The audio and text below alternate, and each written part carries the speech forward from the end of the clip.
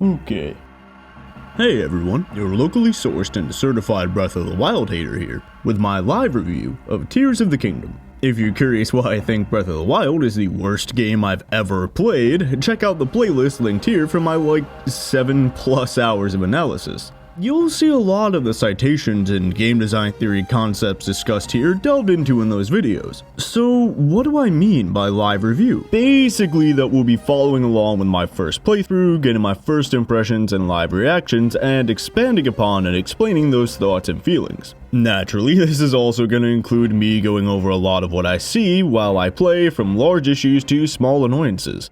So if you can't stand nitpicking, by which I mean someone daring to point out small issues alongside big issues, maybe find another video. Especially if your visceral reaction to someone critiquing Breath of the Wild or Tears of the Kingdom is to rage comment that they just hate open worlds like a boomer. But as a live review, we'll see how my thoughts and experiences change or refine over the course of the playthrough. But let me just make one thing very clear right away. Even if this game is able to fix all the problems of Breath of the Wild and is a transcendent masterpiece, that's still not really a good thing. Why?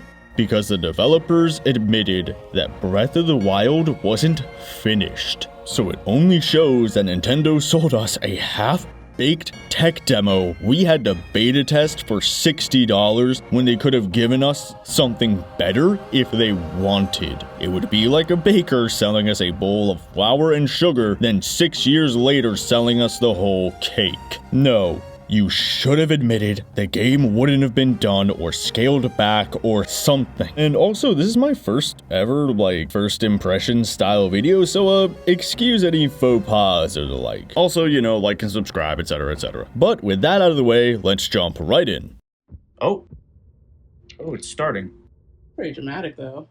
Yeah, right. Right away, we see a huge improvement. The game ditches the what the heck is happening opening of Breath of the Wild and opens with Link and Zelda exploring a hitherto unknown depth beneath Hyrule Castle. No explanation of how we got here or why, but that's fine. Already we see a more direct focus on storytelling. The opening of Breath of the Wild fit with Link's memory loss and the game's complete turn away from all established Zelda canon and game conventions. So now that Breath of the Wild is the new convention, we probably don't need many mechanics taught to us again and can actually build upon the story that the designers admitted wasn't in the game. Either way, perfect sequel start. Perhaps we'll even get more story focus and a bit more constraints on freedom to direct the actual pacing. God, she's in the front. I really hope we'll be able to play as her. We've been descending for a while now. Oof, she opened her mouth. Shush. She should shush. Okay, her voice actress is back. Okay, less cutscenes, please. Okay, and Link still keeps his mouth shut. Why are you so fixated on this? Just have him react like Wind Waker Link and say he has a throat injury or is just mute. You have fully voiced cutscenes for 10 seconds before the game goes back to, over text boxes. I feel like you could have just had her. that in the cutscene, right? Yeah. Could have that in the cutscene, or could have had her say that over her head as we walked. While we're walking. Why not just have her record those lines? So she's like, I never believed this was, so I could just mash that, Yeah. I mean, characters talk next to the main character all the time. Exactly. Okay, whatever. We're already, you know what? I mean, this is pretty. It looks different from the cell shading type from before. Yeah. I like how it looks. Before going to the voices again a few seconds later? What? Also, why did you need to say who this was? I didn't know who that was. I'm really glad they told me. And she's not a princess anymore. She's queen. Her parents are dead, and her kingdom has been freed from Ganon's will. And why did you even give me the option to walk around here? There's nothing I can actually do or interact with except Zelda, who just repeats what's happening. Oh, and of course, she doesn't track our speed, so there's no reason to go any faster than her unless we want to wait for her to catch up in real time when we hit a story flag. This really should have just been one long cutscene or something. Whatever, next cutscene. Oh, so the Calamity Goo is just gloom now. Okay, so this really is just gonna be a copy-paste. What a way to palette swap. Gosh, we're 30 seconds into this game and I'm already complaining this much. Oh boy, we're in for a rough time. You know what? I gotta do something fun here to keep myself awake. You'd think Link would have heard of that. Boy, after Ganon showed up and destroyed everything, the castle fell into disrepair. That's... yeah... Yeah, it has. Orcs are near. Yeah, right? Oh, look, the sword's clipping through the floor. This is literally just input in the original game. And they charge just double. Alright, so, the Zonai. Cool.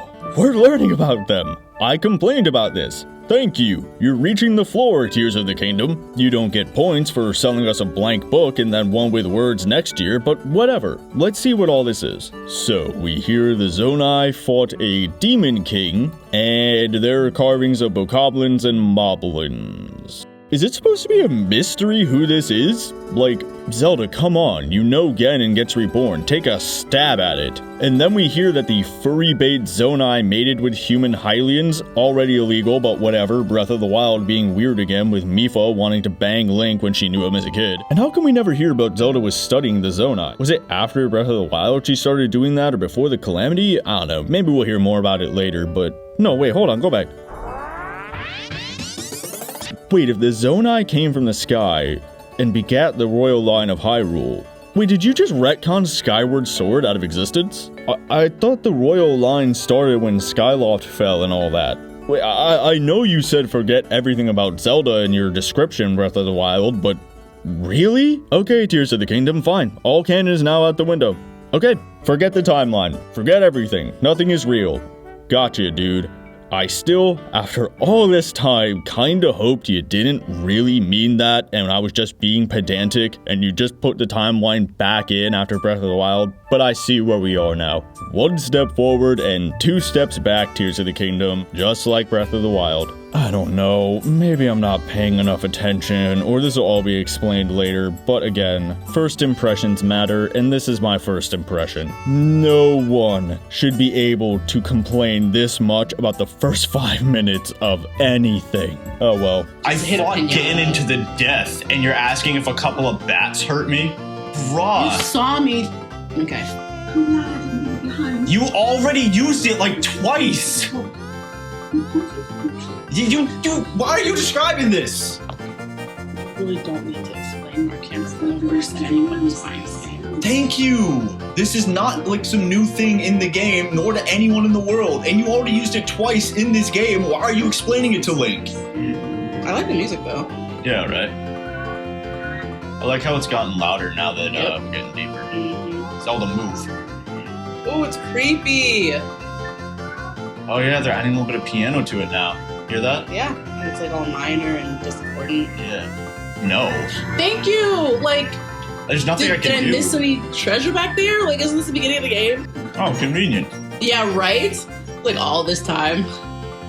Uh-oh, Samus, you lost all your abilities right at the start. Oh no, it ran out of power. Shut up!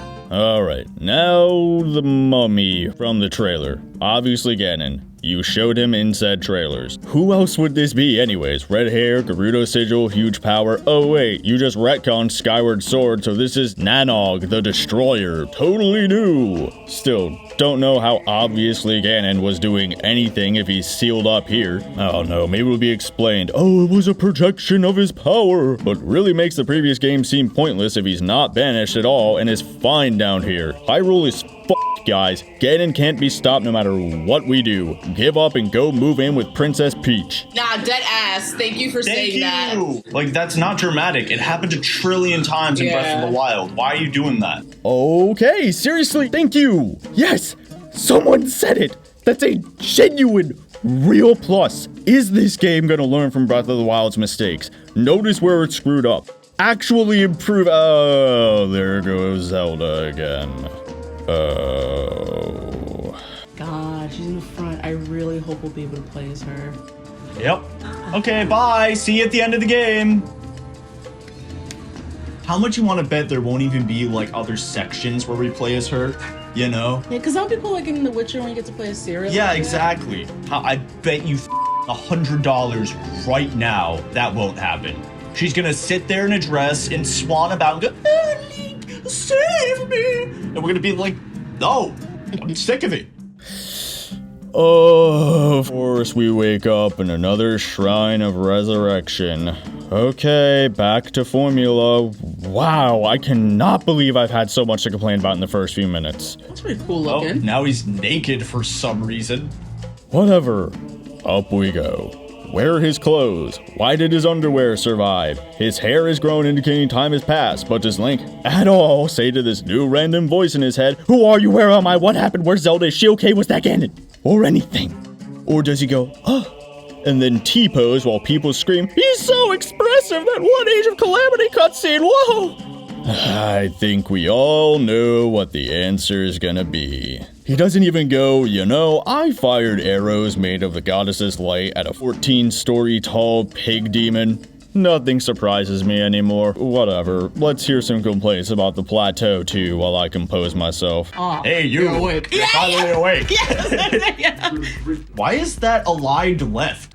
Wow. 10-10 dive? Right? Like, you just tap the f***ing Sheikah slate to everything. And it does, like, what is, like, yeah, it's different, but... What is it? Yeah, exactly. Thank God he put some pants on. That was like Spartacus. Oh boy, can't wait for him to walk outside and have it be the exact same f***ing style of reveal. Here he comes. Oh, what do you know? Okay. Where are you jumping to? I don't know, but they actually just give me a chance to naturally look. All right, thank you. It's cool, Mm-hmm. Oh, look, there's an ice island right next to a regular island. This is literally what a whole bunch of people said. They're just like, how come we couldn't just get a broken Master Sword at the start of Breath of the Wild that, like, never breaks, so we always have a backup? Right. It's like we're keeping up with the music. Oh, hey, buddy. No. You don't like me. I don't like you either. Hey, yo. Are you kidding me? No! Already? What? Are you f***ing me? What? So what the hell am I supposed to do now? Just What jump the- out of the way? Take this tree branch. Then why did you give me the Master Sword? It broke within 4 hits! Oh my god. How is a tree branch as effective as the Master Sword? Oh my Did you- fuck. Ruins. Just walls. Oh. Oh. There's the Koroks. Maybe it's leading you somewhere. Nope. Just gonna touch him. He's like, yeah, ha ha.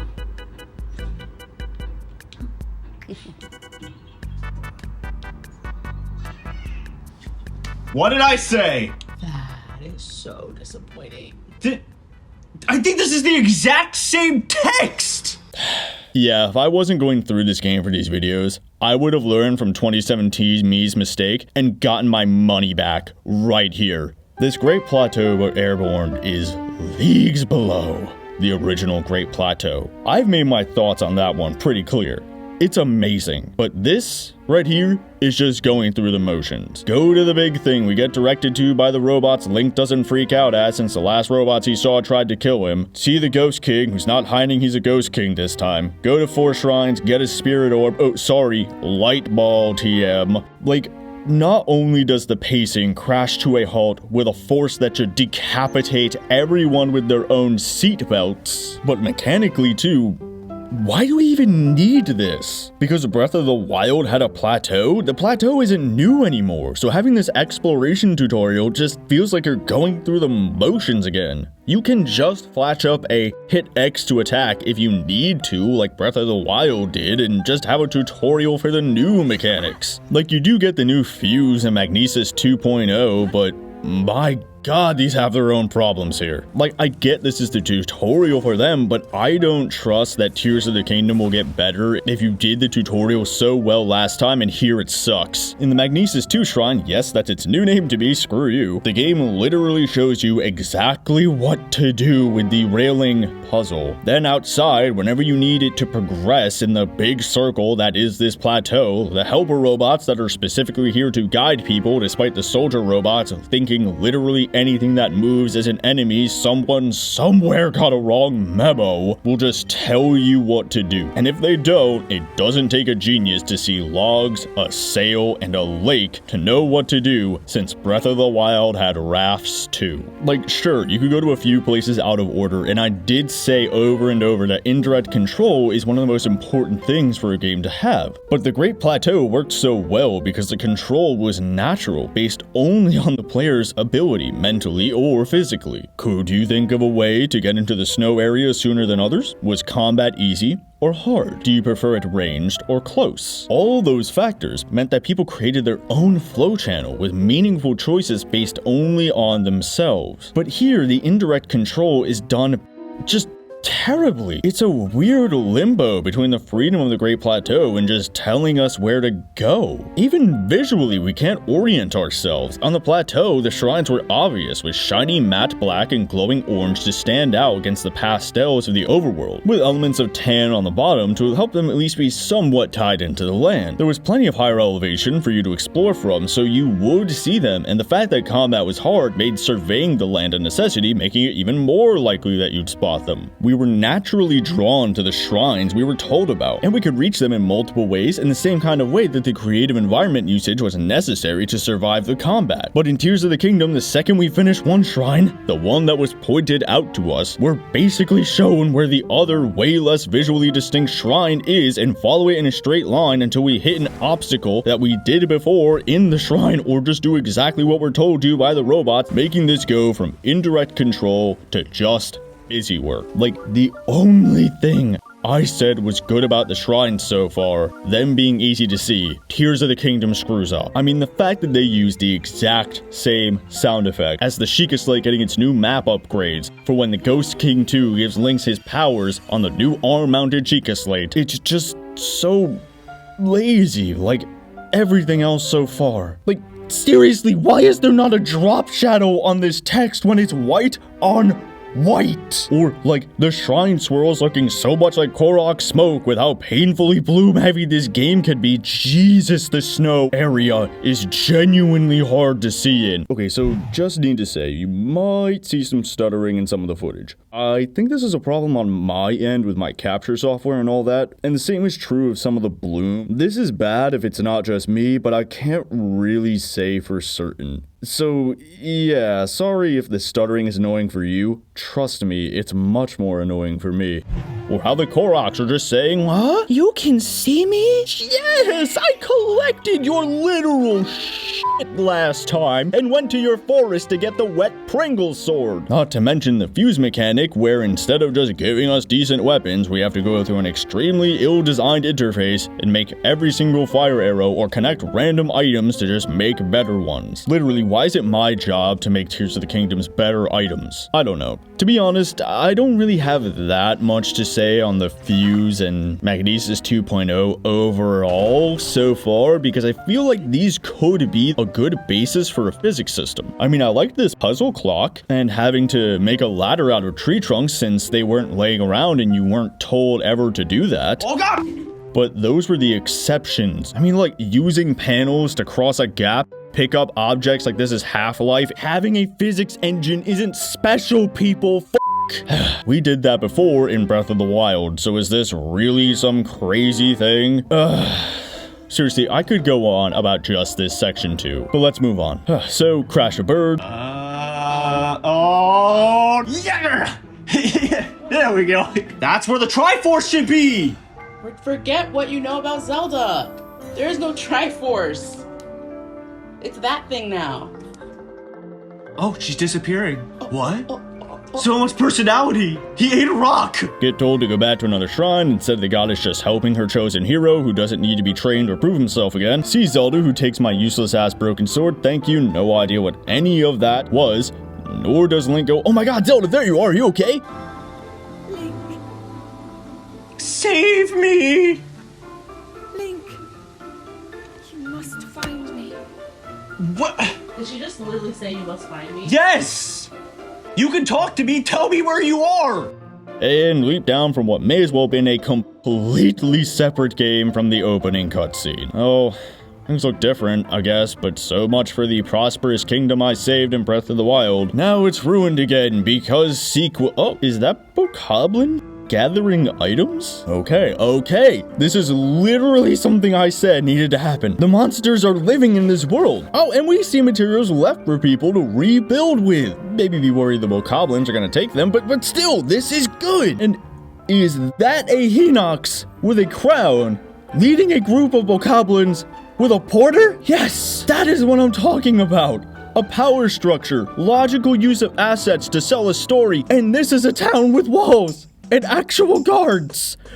Oh my god, the dudes react to me showing up. There are guards with less shiny armor trying to regain their land. The fort is built around Hyrule Castle as people try to reclaim what was a sacred area in the memories, tents, and building materials in the ruins of Castletown. The dude tending the horses has the hats of the dudes who ran the stables, and the horses are by the gates where they'll be needed. Tears of the Kingdom! You did it. You made logical use of your narrative elements. This is what I'm talking about. Oh my goodness. Again, who knows if I'm just happy it's clearing the bar that was underground. But whatever. Well, I bet nobody saw this and was like, ugh, none of these details are a big deal. No, when I said these details were lacking in Breath of the Wild, it's stop nitpicking. But now that they're here, I bet it's praiseworthy. Not Nintendo wasting its time putting in unnecessary details. I mean, the islands up there were pointless, since it really feels like Link could have just woken up with a new arm and like these new powers, and we could have just had to use them to dig our way out of the collapsed basement with a mysterious voice in our arm telling us hints, Fee style. Hey, maybe we could still be in the castle and have to like dive out the bottom to escape Ganon before he finds us or something. I don't know.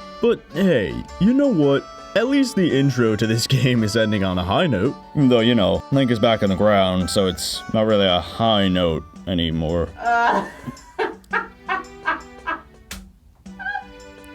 Shut up! Good night, everybody. You want a line or two, Runty? So, let's start re-exploring Breath of the Wild's map. We're told pretty early on to head to Rito Village, as it's the best chance we have to find Zelda, with the now relevant newspaper being a thing. Okay, cool, some direction. Sucks how I feel that's worth mentioning, since, you know, Breath of the Wild just ignored all possible direction. However, it did say go to Kakariko at the start, so, you know, positives, I guess. Speaking of, there are new enemies right outside Fort Town, with a logical placement for their beds since they hang from the ceilings. Neat. But, gosh, these positives won't last long. Remember when I said I wondered if my praise for Fort Town was just being happy that Tears of the Kingdom cleared the bar that was on the floor from Breath of the Wild? Well, here's a monster camp with walls and a bokoblin wearing armor, and there are trash piles and simple food grilled on a fire, and a dude that's been captured because he was trying to study the blood moon and got too close to monsters. That's great, but yeah, you know what? Let's just jump right into a conclusion here.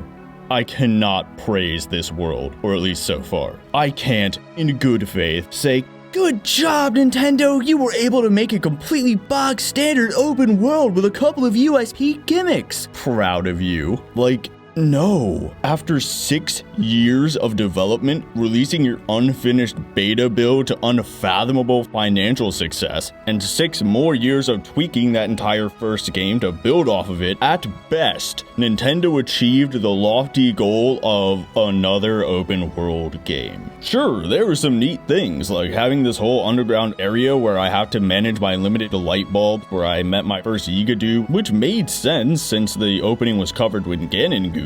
But, you know, Skyrim eventually had Blackreach. At best, you're only doing a bit better 12 years later. I mean, you've already done dual worlds before Zelda, so instead of slipping into walls, we go down a hole. And I like that there are some new enemies, including some I'm simply too weak to fight at the start of the game. I literally jump out, and then I'm like, okay, try to run. Nope. Grab. I like the Talus being ridden. That's cool. It's great how Impa is actually up and doing things instead of sitting around saying, "Save Zelda!" over and over. This dude being trapped in a hole he can't climb out of was a fun little distraction. Wee.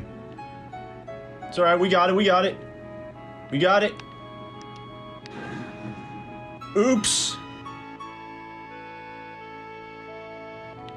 You're on your own. Good luck, man. It's alright, probably would have given me a rupee or some shit anyway. See ya. I enjoyed this little mini game over here. Oh, come on. That's just not the worst thing.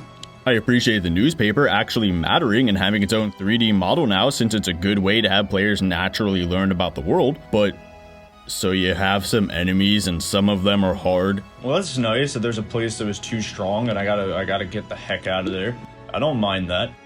I mean, it's the absolute bare minimum of what should be expected of any open world game, but whatever. It took you 12 years of development to find out how to use one enemy differently. You have important characters get up and do things in the story/world to show they're important. There's a neat little side quest like any other open world game. There's a mini game in a Zelda game. You actually put in a reason for something that didn't make sense in Breath of the Wild and charged me $70 now instead of just $60. Like my subscriber 7 Miles Davis said on one of my community posts, sure, there's some cool things, but is it 6 years cool? Is it a $60 beta I had to test for Nintendo and $70 for the rest of the game cool? See what I mean? Any positives are basically negatives when you put them into context. Is Tears of the Kingdom doing better than Breath of the Wild? I mean, sure, in a vacuum, but is that really a high bar to clear? A sequel improves upon the original? No way, never would have guessed. Like, at best, Tears of the Kingdom is bringing the already full-price Breath of the Wild to average. And I mean, average is fine. You can have fun with average, but average is not a 10 out of 10 and isn't worth $130 plus DLC after 12 years. Like, during the trek to Rito Village, I made sure to pass the places I called out in my previous Breath of the Wild videos to see if there was any more specific improvements like with Port Town, and guess what? They're at best just like any other location you'd find in any open world game, and at worst, they're still nothing. That stone bridge I complained about in part 2 and 3.9, it's got a little monster camp there now. Okay, that's better than the ad hoc defensive structure that didn't really make any sense when you thought about it, but so? Even if it makes more narrative sense, it's just another monster camp. Oh, and of course, behind that I saw bokoblins chatting, but of course, we won't ever know what they're saying like I complained about with the Los Alphos. Maybe we will later, but I'm just gonna be straight with you. I already don't trust Tears of the Kingdom to do that. I went to the Exchange Ruins, and there was nobody around except like some monsters walking nearby. Okay, just the same as before. And yeah, I made sure to go to that split mountaintop by Rito Village, the one that finally made me quit Breath of the Wild back in 2017, 6 years ago. And guess what? No random Thunder Sword, just a Korok seed now. Oh my god. The exact same Poe is still there? You can't make this up. Speaking of Korok seeds, I ran into Hestu on my way and confirmed the Koroks just don't remember me. He doesn't remember that I could see him. What? Yeah, I know you're Hestu. Are you a different Hestu? Are you Hestu Jr.? Like, we literally did this already. We literally did this already. But I guess when he does his little dance thing, there's other Koroks that show up. But it's cute once, and then you skip it every single time after. So that wasn't a fluke before? Or something? The Koroks really don't remember me. And the shrines from Breath of the Wild are gone, and same with the towers, and nobody so far has mentioned the Calamity or Ganon or the Guardian robots. Is this game trying to retcon Breath of the Wild out of existence too? What? I'm sorry. I genuinely don't know where to go from here. You can't be serious. Look, I'm happy with how my previous script followed the general timeline of my playthrough, but I need to break script continuity again here for more spoilers, because nobody mentions the Divine Beasts either, nor the past champions, or anything. You'd think a professional Breath of the Wild hater like me would be happy about this, and I mean, Eiji Aonuma said he wanted to make a game where people who didn't play the first one could pick this one up, but one, that's not really a new concept, since most games do that with like a quick tutorial built into the first level and a recap of the last game's plot if it had one, and two, on Nintendo's own website, it says this is a direct sequel. This isn't like Majora's Mask, where the game starts with Link literally leaving Hyrule, being somewhere else, and being in the child timeline established at the end of Ocarina, where Ganon never took over. We're in the same damn map as Breath of the Wild, with the same assets, and some people being older to show time passing, but others not. So Privileged. Which is it? How am I already complaining this much again? I really feel like I'm at a loss for words. I can't believe this. You know what? I think, even counting Breath of the Wild, this is the worst thing I've seen so far in these games. More than the unexplained ruins, the Master Sword breaking, those dragons, or that stupid Thunder Sword on that mountain, at least the Koroks being repeated was something to do. The lack of story was intentionally leaving room for mystery. The open design was at least intended to promote complete freedom. But this global amnesia, while still trying to say this follows Breath of the Wild, is just plain bad. It's not something you can say came from good intentions. It's just sloppy, amateur, pathetic, and bad. It's literally like we're given the second draft of someone's unpublished manuscript where they made major changes and replaced the villain with someone else and cut major plot points or condensed redundant characters. Maybe someone somewhere says the words divine beast, but that does not make up for this. In the same way that me missing the one time the Yiga are antagonists outside of their pointless inclusion with Vanaboris, me somehow missing the sequel being a sequel is not okay. If you booted up Mass Effect 2 and suddenly nobody is mentioning the Reapers or the Geth, there's a brand new robot enemy that's doing the exact same thing as those two, Liara acts like she's never met you, while Garrus at least recognizes you but doesn't really, mention anything from Pharaohs or Ilos or, whatever, and only like 2 NPCs on Ilium and Omega are like, oh yeah, the Geth. That was a pisser, yeah? I should not have to explain this. I can't believe this. There are people saying this is the singular greatest game of all time. Come on. Alright, that's fair. He's got the reach. Definitely don't look at the Tears of the Kingdom Reddit. Why? Because everyone's like, oh, that's on me. I wasn't paying enough attention. Oh, sorry, I distracted. That's okay. But why is it all like, oh my god! How did they do this? It's the pinnacle! Like, okay, like, for sure, if it's fun for you, of course that's fine. Like, yeah. You can have fun with anything. You can have fun poking a dead dog with a stick. That they're like, oh my god, 10 out of 10. Like, literally, like, I don't think oh, he did it again. I'm not even pegging. He's gonna do it again. He's gonna get me. Oh god, that's a bomb. That's a bomb. That's a bomb. Someone said it is bold, incredible. It's the first time a game has fully realized the exploration I've always dreamed of. What? Like, huh? It's an open world. The best game I have ever played.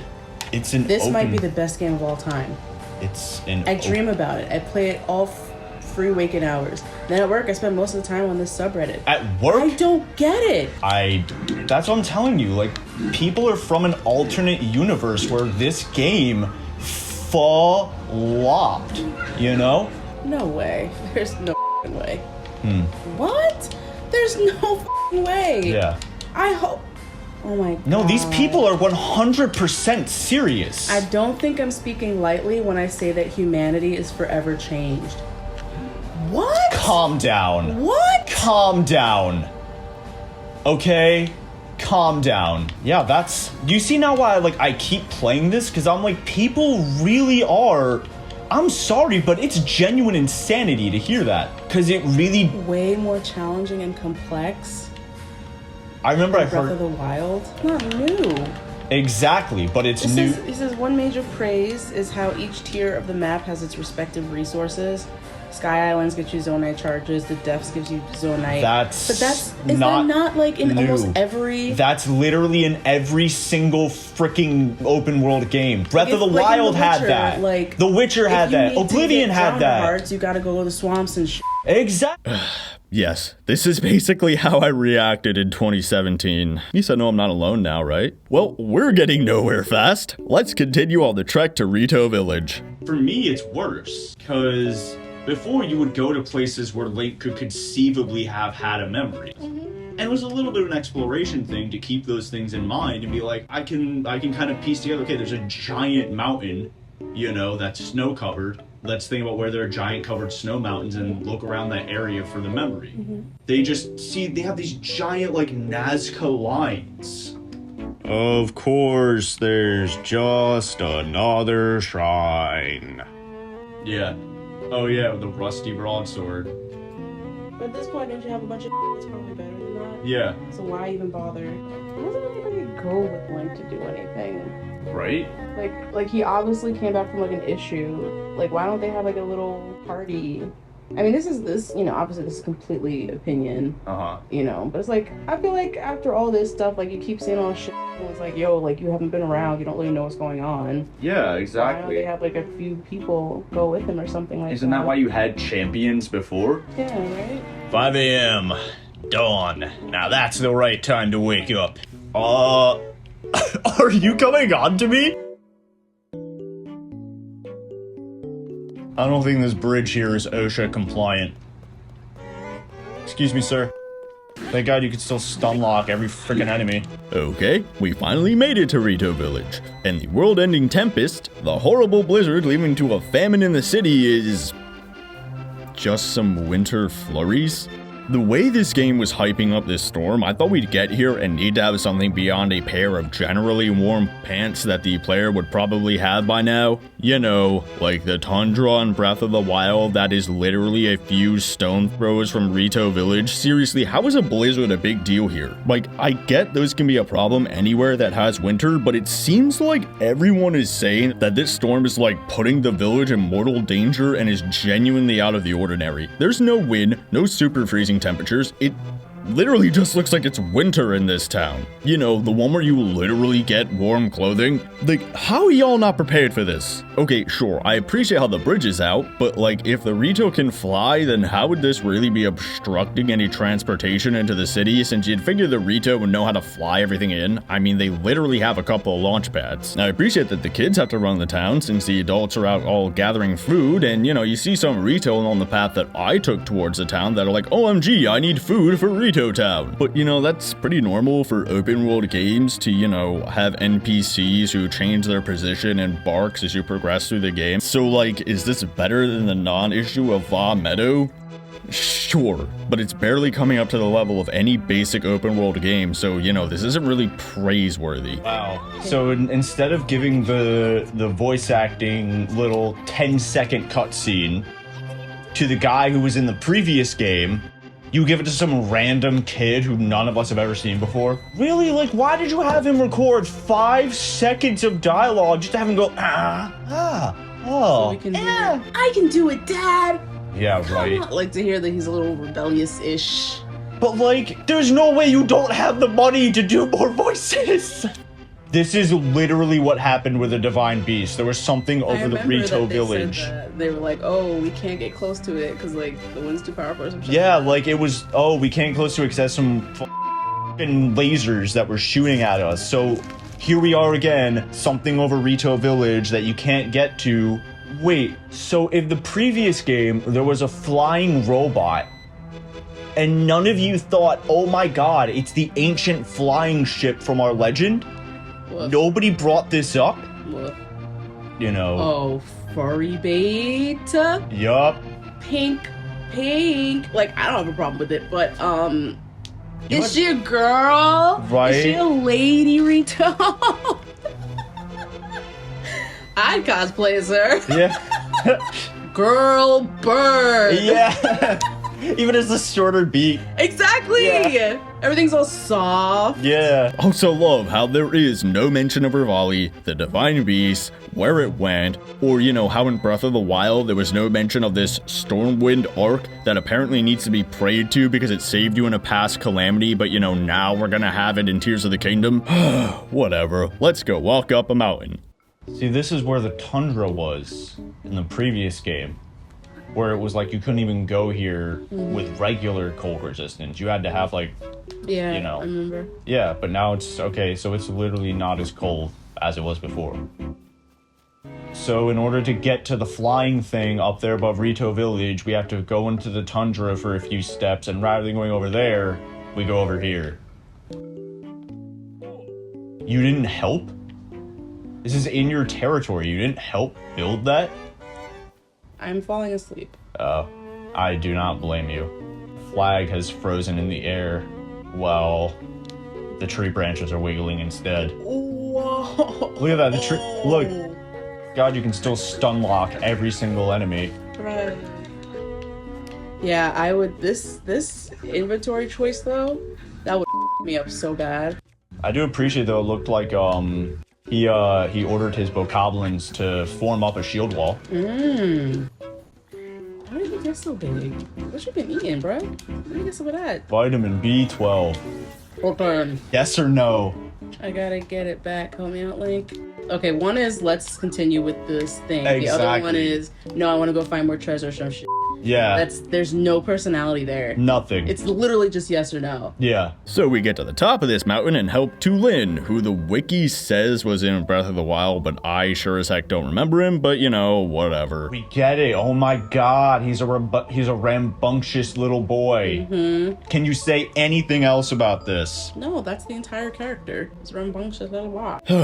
Seriously, just like in Breath of the Wild, more boring and one-dimensional characters. Just instead of Smug Bird, it's 9-year-old boy Bird, who apparently has Rivali's Gale, which no one brings up since that was a special ability that I thought Rivali struggled to create on his own, but little Billy here just has it because reasons. Yeah, so it's different from Rivali's Gale because Rivali's Gale goes up. Ah, okay. And this one goes forward. So this kid's just an airbender. No, but he comes with us. You mean like characters in The Witcher 3 for story missions, or followers in Skyrim, or Medley the Rito in Wind Waker. Congratulations, it only took you 20 years to figure out how to do it a little better. Yeah, again, you don't get praise for the basics here. And so we go get his bow back by hitting one enemy once. I just had to hit it once. Are you kidding me? No. It's only because it's a cutscene. Whenever you see them again... Oh, wait, You keep trying to be helpful. Wait, this is literal, again, what they did in Wind Waker. You had the little bird dudes dropping off the bokoblins. Then the NPC follower attacks enemies like literally any NPC follower before him, and his hot-headedness gets resolved instantly. Yeah, like, we're legit getting an entire character arc for this kid. The very second we meet him. It's just immediately brushed out of the way. God forbid we get any time we see anything from him. He's just, hot-headed 8-year-old kid. Okay, he goes off and he loses his bow. One person helps him out once, and he's like, oh yeah, I'll work together with people, okay. So instead of having this hot-headed kid go with Link and have that be the whole character arc, he just gets it immediately resolved. So we get all that troublesome character development out of the way first, so that there's nothing getting in the way of Link T-posing. That could have been like whatever. Are you kidding me? Did he really just say that? What did he say? We think this blizzard is coming from inside that cloud. 10 out of 10. Are you serious? So he has to either use Ascend or this kid's Gale. I think. I think a part of my brain just died from that. Yes, our intelligence shows that fish must have come from the water. They're bird brains. Don't laugh at that. Don't laugh at that. It's terrible. I'm sorry, I need a minute. I cannot believe someone was paid money to write, we think this blizzard is coming from that cloud. Really? I thought it was coming from the desert. Yo, I'm genuinely angry about that. It's not worth it. Honestly, man, I don't even know how to structure these videos anymore. Like, I'm kind of proud of my first impression since it had like a nice through line. This one is a bit more disjointed, but there's like so much I'm cutting out from my experience here because there's so much wrong with this game, and any positives are basically meaningless when put into context. I haven't talked about how the combat is still just dodge and hit, or how there's so many more arrows now, so why even hit dudes close up, or how it's back to hit the Zelda weak spot, how they ruined my favorite enemy, the like, or how they put Zelda bomb holes in the wells while also trying to avoid all Zelda conventions, or how the shrines in their puzzles are just weak sauce generally. Like, it is so hard to focus writing this script to make the horror show of this experience a coherent narrative, but hey, someone's gotta push back against all the endless 10 out of 10s. And honestly, I do still like making these videos and giving you all at least some knowledge that you're not all alone. I really wish I had that in 2017. Oh well. At least it'll make my upcoming A Hat in Time video all the more enjoyable, yeah? And speaking of Mario inspired, let's head on up to the most boring Mario level of all time. To be honest, going through this section isn't the most interesting thing. It's really just holding forward and maybe moving a block or hitting a Zonai robot. But here's a few token reactions though. No, really? We get it. That's why we're doing this. Are we not trying to get to the blizzard already? And look at him. This kid's just waiting for me too. He's just slowly flapping. Look at him. He's like, oh my god, babe, it's the opposite of regular game where you're oh my god, I'm the yeah, you're the f***ing oh no, not fast enough. Yeah. Slow. He's like, let's go. Can you fly her the f*** up? Jump from here. So they just threw out this song like immediately right as we went to the Rito. Now we're immediately getting it resolved. Look at him, he's like, oh, okay. So you're telling me if someone just found out King Arthur with his magic sword was real, y'all would just be like, oh, okay, I guess that's real now. All right, cool, whatever. Interesting. Yeah, why did you stop to say that? They already had the text pop up to do that, and they had the temperature gauge go down, and I would start getting hurt. Try to keep up, nerd. Whee. What the f is that? Does it do that every time? Yep. Donk. Yeah, right? I'm gonna get so sick of seeing that. And you know, using Ascend during this Mario level here was like the only time I really remembered to do that without a resonant quote reader here reminding me that I have it. I mean, I literally teleported out of this cave thinking there was just no way out because I forgot that I had Rivali's Gale, Tulin's Gust, Ascend. That kind of reflects the entire Other Powers experience so far. I genuinely didn't know you could ride these rocks up to the sky because I didn't watch the gameplay trailer to go into this with like a fresh mind and felt there was just no need to experiment with this rewind power. I just figured they were there to collect Zonai or something like this robot said, and I just never thought about rewind again. The only time I've used Fuse was to make new bomb wall smashers if mine broke since there are rocks everywhere, or to make, every single bomb and fire arrow. I've just scavenged weapons like the game basically wants me to do, so going through the pathetically designed process of dropping random items I picked up, equipping the weapon to which I'd like to fuse it to, activating fuse, and then finally clicking to fuse them after dragging the cursor over the item I dropped was just never needed. It's as meaningless of a choice as using a metal blocks to hit enemies or freeze them to push them off a cliff when you first left the plateau in Breath of the Wild. Tears of the Kingdom is just repeating Breath of the Wild's mistakes of having a million choices but not designing itself around them. Maybe I'll find more uses for them later, but if these are the main USPs of your game, since so much of this is just a copy paste or palette swap or reaching the bare minimum standard of an open world, and I'm still not seeing a need to use them.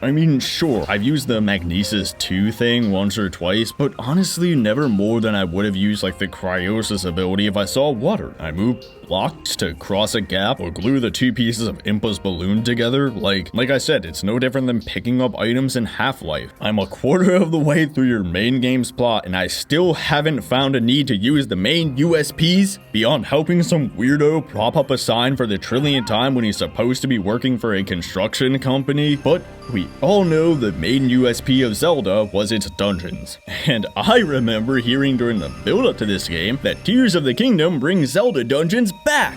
And I'd like to find whoever started that rumor so I can punch them in the gut for lying. Because, you know what, man? I'm just gonna say it. The Divine Beast was better than this joke. At least there was a central gimmick of moving the Divine Beast and using the wind or water of that associated area to solve puzzles. Not to mention that there's just another flying robot with cannons, but it's shaped like a boat instead of a bird. But nope, totally not just a reskin of Breath of the Wild, right? Here, though, you just walk around until you find an open door, then maybe dodge a laser or kill a dude. Or put together the only two pieces sitting around, and then have Rabali do his Gale, which he just tells you to do rather than you just figuring it out. How dumb do you think I am, Tears of the Kingdom? So I see it, then this kid says it, then this dude says it, then he says it again. Yeah, okay, so that's 4 times I had to be told to open the locks. Like, sure. Was it neat to have to plug in the ice block onto the lever to open the door? Yeah, I guess for a second, despite how finicky it was to do that. But if, you figured that out, then doing the one underneath the boat with the gears is just busy work. Like hitting the bats or the Zonai robots who you fought 100 times before this. Like maybe you have to fly around until you notice that the doors on top of this pillar can be opened with magnesis too. But that's it. Noticing I can open a door and then dodge a few lasers? Okay. And don't get me started on this boss. Old Gero? Yeah, like... Is he something cold? Right? Not only is this buggy super hard to see, being gray and white on a gray and white background, this is literally just a dragon fight from Breath of the Wild. They sail around and provide you with an updraft, you hit the weak points, they throw out some damage orbs, and they hurt you if they touch- oh wait, no, it doesn't hurt you if you bump into this guy. I thought we wanted to throw out Zelda conventions, but hit the weak point! Like, sure. It throws up some tornadoes too, and disappears into a vortex like the dragon did to pop out without hurting you. The ice attack can be a bit of a challenge to dodge, but if all it's doing is offering incremental improvement on something that was so broken in Breath of the Wild to the point where it's, at best, another Zelda boss fight that we've had like 100 of for 30 years, that's not really a plus. Ferrari wouldn't get points for selling me a Honda Civic if the previous model was a horse and buggy and the model before that one was a Ferrari. This is the Sage of the Winds. You know, the guy who was trapped or something in this divine beast. And this is this kid's descendant. You mean like the descendant from the hero dude, Right. The divine beast? So it's literally the same thing. Oh, look. Oh, here's this imprisoning war we had with Ganon, and this whole war is just one. You just see one fight. Boy, wonder who that is. Is it Ganon? Right. Look, here's the 4 champions, like from the Divine Beast. The Goron using the exact same sword. The Zora using the exact same spear. This guy may as well be Link. He is now. Yeah, right? Yeah, and then it's like, oh, we were losing, and then Rauru did a magic thing that is never explained. They don't even say what it is. Oh, so he did exactly what Zelda did. Yeah, exactly. Oh, if this is what every area is like, we are in for a rough time. Well, at least, unlike 2017, I now have an outlet for my complaints, and you can all see you're not alone in thinking this game is overrated to hell and back.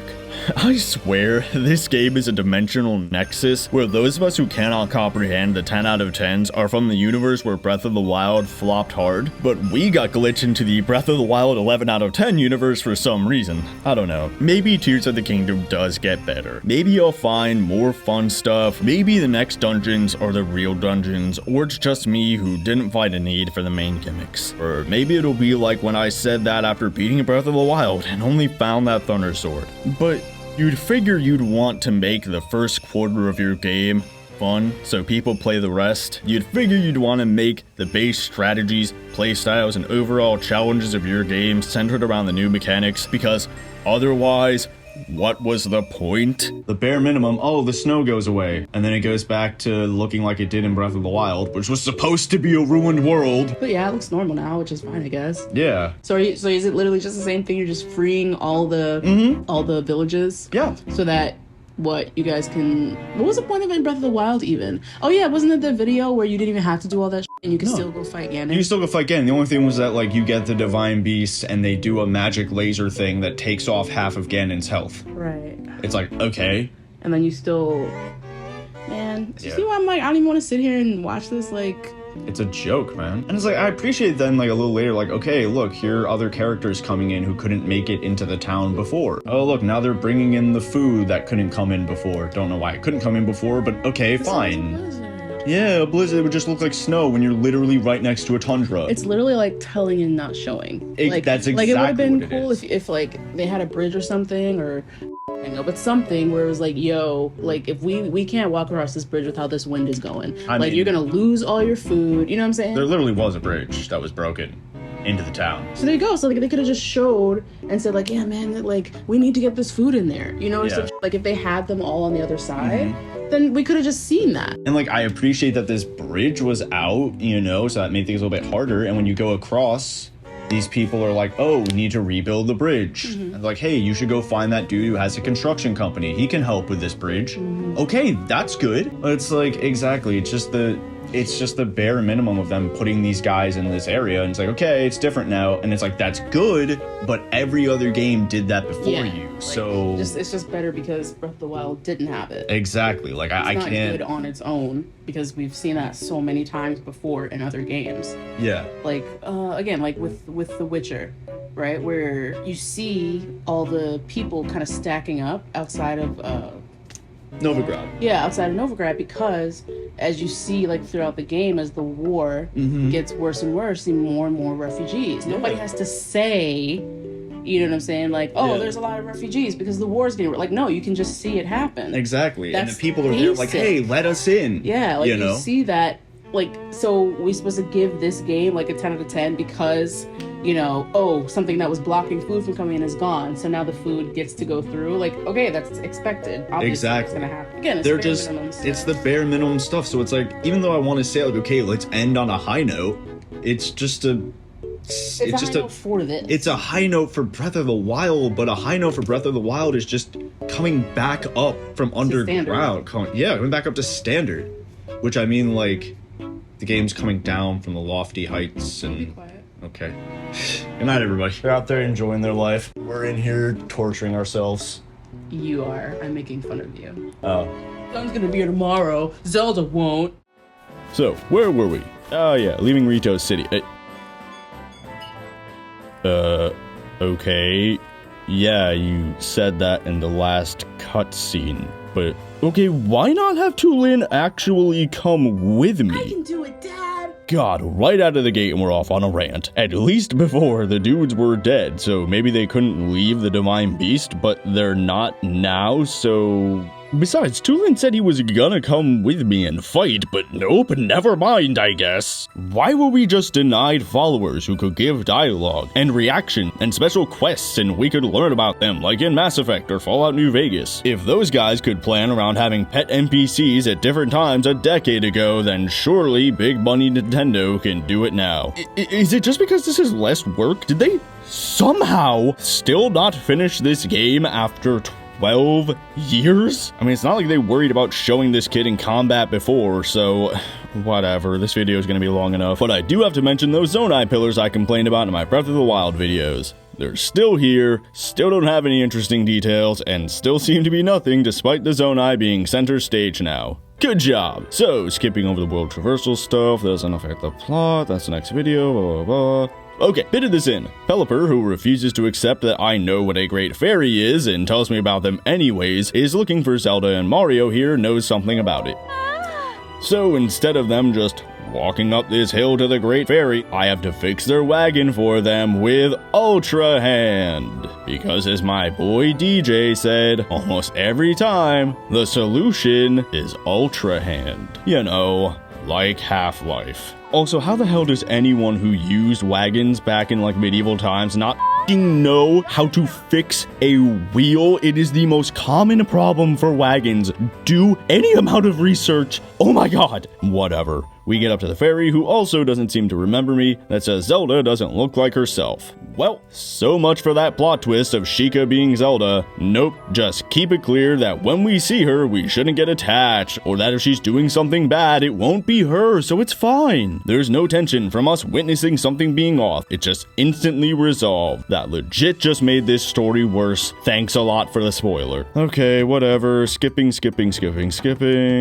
I have physically taken the controller out of my hands and put it on the table. Okay, restaurant. Replace the single tiny mining camp in Breath of the Wild with a restaurant so people could be like, oh my god, he ate a rock from Age of Calamity. You know, but for real this time. Okay, maybe that's unfair. Maybe there are more locations and we'll see them when I talk about the world exploration, but still, cool to see the Goron's food. Oh my, looks like this dude is hypnotized. Double cool. Different than the Rito issue. And triple cool. They have mining stuff scattered about in multiple locations since, you know, that's kind of the Goron's whole thing. Adds to the setting. Nice. But again, this is basics, dude. An area has a problem and you show that so the player feels a need to help? Come on. Same with adding details to show the different areas. Yeah, it's nice that they're here, but despite coming up to standard, it's still a detriment because the beta version Nintendo sold for full price didn't have this. Well, take us into the city, puppy. And now we'll have the Goron Elder say exactly what's happening for anyone who was blind and deaf in the audience by this point. Okay, yeah, we could see that, man. All talking about marbled rock roast, are ya? Oh, God, Yunobo's voice actor is back. Oh, no. Oh, God, I'll be honest, he is worse than Zelda. He genuinely sounds like a parody of a G-tier anime voice actor. But hey, it's a nice little twist here on the guy. He not only owns the mining company now since he was a big player in Breath of the Wild saving the town, but now he seems to have become a villain or something. Nice. GORO. But not nice though. This is a genuine joke how Link doesn't talk. Wait! I understood that! You say you're transmitting your thoughts directly to my brain? Jesus, what a true f***ing anchor on this story with his dialogue literally just being changed? Metal Gear. Or goodbye. Why have the option to say anything then? Just have the text play out. Talking to this random person afterwards shows that this is going to be just like the Rito, I bet. It's going to be a copy-paste of Breath of the Wild with us going into the mines to get a Goron helper, go out the mountain, and deal with something at the top of the mountain. But this time, just like the Rito, we're going to see some ancient legend of the Gorons. It's going to be brought up and found 10 seconds later, and Yunobo's going to be like, whoa, okay, that's real cool. Anyways, GORO. Whatever. Puppy, into the mines. Alright, does it know where you're going? Okay, so it is following a road. When did we get to the game? This is the ride. Well, here we are, and yup, never mind. Things are instantly resolved. Yunobo's just mind controlled. God forbid you mention that someone could be corrupted by a position of power and prestige, Tears of the Kingdom. God forbid we have an actual plot with Zelda seemingly helping this dude who became power hungry, and us worrying, oh shoot, did Ganon corrupt her or something? I mean, take longer than one cutscene to do anything, the kids will swap back to Fortnite or whatever. Oh, fight, isn't that nice? So we're gonna get this immediately resolved. What? No, do not tell me this is this easy. What? Baby, watch this. You need to be watching. Oh, actually hit me for once. Okay, never mind. Whoa. Before he literally just... Oh, okay, let's go. All right, an actual fight. Strafe a little faster. Okay, well, I didn't have to before. He just instantly went right by me, you know?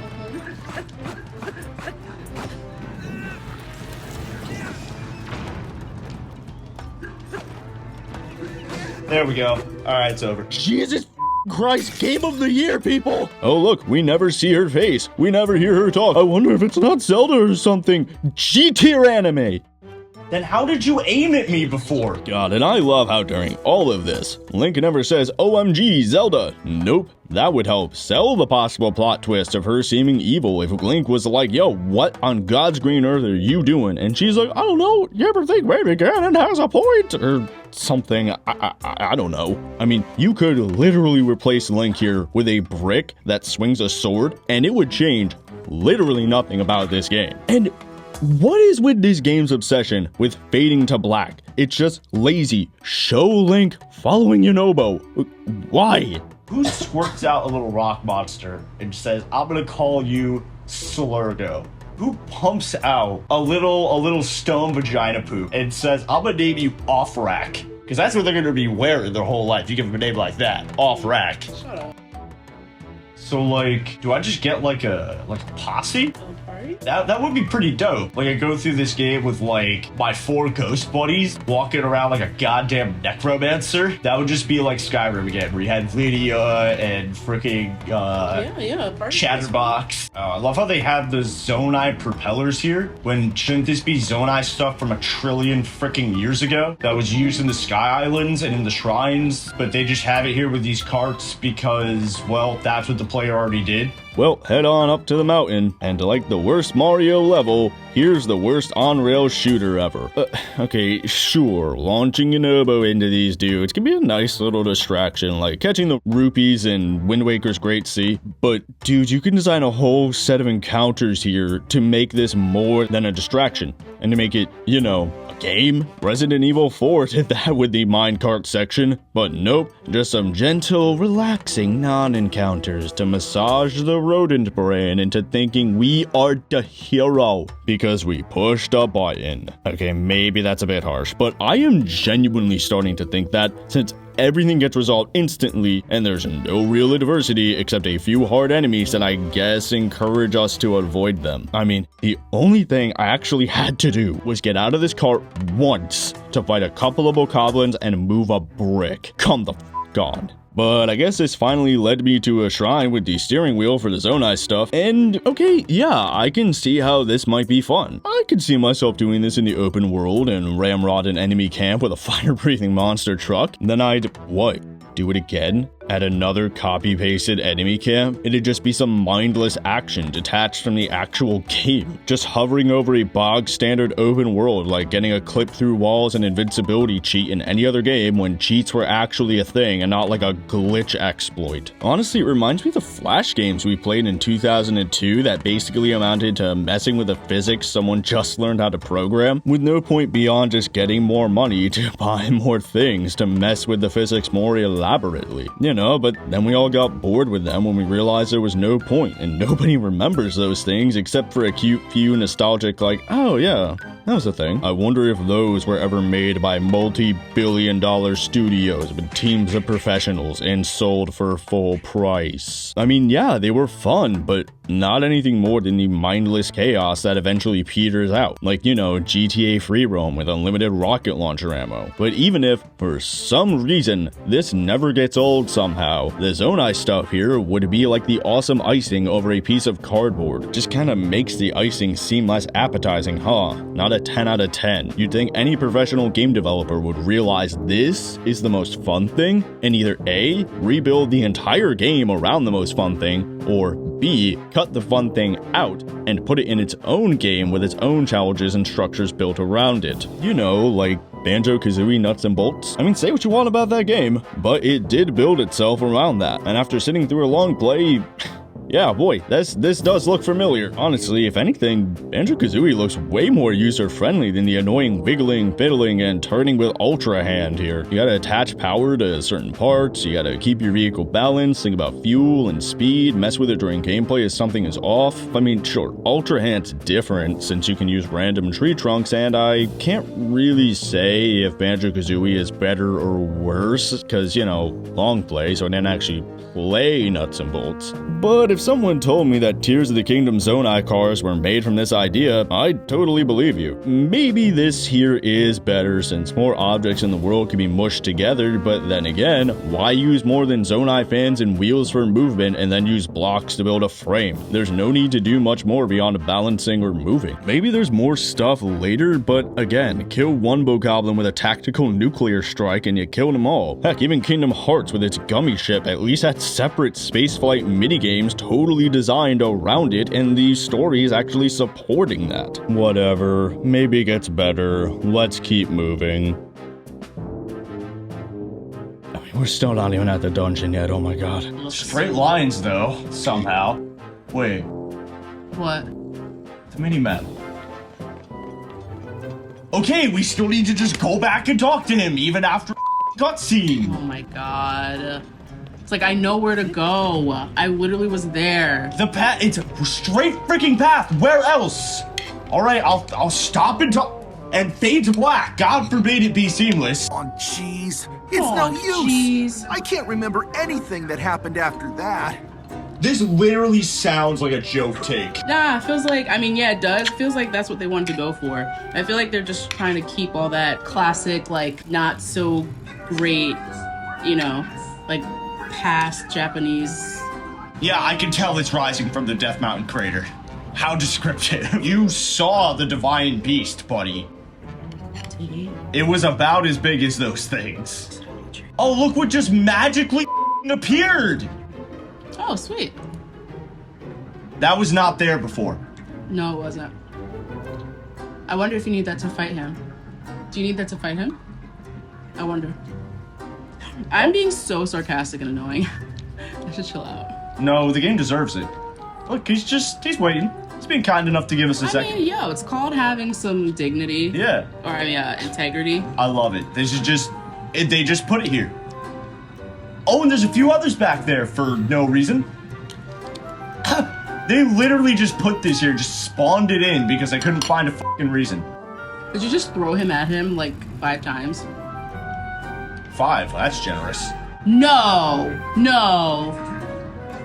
Don't worry, I don't need to be. No, I missed. Try again. Get him, buddy.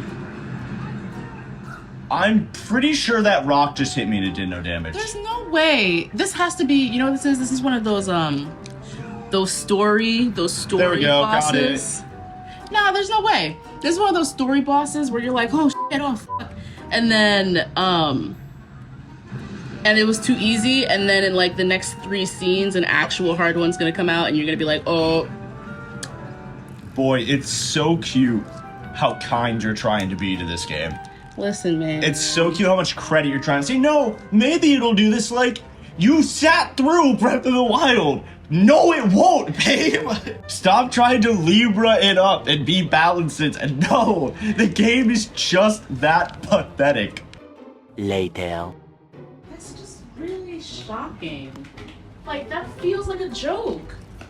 Yeah. It literally feels like a joke. It feels like the opposite of those parts in the games where you're like, oh, why is it so hard? I can't win. Blah, blah, blah. But it turns out because it's a story thing, and you're not supposed to win. Yeah, exactly. You know? Yeah. But this feels like the opposite of that. Like, it feels like you're supposed to, like, the character is supposed to think, oh, that was so easy. But there's no character. Because Link isn't going to be like, oh, man, we can do this. He's not going to do anything. No. I'm tempted to ask, like, when you were going back down the mountain, did anything happen? Like, did his like, legs come out or something? And when you finished the fight, and you were going back down the mountain, it's you win. Done. You're done. Yippee, you win. You're the hero. Like, there's no way anybody else. Like, you're right. Like, I keep trying to, you know, because I don't want to be one of those assholes who's just a Debbie Downer all the time. Mm-hmm. Like some people. Yep. But, that's you know. me. All right, down into the depths. And honestly, what is there to say? Some harder enemies, that's good, but it's deterministic combat that only gets easier with a bigger posse. Having to drop light balls, I mean, I can honestly just walk forward and orient myself at the castle and avoid lava. Use Yonobo at the red rocks I can see even in the dark. Get some Zonai parts? Fine. I mean, I love how fiddly it is. Instead of just letting us dump all of our charges in at once and pick all of our stuff up at once. I don't know, but maybe mashing the A button over and over makes it feel more cathartic to pick up all our prizes from this gacha machine. Whatever. I guess the city that the reporter mentioned wasn't brought up in the cutscenes. I was wrong. Celebrate Tears of the Kingdom. So, in we go. Need someone to say, hey, did you see what happened in the cutscene? Yeah, I can tell it's this way, dude. It's a bridge. There's only one way. Oh my god. Are you genuinely going to make me go back and activate him to have him say, I think we should go through this door, Goro? Yep, that's exactly what you... Oh, didn't see her when I walked up. Oh, of course, Link never says, oh my god, Zelda. Oh boy, and Yonobo says it again. This way, Goro! Must make the level artists feel stupid if we're gonna ignore their work just to have someone directly point out where to go. But I wonder, Yonobo, if we're gonna have to click this, have it show us the door not opening, have the follower go, what? It didn't work, Goro! Have the voice say, specific Zelda race title, door won't open. Open door locks. Do as I command! then have the followers say, I think we need to open the door locks, Goro. I wonder if going through this dungeon will involve walking around until I find an Ultra Hand or a Zonai dude to kill. Hopefully it won't just be walking around until I find an open door. And, it's not that much. Okay, yeah, there are minecarts this time, but usually the way forward is pretty obvious if you just hit the track switches. And I really don't want to waste my time to take another path to get a rupee or another weapon. Spoilers for the exploration video. Oh, in fact, you know what? F it, why even take these carts? See, this is why they made the divine beasts unclimbable. And guess what? Like we said, the solution is Ultra Hand. It's building a bridge. Like we did, you know, in the tutorial? Whatever. Link has literally said and done nothing this whole time. At best, he's repeated, Zelda gone, me find. Like, why aren't we just playing as Yunobo here? Goro? Use roly-poly like the Goron mask in Majora's since, you know, that's how you beat this boss. And guess what? It didn't hit me once. Besides me being dumb and staying on it to get more damage off because I literally just didn't care if it hurt me. Well, time for the repeated cutscene that everyone in my comments was saying was coming, and holy shit, you really weren't f***ing lying. Wow, just after the we think this blizzard is coming from this cloud line, I didn't think we could sink any deeper, but I should have expected such when Tears of the Kingdom has a place called the depths. If any other game did this, it would be lampooned as a laughing stock forever. This is pathetic. Not to mention that the dialogue overall is a joke. Way below even basic functional dialogue. I fought Ganon. It didn't work. Okay, I will fight with you, Goro. This genuinely reads like an outline's outline. Like the little notes they put in a storyboard. Wow, secret stone. Sometime later. Much f***ing world building. What else can I say? Average at best, insulting at worst.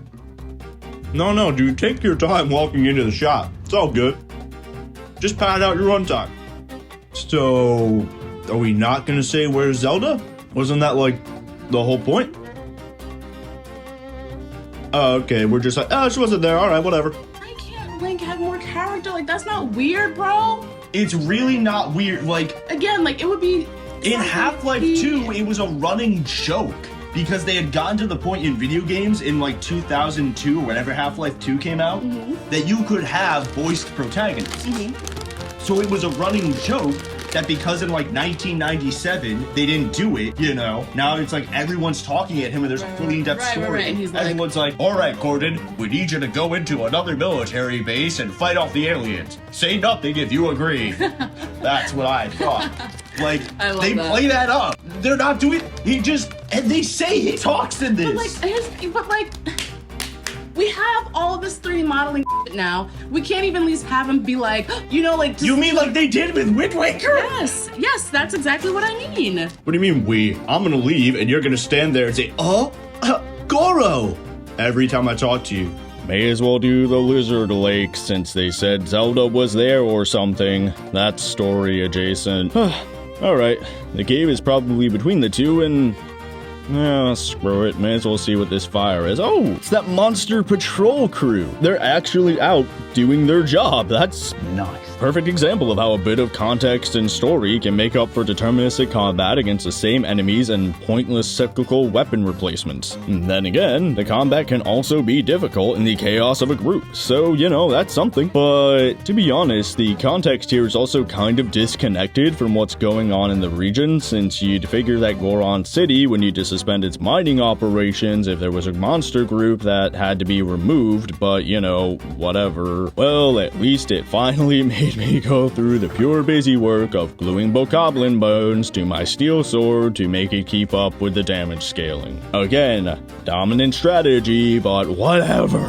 I guess you can say that the fuse mechanic sort of encourages you to kill enemies to get better weapons, so you scale up, but it's forcing you into disadvantageous combat to get the items to keep up while you're still breaking the swords to which you would need to attach the fusible things, rather than just giving you better weapons. Speaking of fuse though, remember why we all hated the water temple? Because we had to keep stopping to open the menu and turn the iron boots on and off over and over?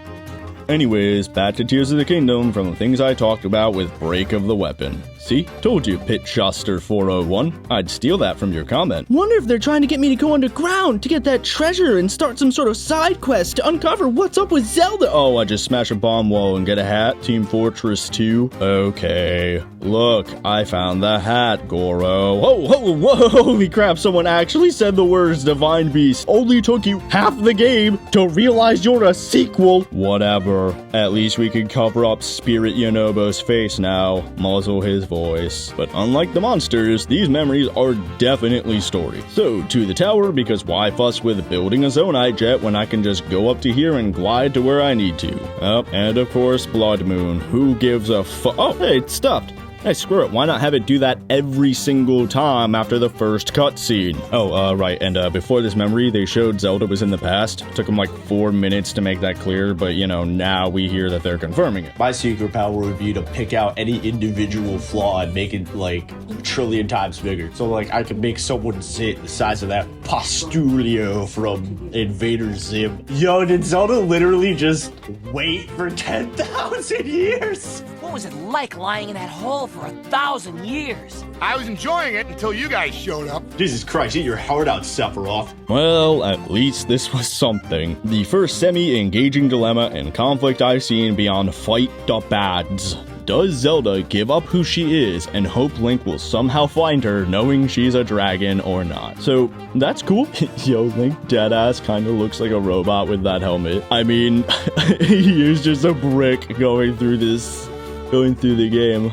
Wait, no, why not actually make him a robot? No, wait, hear me out. 1. He does nothing in cutscenes except stand there like a robot and has no actual noticeable relation with anyone beyond generally positive. He's supposed to have a fiance, but does literally nothing with her ever. 2. Everyone else in Tears of the Kingdom actually does the plot, and Link is just there to like open Zonai doors or whatever. Any problem those characters have could easily just be, you know, written so that they have an arc, like Tulin getting help from his father. I can do it, Dad! And having the torch pass, so Link doesn't need to just swoop in and solve everything and remove all tension. 3. He comes into the world after the Zonai Sheikah stuff shows up, at least from like a writing perspective, with memory loss one time, and at least the second time there's supposed to be like a smaller time skip, so the robot will be just as out of place as us. It could easily be written that he's a Sheikah robot that woke up like a contingency plan in case the Divine Beast went haywire. Here's your problem. Someone set this thing to evil. Or is a Zonai robot that just fell from the sky. You know, sounds not too far from another robot from, I don't know, the Breath of the Wild game with the story. That would actually tie that memory loss thing and the forgetting everything we know about Zelda together metatextually, and the Zonai/Sheikah stuff into the story rather than just have the robot stuff thrown in from an outside force that never actually meshes with the world beyond, yeah, I guess an ancient story mentions this once.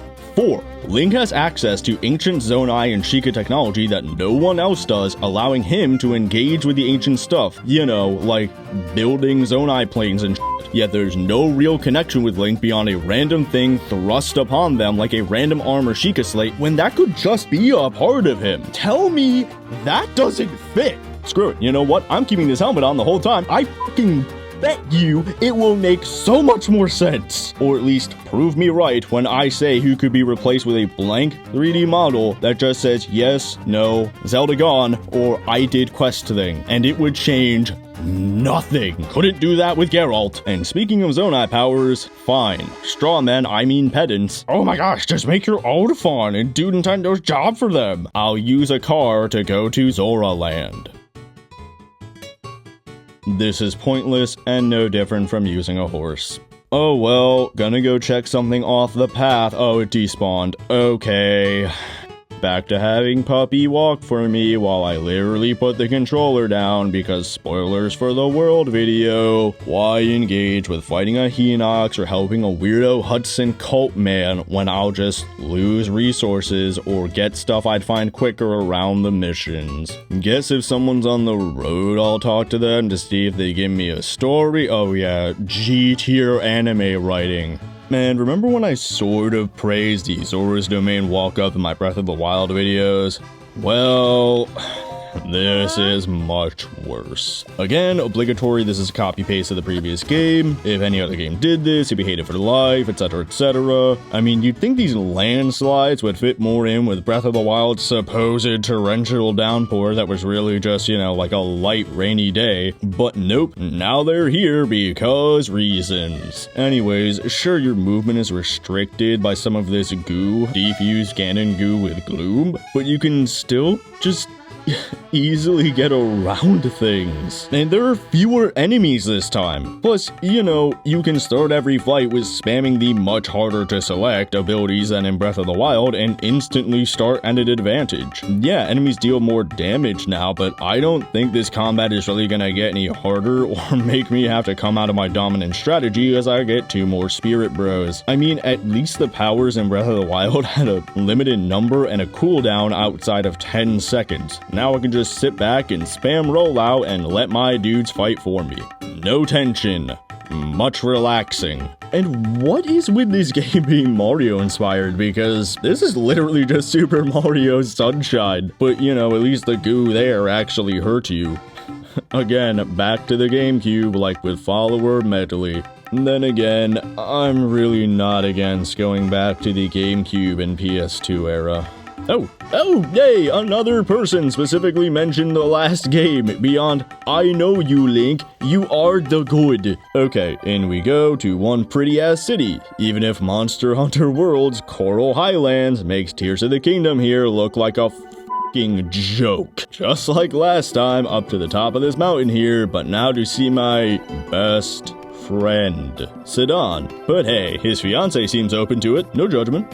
Love comes in all forms. Gonna do the shrines real quick just to get the fast travel open for later, and yet again, the solution is to build a bridge. Okay, yeah, some shrines so far were hard, or maybe I just didn't know I could use my powers to do something in them, but even if they were good puzzles, that made me see I are the dumb.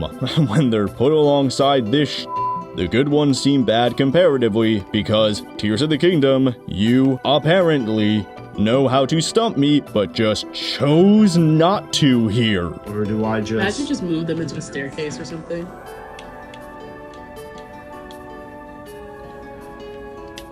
So explain to me why you try to give this game credit. Oh my god, is that literally... No way! You saw I was joking! Yep. Oh, there's not enough! What do I do? Do I attach one? Do I make another bridge? This is not a puzzle! That's literally this is literally what we did on the Great Plateau, Great Island thing. It literally is. Oh my god, this is literally busy work. Mm-hmm. Oh my god! I'm flabbergasted! How was your joke accurate? Can't even articulate, like, that's like not even disappointing. I can't even articulate what this feeling is. That was me in 2017. What the I already know how you felt, but now I feel even worse for you because this was something that you loved. Yeah, I remember somebody said... Yeah, I was just gonna say, I saw someone make a comment about that, and I felt bad reading it. And I already know that it felt bad for you because you were, you know, I remember, like, you were so excited to show it to me, and I was literally like, the only reason this is fun is because it was 4 of us, or 5 of us, whatever it was, sitting there kind of having a party. But after we all saw the regular stuff, we're like, okay, so it's literally just this for the next few hours. We're like, okay. You know, we fought the Hinox together, we made a few mistakes, and then it was like, okay. But, like, after everything that Zelda was, and then your dungeon, which was so famous for actually making these kids have to think and not treat them like they're idiots. Yeah. And you're telling me the best puzzle an open world Zelda game could come up with was, hey, you have a telekinesis hand. Make yourself a bridge. There was... I'm getting a headache. Can you... I don't know. I'm getting a headache. Yeah, we know who that is. You don't need to block his face. I like the music, though. Yeah, sure. This music is very romantic. Yeah, with his painted nails. I mean, I'd watch it. Did you just say?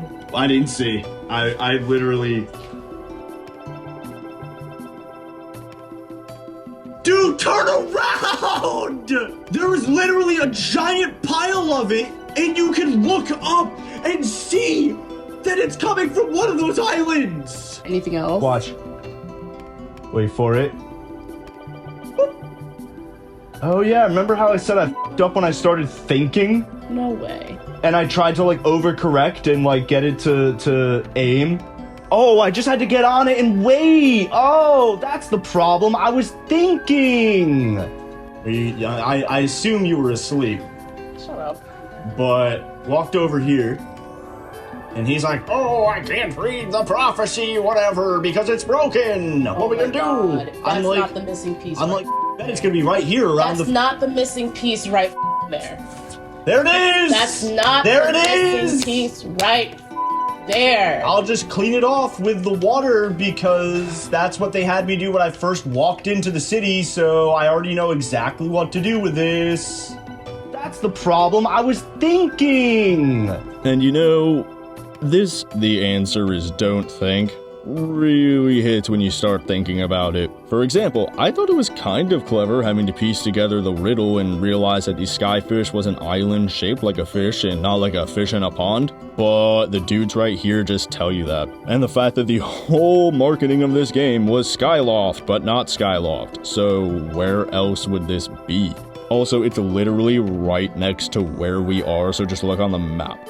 Do I need to find a way up? No, the Zonai stuff is right there, because reasons. And don't forget, you literally had the armor to swim up waterfalls last time, so just remember the previous game, no matter how much this one tries to act like it never happened beyond the barest minimum acknowledgements. Pleased to meet you. Actually, we've met once before. What?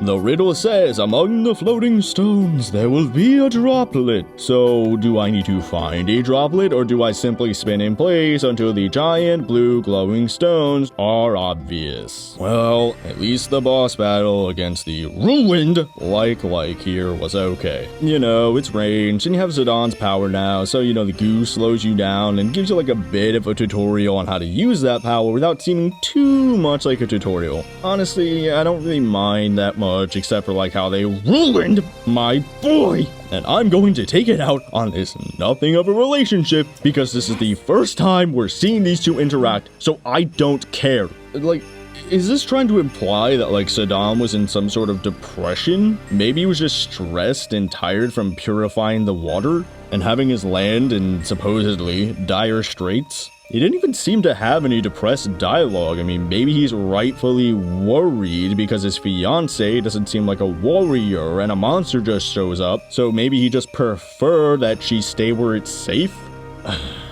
As we say here on this channel, whatever.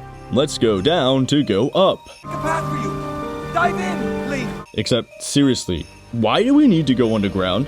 No, really, why? This does nothing narratively except have us click a button. There's no reason for this when the islands are in the sky and all we do down here is the busy work of walking around until we find a bomb wall. It's even wet down here to prevent us from just climbing around, so like why didn't we just have the skyfish swim us up? Row up! Row to the water dungeon. Would avoid the plot hole of the whole thing with Varuta being that the rain was about to burst your dam, but this sudden Niagara Falls is fine. Here it is. Now they're gonna say, come to me. Here. Come here. You wanna get a writer? So, like the Rito, we're back in the sky. When this just doesn't make any sense either. Like, for the bird people, sure. The Gorons had us go underground in the volcano. Spoilers, but there's stuff to do with sand in the desert. I don't like sand. Why does the fish people level soar into the sky? And if the 4 main missions don't really have anything to do with things in the sky, then like, is it just because there's really no reason for this sky stuff to be there, so you have to crowbar in some more sky stuff into at least one of these? The game even agrees with this, since they just say Zidon's gonna go off on his own, and we all know it's because how are they gonna have him paraglide around following us? So, you know, whatever, he's just gonna reappear at the end and say, "Ah, you made it." I mean, maybe you could have him tag along because gravity is different here for no reason. Better yet, why not have this be an underwater level for the fish people? Is that why we dove down before? You have us float around like we're in water.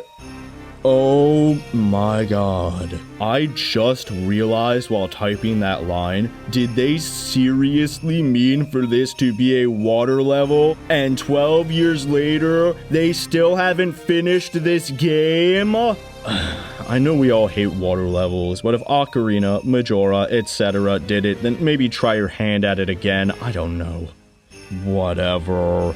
Same rules apply here as they did with the Rito. Sure, it's mostly just walking forward until you leap into a waterfall or something. But before a couple of token reactions, let me just give a shout out to the first bit of truly unqualified praise so far. This boss.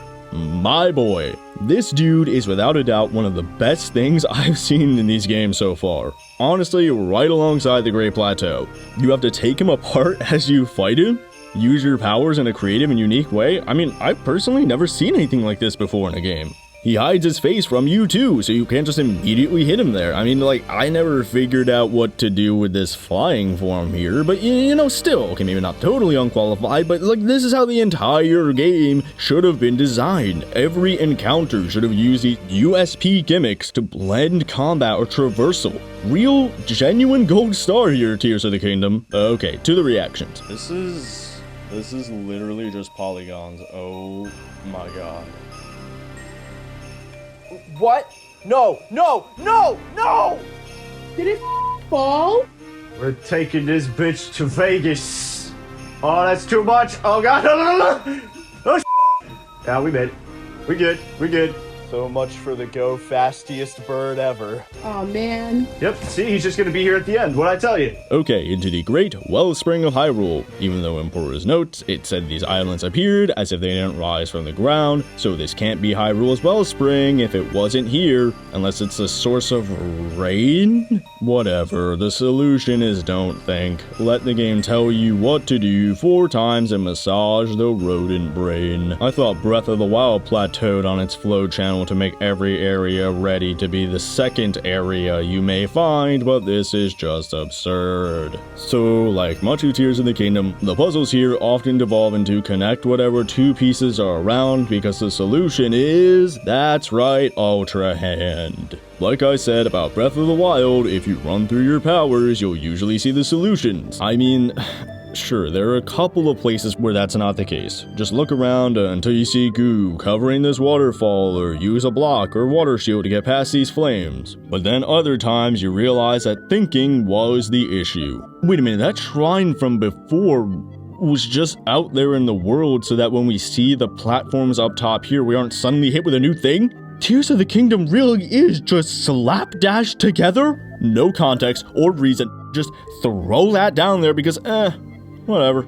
Let's not actually introduce things in a natural way. Like having Link somehow drown when he has his fish husbando right there. Whatever. We're almost at the last city and we're so much closer to ending this nightmare of a playthrough. The boss, Goo Master, makes a shark, doesn't even try to hit me, doesn't hurt me once, down to half for its grrr, nah, you made me serious, like the others. And what is with Zidon's power not removing more goo in one swipe? This dude is throwing it out faster than I can remove it, so stop saying so, husbando. Maybe the limited choo-choo goo I have, is that why they gave me an opal before? 4? Oh, but of course, the spear broke in literally 4 stabs. Okay. And the few times I do close the distance, this dude is sleeping so crazily I cannot get a shot off or close the distance if I do get him to beat him up. I mean, like, I can hit him more when he first pops out of his shark suit, and that did eventually carry the day, but in retrospect, I do see that, you know, in the item descriptions, I could have fused a Keith's eye to an arrow to make them auto-target, which would still require wading through the muck to reach him before he gets up to, you know, go again. Still though, that's probably on me. But even if I want to complain and be like, well, you just didn't show me I could do that. I also never felt the need to experiment with fuse until, like, just in that fight. And spoilers, attach fire stuff to weapons in the Gerudo land. So, you know, in a way, it's a bit on the game for maybe expecting me to have gone through my items to see what would work here when it basically has made that whole ability so far pointless. Like how pointless Breath of the Wild is now, since the Zora ancestor is literally a girl like last time too, and so is the Gerudo. And we have 3 of the helpers here be the same people as last time with their ancestors of theirs who used the exact same weapons, whatever. But hey, I see what you did there, Tears of the Kingdom. But no overall praise, because you actually put a drop shadow here, but not before, for reasons. But it's still hard to see. Fuck me, this game is beyond sloppy. You're a polish my ass. I fucking bet you is because they didn't want to come out alongside Elden Ring. Whatever. You know, watching this cutscene with the mask on, it literally makes this game better to imagine Link as a faceless, emotionless robot. Holy shit, you literally can! Replace him with a blank 3D model and nothing is changing. Oh my god, you cannot make this up. Well, let's go full hog on this and find the special Zora pants to make Link look like a robot. Whole thing, just walk in. They're gonna say that there's an opening now. You're gonna walk in there, walk around until you find an opening, go through it, walk around until you find an opening. There it is.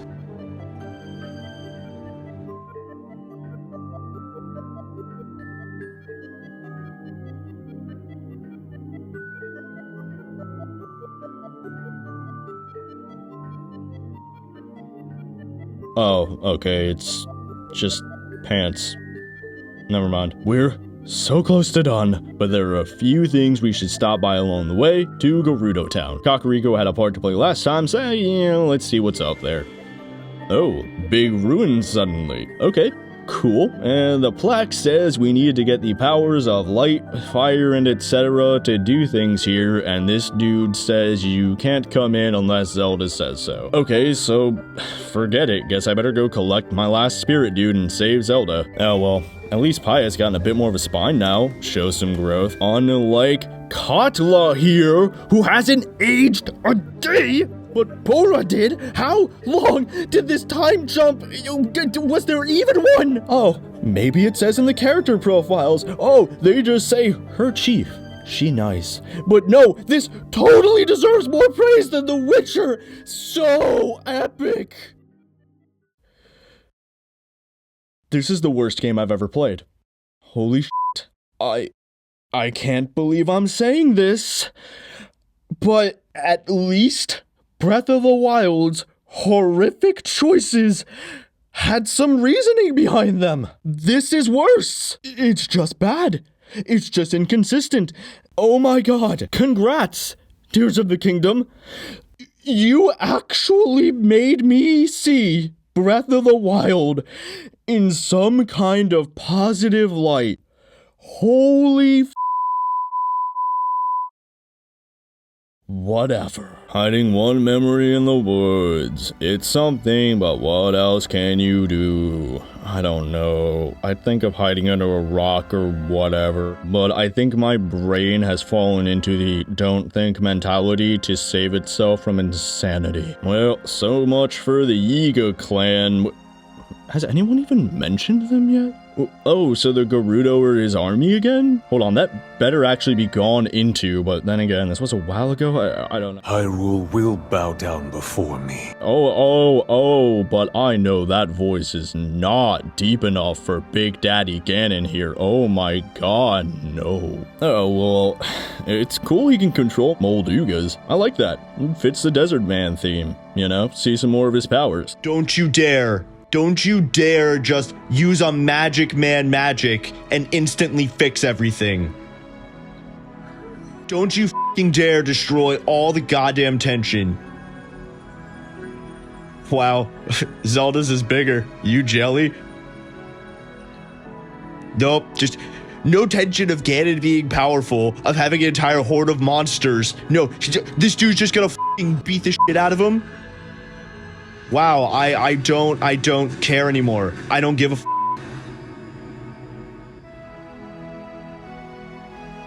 That was pathetic. Whatever! At least maybe we'll see him be a manipulator again. Who knows? G-tier anime over here. Best game ever made. Moving on. Saw these dudes having a standoff, so I streaked on through and caused a war. Dance, puppets, dance! Let's check the Great Plateaus, since that was where the story started before. It looks the same, no towers or shrines like everywhere else. Oh, that's actually pretty cool. You know, a sudden exploration thing with the statue, but exploration is for next time. But let's go check where Breath of the Wild story started. Ashika Shrine, to see if they just removed that too. Are you kidding me? It's just... Oh, there's more. There's another hole. Okay. Where's the Sheikah? This is an actual joke, right?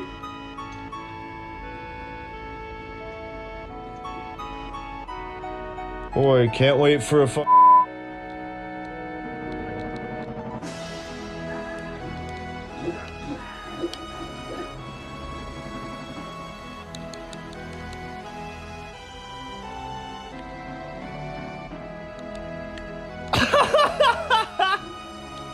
That was an actual joke, right? That was an actual joke? Moving on. Let me guess. You can't come through here! Goes up and around. Oh no, she's just gonna let me through. That's what desert is, dude! This is a joke, right? That was a joke, right? Moving on. Okay, so the battery makes it so you don't have to use... Yeah. So it doesn't, like, draw on your actual battery, you know? Which is, like, finite. And I have, like, some upgrades for that. I'm like, I don't want to waste it. Yes, Runty, I know. I shouldn't be playing this. What? 30 seconds? Okay, I could... It only uses... There goes the other one. Look. No. Oh my god, no way. Aww. Okay, well I guess it's a little useful. I guess. Yeah, if you want to like use up all your batteries at once. Can you use like 10 batteries? Yeah, good luck finding 10 batteries or something. I don't know. I'm not going through all that because this game... Yo, imagine you literally just have the thing full of 10 batteries. Right, why is that blinking? Are you No way.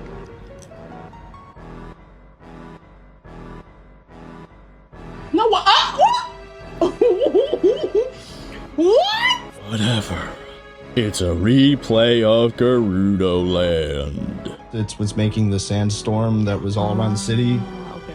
You know, like how it was supposed to be with the Divine Beast, but really it was just walking around in a circle a little bit away, bothering no one. Yeah, I remember that. Yeah. You're like, oh no, it's a problem, but it's just dicking around over there. Yeah. Oh, and I remember they were saying that they couldn't go about their Yeah, even though there were literally people walking in and out of the city. Gotta climb up here and find the magic pants to let me... Oh, Okay, it's not here.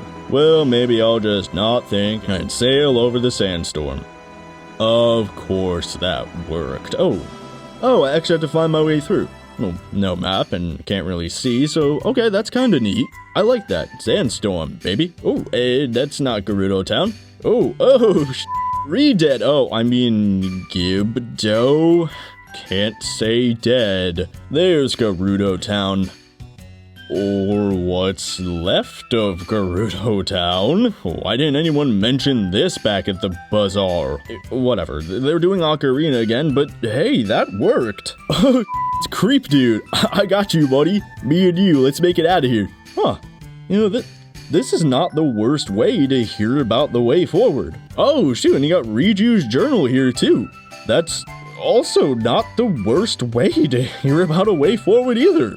Oh, is this game actually using indirect control, allowing for player freedom by maybe having it be okay if I found Riju first and maybe fighting my way back into the town? Oh, never mind, this f***ing girl just shows up, just f***ing shows me the way in because the f***ing zombies clearly are not dangerous if a kid can just be running around. Bye-bye tension. Didn't even need to follow unseen like in Wind Waker. No, don't think that's too much. Just talk to her and she'll tell you where to go.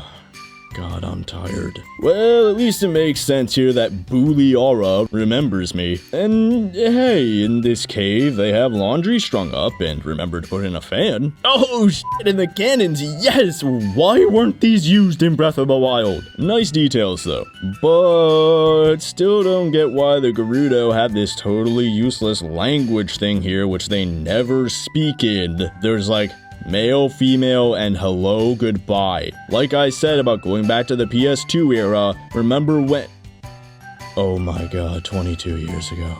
In Final Fantasy X, they gave the Al Bhed an entire language whose ciphers you had to find throughout the game, and you would just genuinely have no idea what people said in the beginning. But no, Tears of the Kingdom can get away with 4 words after more time than I'm sure many of you watching this have been alive. 12 out of 10. Whatever. At least they just say go find Riju in the North Ruins. Can't see the map, so alright, let's just go north and explore. That's pretty cool. Oh, right, don't think, just walk in a straight line going due north to the North Ruins and you'll find her. Don't worry, it's okay. Yeah. Oh, cute hair. Right? And she's...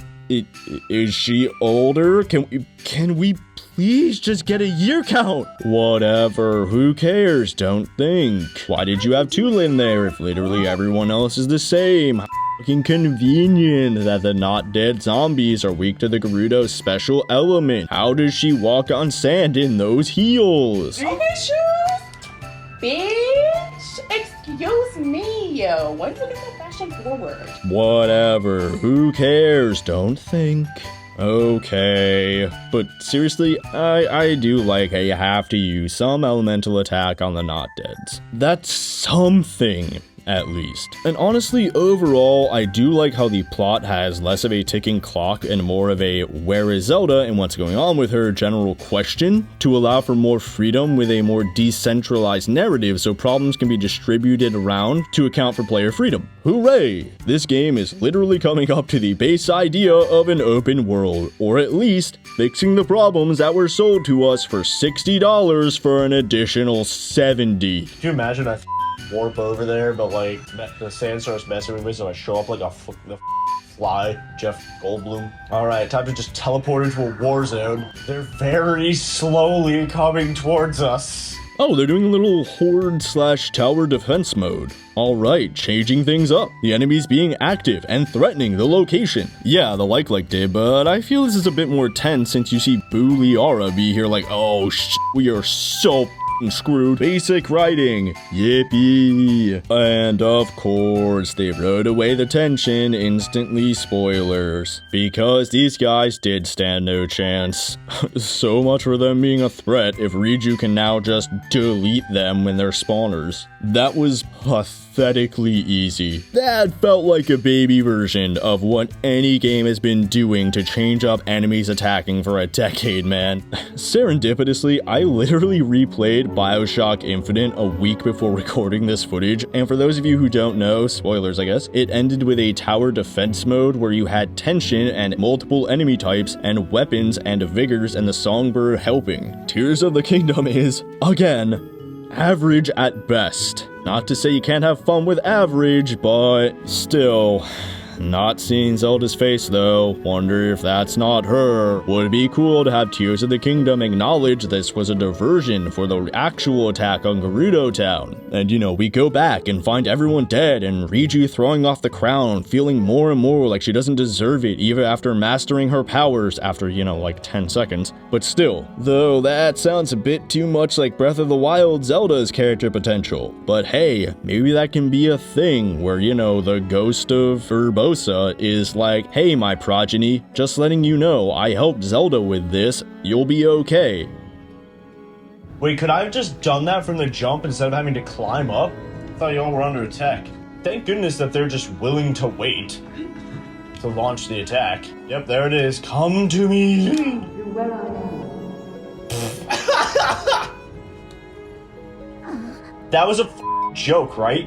Alright, well, since we're allowed to do some basic planning to prepare for Tower Defense Mode Part 2, may as well not think and click the first option since I bet I'll just be able to run around and kill everyone instantly. But props Tears of the Kingdom, because the enemies who are weak to elemental attacks actually made me stop to engage with their fuse mechanics. Oh my god, am I losing my voice? Screw you, I'm not doing 2 takes. And glue sparklers to my sticks. The bare minimum. I fail to see how this isn't just a crafting menu with extra steps, like Plinko said in our Discord. Link in the description. Oh, I can't just solo this. I can't just instantly zap the spawners like I did before. Okay, I'll actually engage with your encounter despite this sudden change not really making much sense. Jesus, I cannot leave her for a second. She takes a ton of damage. Maybe I actually had to think of where to put the troops. Okay, so I actually lost the second half of footage here somehow, but okay, so like basically I accidentally clicked on Whitey here to recall the troops since it seemed like Riju cannot be left alone. That still didn't work. I got very confused and annoyed and figured I was doing something wrong, and then realized that unlike last time, you actually have to kill the surrounding not deads before you can, you know, take out their spawners. Weird, but we did it! Actually saw a city under attack and had to actually do something about it. Hooray! Bare minimum achieved. Now to have this person say, I will open the door every time. Go straight after standing behind the throne, miss this turnstile thing because good luck seeing it, but just follow the light and ultra hand. Look what she got here magically just as I finished doing that. Just in time for her to be able to react to Zelda instead of Link. Are you me? Well, yes, obviously, but the thing is, she said I'm practicing using my lightning, but the sandsword's messing me up. Now that I think about it, if you fire an arrow, I can focus on that and hit that area. She has me do a tutorial for that. I then go with her to fight monsters at one town. I go with her to that tower defense thing. I then use the lightning to open up this temple, and now it says, hey, you can... This power thing pops up to tell me what it is! How the have you been working on this game for 12 years and it's still this unfinished? But you know what? Let's have some fun. Here's a question for you. Is sand a liquid? Anyways, temple time. Let's open the doors. Wonder how you do that. MOTHMAN. Oh my god, yes, it's different. Let's start with the boss battle. Whoa, shit, it one-shot me. Oh, and the fight starts up instantly after dying, unlike another boss fight. Should maybe take this time to go upgrade my dress. No, you know what? 5-minute heat resistant, one-shot attacks. Time me. Oh, it's over. Ah, well, you know what? That's fine, I guess. Introduce us to the boss. Bit of a fake out, just how strong it is. You know, that's fun. Okay, in we go. And let's just let live reactions me do the writing, because script and recording me just doesn't care anymore and wants this to be done, and I'm 100% certain I'm losing my voice, and I refuse to ever do 2 takes. This is literally what they did in Skyward Sword. Light, who needs it? I don't. Remember, the solution is Ultra Hand. Love how there's like modern Gerudo stuff in the ancient ruin. Pretty much. Uh-oh, better find something. I wonder if the solution is Ultra Hand. The solution is Ultra Hand, you troglodyte. Ultra Hand. Oh, Jesus, never mind! Oh, it's not working. Oh, what do you know? Oh, and it's not like, what's happening? Oh, what? Okay, I just have to figure it out. Oh. Never mind, here it comes. Now it'll tell me what I'm supposed to do.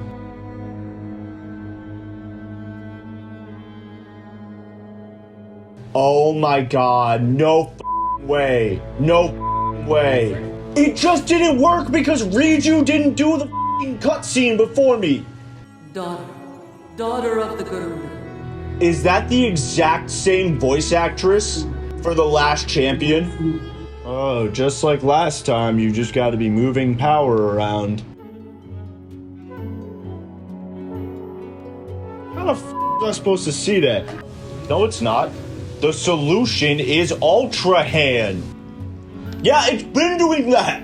It started doing that when we first tried this and we decided that we needed to turn it all the way on. Of course it's about— Okay, actually me back because I genuinely want to praise this boss fight. It was actually fun. MOTHMAN came in here with these gains. Bitch, if you come at the queen, you better come at her strong. Really, she had some good attacks that weren't impossible to dodge. Good damage, but never too much that I couldn't, heal. She could disrupt Riju's lightning, but could still be hurt by other fire/lightning weapons. But the tornadoes would block arrows, and she's strong and fast, so closing the distance isn't easy enough to just hit her with like a fire rod. She still took a good amount of hits without seeming like a damage sponge. When she called in her minions, she stayed back, rather than continuing to rush me, but, switched to a projectile attack. She kept going into the air after this, and I could decide, because I was, struggling to keep up with Riju being knocked around, to take the slower, but safer route of just brute forcing it with fusing fire and Gibdo bones to arrows. Genuinely, I really liked this. It was a perfectly fine boss fight. With me. By which I mean they just throw this little avatar out. Yeah, so you really didn't lose anything, did you? Yeah. You didn't really sacrifice anything. See? Wait, so where's she going? Riju? Yeah. Back home. Oh, she literally doesn't lose anything. I was joking. I know you were. Oh, damn. This bitch, were you just sleeping through that? I was like, man, I haven't had a vacation in 70 years. This queen does not honor overtime. Mm-hmm.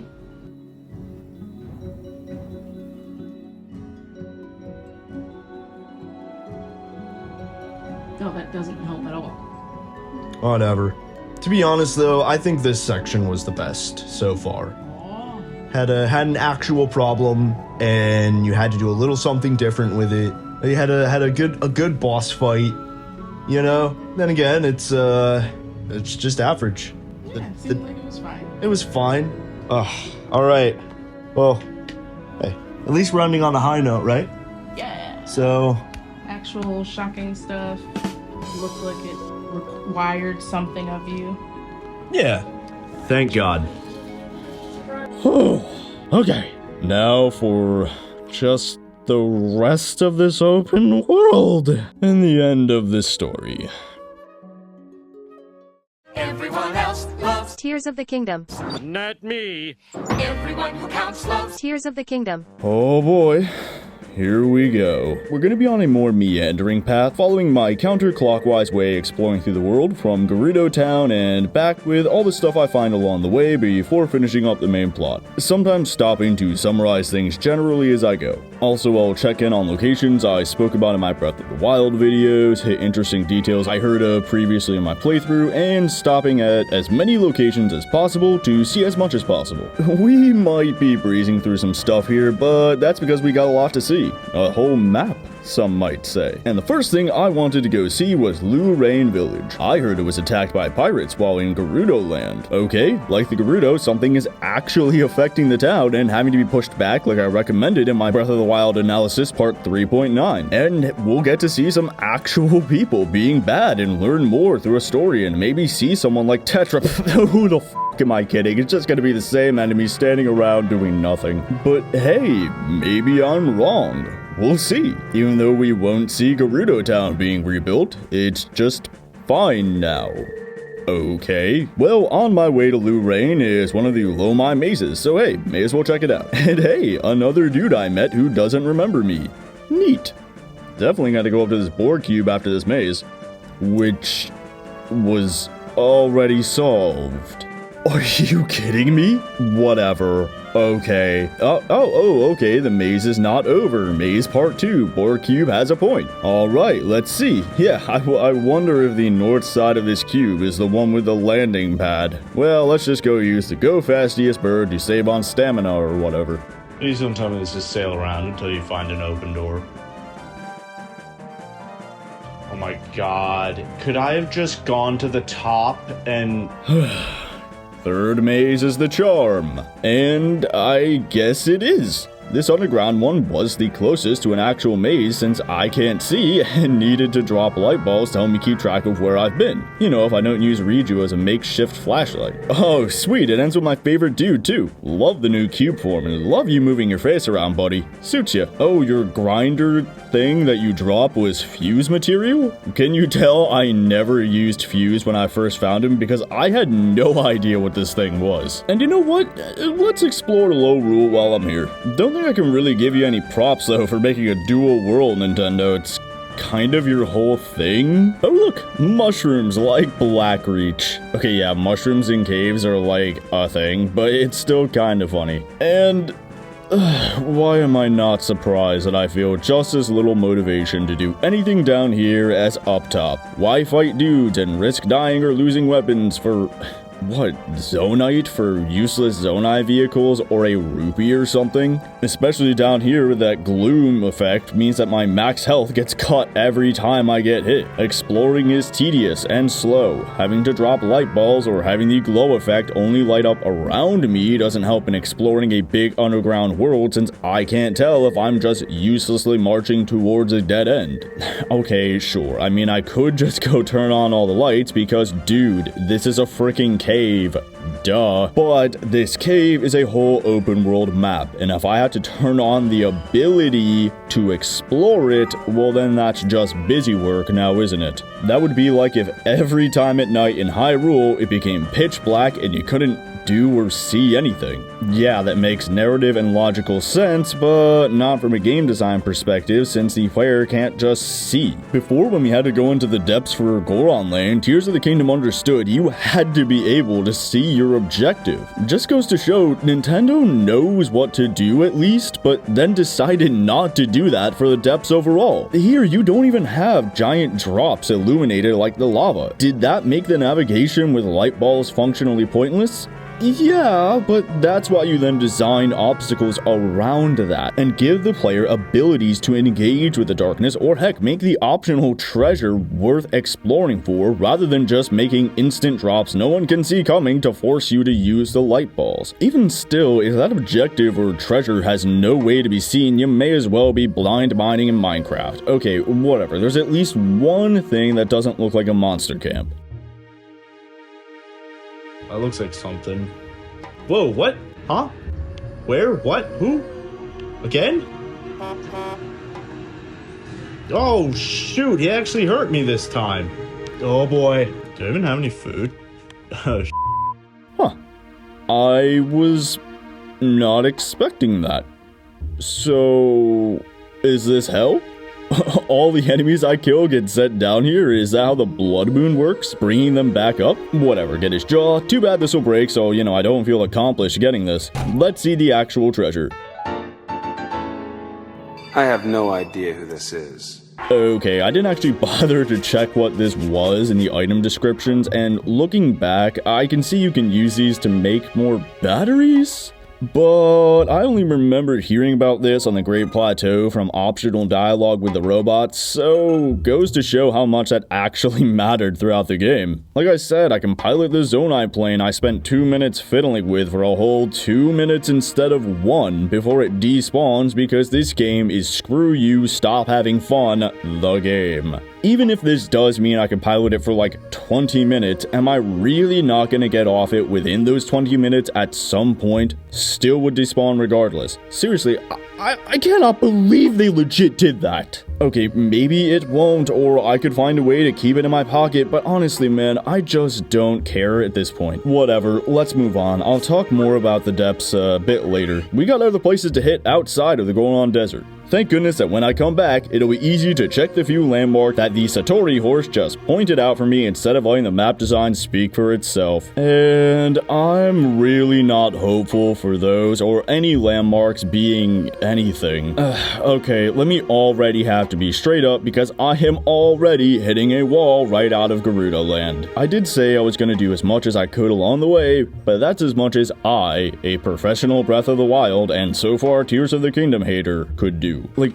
no, I'm not stopping to do every asinine Korok. I made my opinion on them very clear. I don't even know or care where Hestu is. I'm not gonna stop at every copy-pasted enemy camp. Sure, there are one or two neat camp designs, but bare minimum again of just not having the same tree forts or campfires around which the enemies sit. Even if these new layouts are fun, they're gonna lose their novelty real fast, with the rewards continuing to be replacing healing items, rupees to buy more items, or breaking weapons to replace those weapons. That doesn't really change your dominant strategy, just like with Breath of the Wild. Side quests are already looking to be just as asinine as the Koroks. Standing around in the cold for 50 rupees, how about screw you? Get rid of some tumbleweeds? Wow, okay, much story from a random trash pile that's as like far from any settlement as can be? Oh my gosh, I'm trying to clean up, but I just can't get rid of all these tumbleweeds. If only someone could use a fan or something to push them away.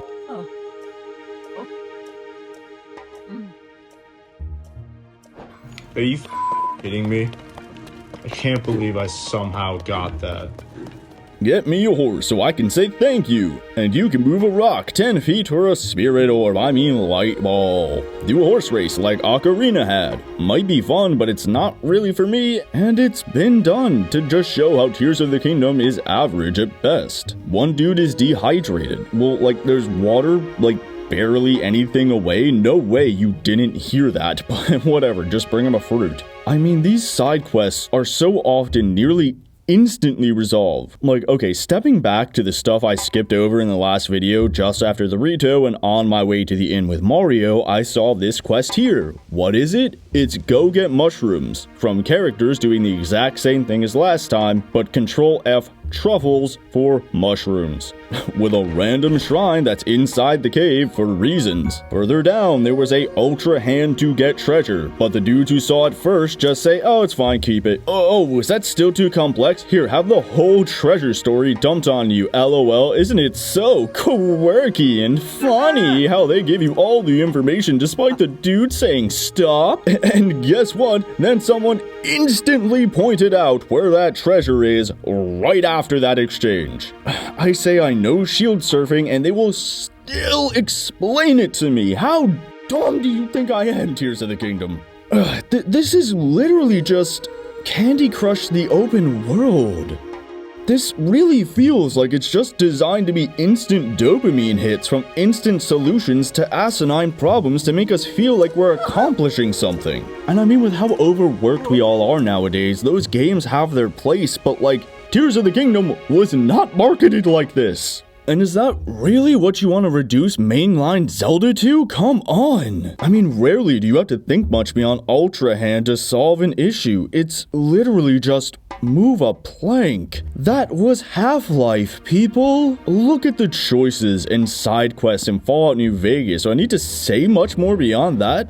But because someone wants me to fetch quest glowy mushrooms or bring them up a hill, this is a 13 out of 10. I mean, sure, sometimes you hear someone say, hey, I heard about this weird monster nearby. Cool, huh? And that's it. No quest marker. Good luck. That's fine. But then you have the ones right after where I went into a well because I heard someone singing and they just told me to piss off. Then Pelipper leads me by the nose back to it when I already know what this is, but Link says nothing, and it really does turn out to be nothing because screw you, LOL, isn't that funny or whatever. And that's basically how that other bomb wall, went. So much for disregarding Zelda conventions. It's just a Skyrim cave at best that leads me to the beach.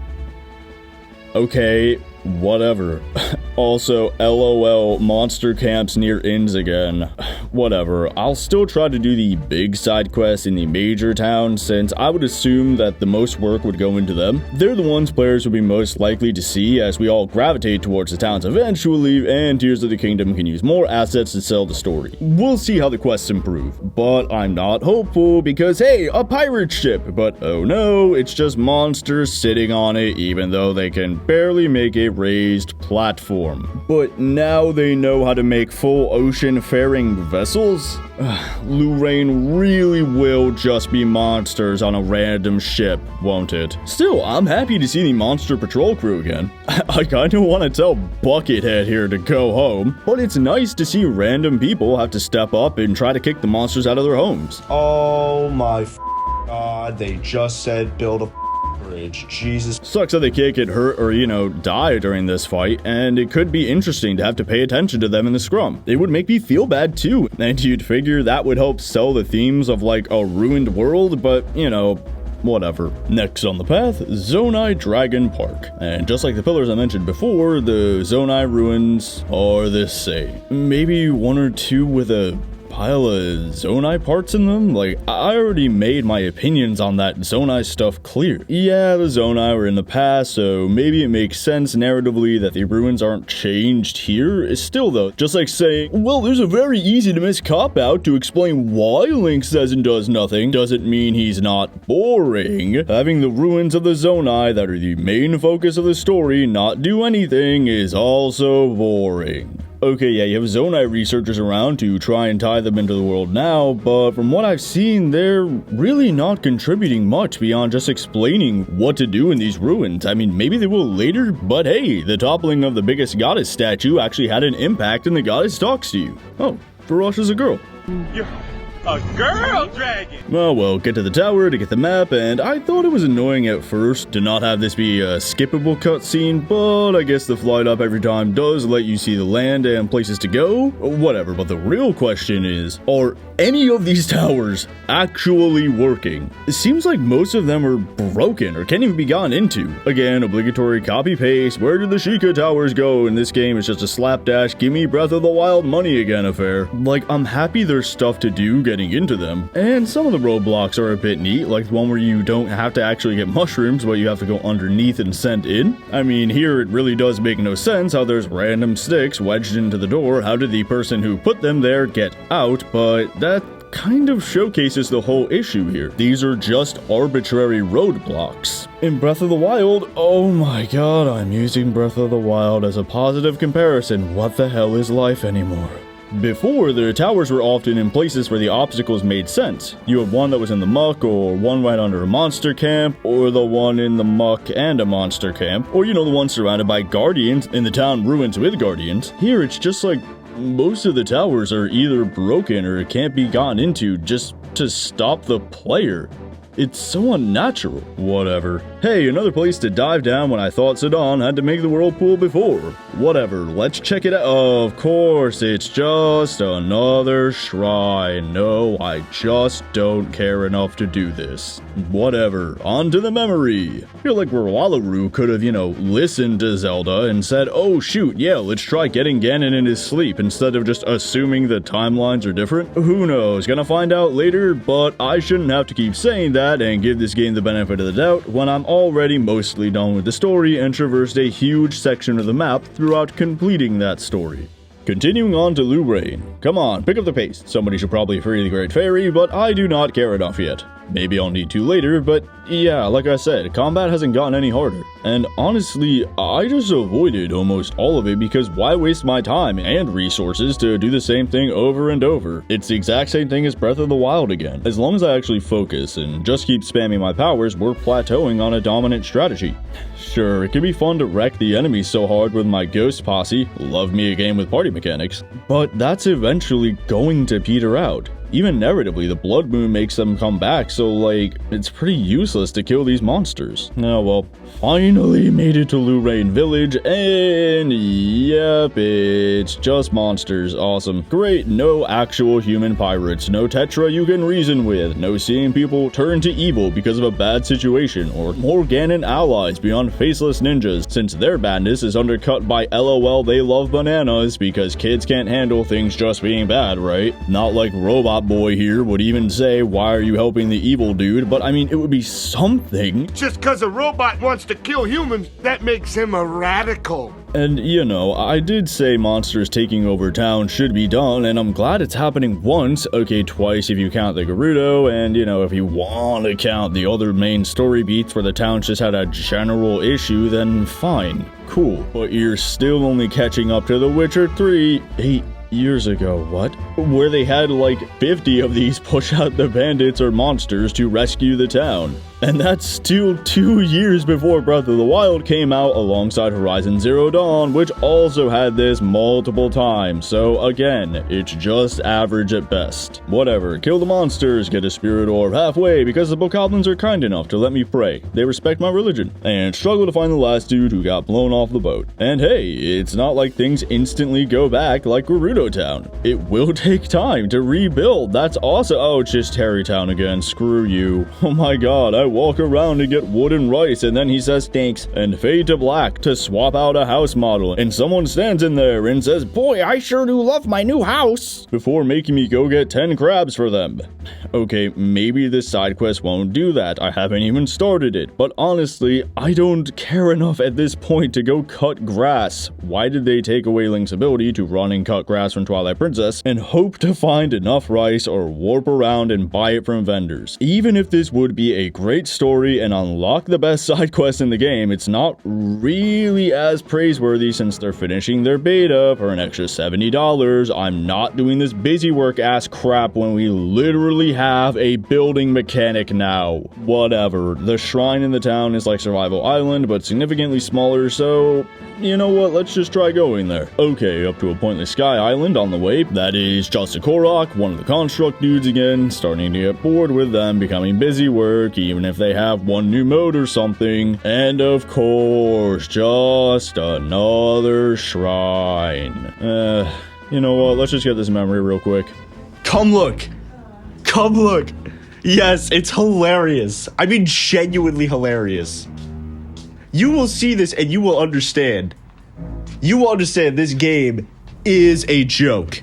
Sneak attack! Saga, sneak attacks don't work if you yell it out loud. What? I love how there's... Zelda do that. Okay, bitch. She's like, huh, bitch, I got you right where I want you. G-tier anime, no tension. I mean, as the audience, I kind of hoped you didn't, so that there would actually be some agency for the villains, and you would have to actually counteract them, instead of just winning because you win. Or of a story with this Zelda right? Of course, just like Breath of the Wild, the actual story is in the cutscenes that we don't actually get to take part in. So she just leaves? Right? They're like, okay. Like, y'all didn't even try to stop her? Oh! Oh no, the Bagatama! Always watch your six. Yup. The thing is, I don't think he's holding a blade. I think he punched her to death. Bro. I'm just saying, like, with arms like that. Look at that. He's not holding a blade. I think he just punched her to death. Read that. Watch. Here it comes. What the that? What the is that? This is Nintendo realizing they can get away with anything. This is a joke game. Wow, was that supposed to look like that meme of Heavy? You know the one I'm talking about. Of course I do. What the hell was that? There's no way that was on purpose. There's no way that was on purpose. Of course it was. Because Nintendo knows they don't care. No. I heard somebody did not prove their Maya or whatever they used to make this game. Yeah. Because there's no way.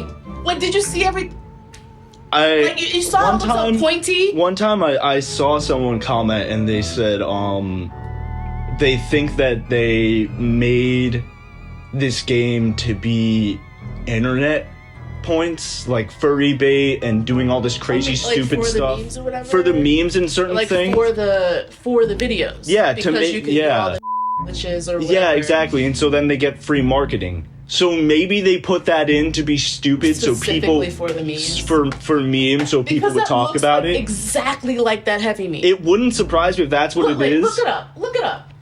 That almost looks like they must have copied that Blender file or whatever to Ganon's mesh because that looked crazy. Oh my god. I had no idea what I wasn't expecting that. And you heard me just say, I was like, yo, I'd watch that like, damn, Ganon literally just showed up in the middle of the castle and punched this bitch to death. Yeah, right? After, like, his Nega Zelda tried to, like, okay, I'd watch that. Yeah. If that was a game, like, if I had to, like, if that was, like, in something and I got to partake in that, I'd be like, oh, what? But you're not gonna have this first of all, daddy as hell, Ganon laughing at me like that. Disrespectful, first of all. It is one of two things. Either Nintendo is doing this for meme points because they know they can just get free marketing by throwing out random crap. Which is funny because I said in like the Discord, I was like, just embrace the memes and have this game be ridiculous, you know? And that would be fine. But they're not doing that the whole time. Pick a side. Or they did that because they knew Nobody would care. Oh, it's Zelda. It's Nintendo. You're gonna buy it. It's cute. Say that he's going crazy, obviously. Like, no, you saw the points on his face, right? Like, no, that was some kind of vertex or some vertex not being where it was supposed to be. Yeah, they didn't care. It's either they are deliberately making it look stupid to be a meme, or they are genuinely putting a middle finger to us. Can you play that Which they did. You want to know why? Because they gave us a literal pile of for the Koroks, and we ate it up with a big ass smile. Well, yeah, like everyone else ate it up with a big ass smile. Okay, just wow. Well, I praise Survival Island in Breath of the Wild, so let's see if they screwed it. No, do not tell me you reduced it to a Korok seed. Tell me you did not turn Survival Island into a Korok seed. Wrong answer! Okay. Whew. It's not. This is where the pirates made their base and we kill them all. Wake the f*** up! Damn. Ah, that was funny. Don't do it. You missed, you idiot. Stop it. Look, that's not how you hit things. It's like that. Jesus, I didn't let you get a hit off and it didn't work. What the hell is this thing? Whoa. It has a little tail. Aww. It's wagging its little tail. Wow. It must have been real abused because it's like you killed all my captors. What are you? One of those words doesn't really fit. That cuts up above his hips. That looks like he's wearing one of those skirts where one of those outfits where you still see the thong up on the hips. Yes. And it's a little bit I told you I'd wear that Exactly. Anyway, well, not to... It's making me question something. Oh, that's what it is. It's gonna make me make a f***ing bridge. You, like, literally? It might as well just be there. And all this was fighting the same enemies. It wasn't even like... Yeah, they weren't even different. They weren't even different. It wasn't even interesting. The reward I got... Yeah. Was a single item to upgrade one weapon to make it usable. I went through like 4 weapons. Wow. Wait, if his whole quest was to kill all the pirates because they're attacking the coast, and the Blood Moon will just bring them back, why did I do this? Are you gonna set up a monster patrol squad here to spawn kill them? Alright, whatever, let's just explore the depths again. Last time it had me ambushed by an old boss, which was neat. Oh, I mean, hit the floor. Oh, there it is. Well, at least it's more visually interesting than the repeated Breath of the Wild map, but is it this the entire time? Oh hey, neat little encounter of having to fight off waves of bokoblins to get Midna's helmet. So, is this just an Easter egg since last time this was DLC? Is this, like, actually her helmet? Wasn't it the fuse shadow that Midna used and, like, it was, like, broken or something at the end of Twilight Princess? Like, who fixed it? Does it matter? Don't think. Still only gonna wear the robot face. Also, random ghost dude. Okay. Interesting. Would like to know more. I guess this is the underworld? Maybe I'll learn more later, but you know what, for now we gotta make our way to Hateno. Another Skyrim cave that just tells me what to do, and at least the reward is armor with buffs rather than a breakable weapon, a basic reward that literally almost every single game has already figured out to do before this, and see Nadra, who is outside time when I ride up on the paraglider. That's a pretty neat detail. Unlike the detail of Hateno supposedly being notable for living off the land.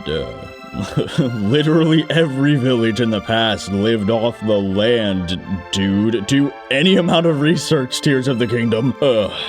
Anyways, yeah, here's Smurf Village. Mushrooms now. Okay. Mushrooms! Also, wasn't this like Link's house that Bolson built for him? I guess that's canon for whatever that means, but now this is Zelda's house? Were they sharing until the castle is rebuilt? Either way, you know, there's nothing to actually sell this as his or Zelda's home. Just random pictures of random things that have nothing to do with anyone on the walls of a random house to make it seem different. Alright, there is a picture of Zelda's horse that you wouldn't know is hers unless you did this side quest, and there is a journal, but it doesn't tell us anything new. At least Zelda's diary in Breath of the Wild actually had some story information that was the worst cop-out, but this is nothing. Just calamity happened. I have a secret room, and we made a school, which we can see anyway, so this all adds nothing. And it says she had Hora's assistant as a school teacher because they know how to deal with kids. Literally any mom would have been good by that logic, Zelda, since formal education for the masses wasn't a thing then. Okay, I'm being told I'm the only one who cares about historical details, but I don't care, it's my video. Wonder if Zelda's secret room can be found with Ultra Hand. Oh, nope. What do you know? Wonder if it's outside behind an obvious rock or maybe down the well, like literally everything else.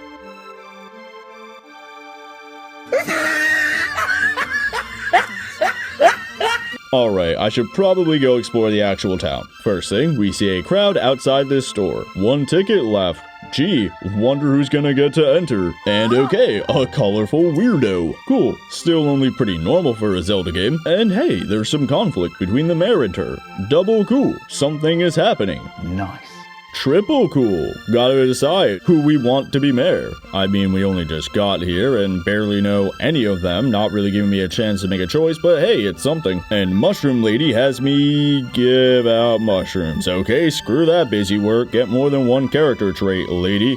Oh, she has a secret though. Quadruple cool. Now we get to learn about her. Okay, not time to hunt her yet. Assassin's Creed tailing mission. So may as well check what this dude... Wait, I think this is the same dude from that ridiculous Get 10 Crickets Fest quest from Breath of the Wild. I guess at least he doesn't sound so much like a jerk now? Wait, are we gonna... Is she just gonna tell me this is the same thing? Whatever. Wait until nighttime. Tell her to literally across the street. That was insultingly easy to finish. Wonder if the mayor has the exact same kind of mission. Yep, the exact same structure. Time to go underground. Wonder if it's gonna be a cave or a well, since the text is lit up. And yeah, for the record, I did find that kinda ridiculous in past Zelda games too. I really wish we had the option to turn that off. Ah, there's the well. Love how Tears of the Kingdom still also has these like rusty swords in the rock walls for like no reason except in case you need another. Wonder if this dude is just gonna have a hat on like, OMG, so pretty. Like how the lady was like, these simple vegetables. And they're gonna be like, I love you, Pa. I love you, clean it. Okay, he likes CC-style pumpkins. I was close, and the quest to help him win isn't much better. I mean, he literally just tells me to go to the farm, and I build a bridge. Also, I can, I guess, fetch quest some acorns for milk here. Whatever. Joke of a side quest so far, even if the slightest hint of a narrative is there, that is still completely disconnected from, like, literally everything else in this game, just kind of thrown in for reasons. Like the joke of a fast travel shrine here. Love how these have just been a complete crapshoot of quality. Oh, and of course, when we get the how to make cheese recipe, it's fade to black to put a 3D model on the table with a sound effect. Jesus, Pokemon Sword and Shield did this, and we all rightfully got pissed off. Here, though, 13 out of 10. Whatever, hand in the cheese. That's closer than finding the mushroom person, I assume, because I really don't care now who gets to be town king or whatever. I'm done. Older dude gets the crap. That did nothing. Okay, fine. Mushrooms for everyone. Still just gotta find the last person for the mushroom. There you are. Just take the mushroom, lady. Just take the... No, I'm not gonna listen to Paya 2.0 be obnoxiously shy and talk about eggs. Just take the mushroom. That's it. No one gets to be king. Whatever. Gonna check out the lab in the school before I dip and let Hateno collapse into civil war. Oh, it's closed. Oh, there's a journal, though. Can't wait to see what story information was hidden here. Wait, what? So, Pura just went through an accelerated aging thing. What, she has that? Does no one actually seem to care that she has discovered the elixir of immortality? But neither will we provide you with our recipe for immortality. Way to overact, Zoidberg. How? What? Oh, jetpack? Was that what that modern-style Japanese backpack was? Wait, so was there a time jump of like a year or two? Because it seems so far like Pura's the only one who's aged. Was it only a few months? Who cares, dude? Don't think. Love how this necessary detail is tucked away instead of said or written so pedants can look at my part 3 where I ranted about the time skip and be like, actually.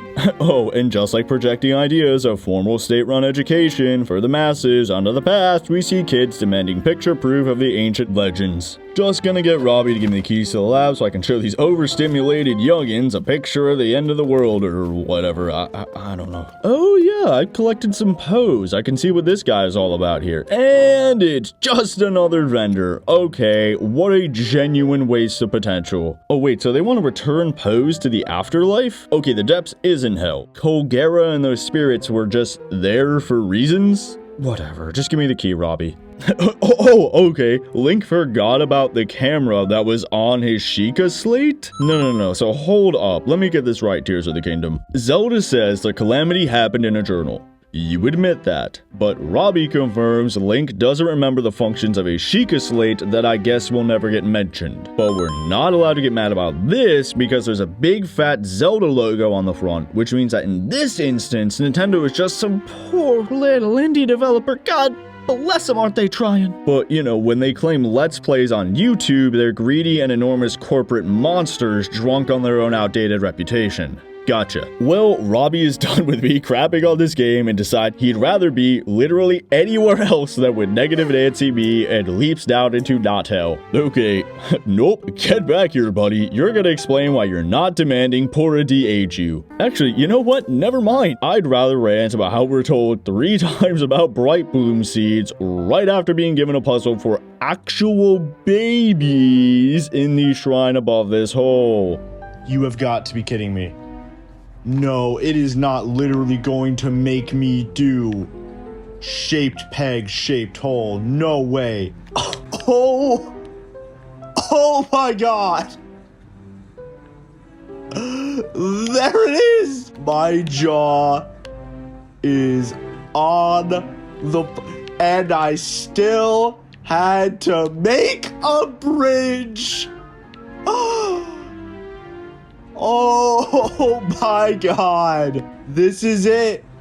This is peak Tears of the Kingdom. Even if this hole was intended to be the first time we see the depths, the Zonai robots on the Great Aerial Plateau told us about them so you don't have to do this tutorial 3 times. Whatever, take a picture and Honestly, I really don't trust that these statues will be anything more than... Gosh, this is an actual statue of a Zonai or ancient Goron or whatever? This is a huge discovery! Proceeds to stand there and do nothing and have that discovery change nothing. So let's continue in my counterclockwise travel. Upstream to the Zora again. First thing in the way, a giant mountain. Let's go up the exact way I did the first time back in Breath of the Wild, coming from Hateno. And look, the trek that I complained about in part 2 has even less things going on. Okay, maybe there's more stuff down the slope, but maybe I should have been directed to that way. Still though, no Hylian seems to care for this sacred spring. Nobody's come to pray to it, nobody's mentioned it, they even built a giant tower beside it because, whatever. Oh, there is someone. And it's just another shrine. Wow, okay, cool. Find somewhere and literally jump through some hoops like a circus seal. What a surprise. Whatever, just give me whatever blessing you do here this time, Hylia. Okay, onto the pedestal? Wait, what? Oh, I need a claw, like specifically. Wonderful. I don't feel like doing that right now, man. That's like a lot of work and I got other places to see. Maybe later. Moving on. So there's this. Yo! One, this was already put together here. I just attached like 4 more batteries that were sitting over here that I could like, I guess, make another? Which why? There's already one here? Because you're gonna break it and it's gonna disappear. Right. But here's the thing. That is the 3rd one of those I found. Because guess what? Guess how I got from there, that one, right, up to here. The exact same thing. There was one just sitting there. Once the clouds pass. Oh, somebody said that. And guess how I got from that, right, to that one, to here. There was another one. So, like, what? And here's the thing. There's this right? There's this dude. They can't hit me. They don't hit me. They just fire at the place I was, so literally if I do nothing, I win. Woof. So, like, who gives a crap? Yeah, that basically sums up my problem with the Zonai Island so far, which you'll hear more of throughout this. They're either complete busy work, show me things I've seen before, or are another fetch quest, a Korok, or like maybe something new that then also gets repeated. Like, why waste my time? What, like getting Zonai Lego parts? Getting Sunday Lions or something? These Sage Orb things that I guess will make one of my blank 3D models here do some more damage? Dominant strategy, just making the fights we've all done over and over that much easier. I mean, the Sunday Lions remove that stupid Gloom knockoff Max Hearts effect. Okay, that does change out the dominant strategy and makes range combat more preferable, but honestly, it kind of just reinforces how combat is even more disadvantageous to get into, so just avoid it and not have to deal with the status at all. The only island that I actually kind of thought was interesting beyond just looking cool was this one here, covered in thunderstorms. I needed stamina upgrades to get here, then I couldn't see and had to improvise using Riju as like a sort of flashlight and try to keep myself oriented in the dark when that went out. I enjoyed that challenge. Until I eventually slipped and decided it wasn't going to be fun to bumble through from the start again. As I said, I'll bring up more islands later, but like with the depths, it's just the same problems of Breath of the Wild and Tears of the Kingdom so far. But this time, there's literal empty space between the terrible rewards and encounters. Alright, let's keep moving. Push a dude on a raft or a shrine to see him taking some kid spelunking? Whatever, boring gameplay, boring reward, at least there's a memory nearby. Let's see if there's some story. Never mind. This story is completely pointless. We hear Ganon is being a bad. That's nice, but then it proceeds to show us the not Divine Beast champions get secret stones that amplify their power, and they swore allegiance to their king. Wow. Whoa. What new information? Someone got paid money to say that for a 5th cutscene. Whoa! Calm down, Orion, calm down. You still have... How much script is left? Whatever, pick up the pace. Sora Land again. Found some pants. Not really much reward, but the absolute best this game has. Dude says that you can find cold in Tundra. Let's explore this little ruin. What's in here? Oh, just a spear. Guess it makes slightly more sense than a random thunder sword on a mountain. Calm down. Get a hold of yourself. Zora Land, we're back. Cleaned off the goo. Why isn't sit down on the Oh, cool. The monster camp near the city is a problem. I just avoided it before, but I guess I'll just go deal with that now. Okay, the same layout as the last one I went into, save the same dude who was studying the blood moon. Is this supposed to be a joke? Would I get another side quest if I saved him more times to learn about the blood moon, or would he just go, aw, silly me, I got captured again. When will I learn? Well, judging by the other side quests I found in Zora Land, find a treasure, or get items to get a treasure, I'm not hopeful. What, was I supposed to go with the Zora? Yeah, wow, that of time, you didn't know that. That would have been cool, but whatever. Cool. Woof. Talk about a waste of time. Oof. Yeah, right. Hey, did you pay him overtime? Yeah. So we were gonna get paid on how many dudes we killed. Oh, that's literally it. Yo, we literally just took their money.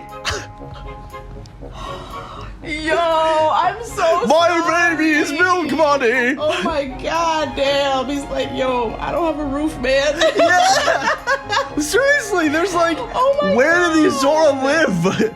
Whatever. I went to go find one of those treasures, went under the waterfalls like the clue said, found a cave with a talus, and I was out of ideas. Moving on, I need a break. Let's let the quote reader play for a bit. Oh my god. Right? Like...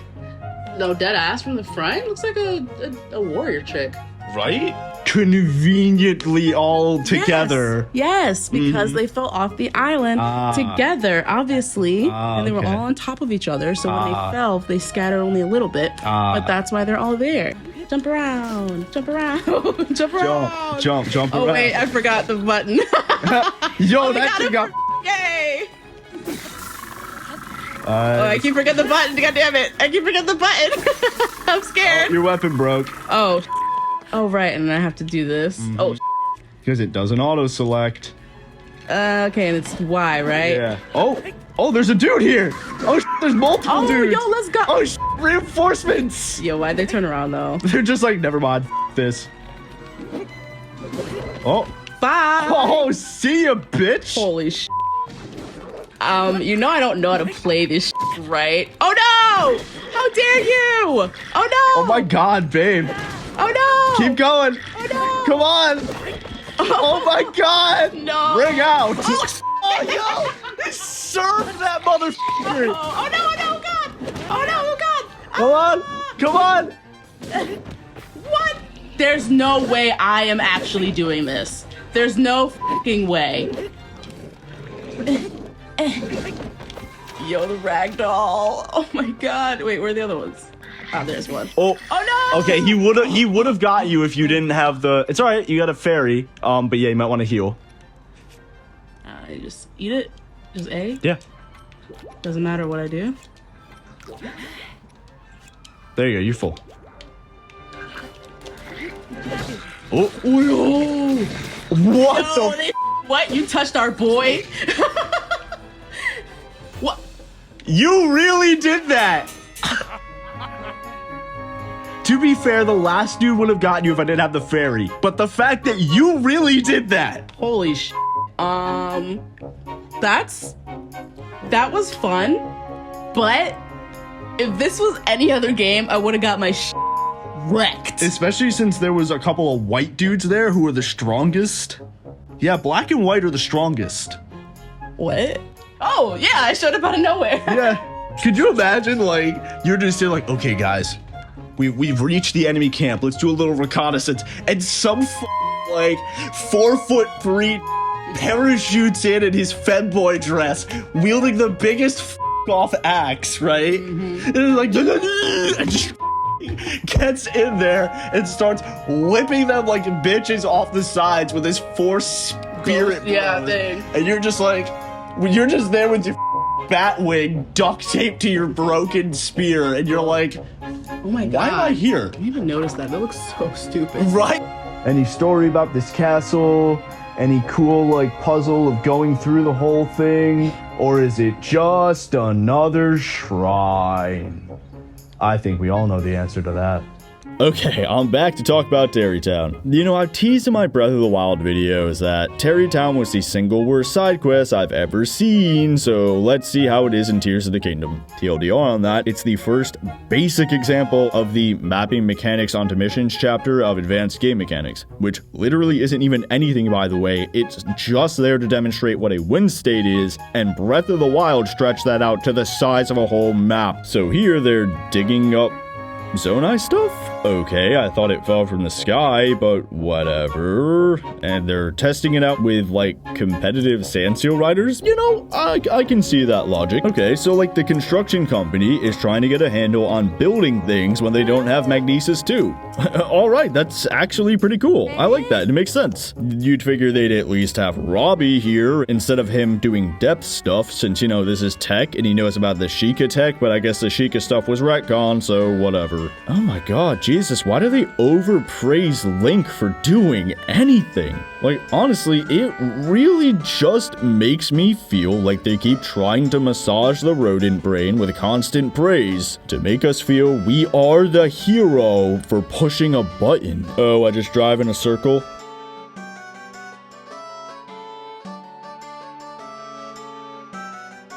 Are you sure about that?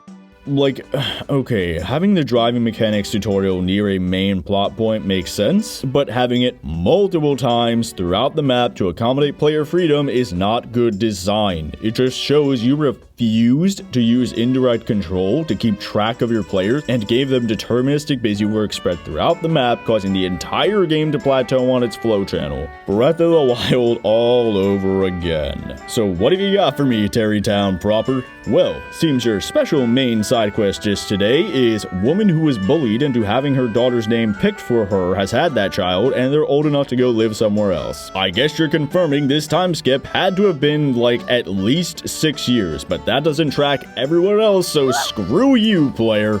Also doesn't track why they knocked down 2 houses or why this lady is sweeping the dirt, but whatever. This kid's adorable. Someone could probably argue she's stereotype of some bright-eyed child, but I still think she's cute. So we follow her, she teaches this old lady some Gerudo words. Okay, they have 5 words, not 4. Celebrate, Tears of the Kingdom. Just don't look at the Dova language from Skyrim. But actually don't celebrate because the solution is still Ultra Hand. Somehow this legit works to block this guy's view.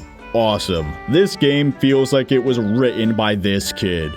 Oh boy, then a fetch quest. Thank God I already have enough Sundelions. Oh my god! Then, of course, fade to black and...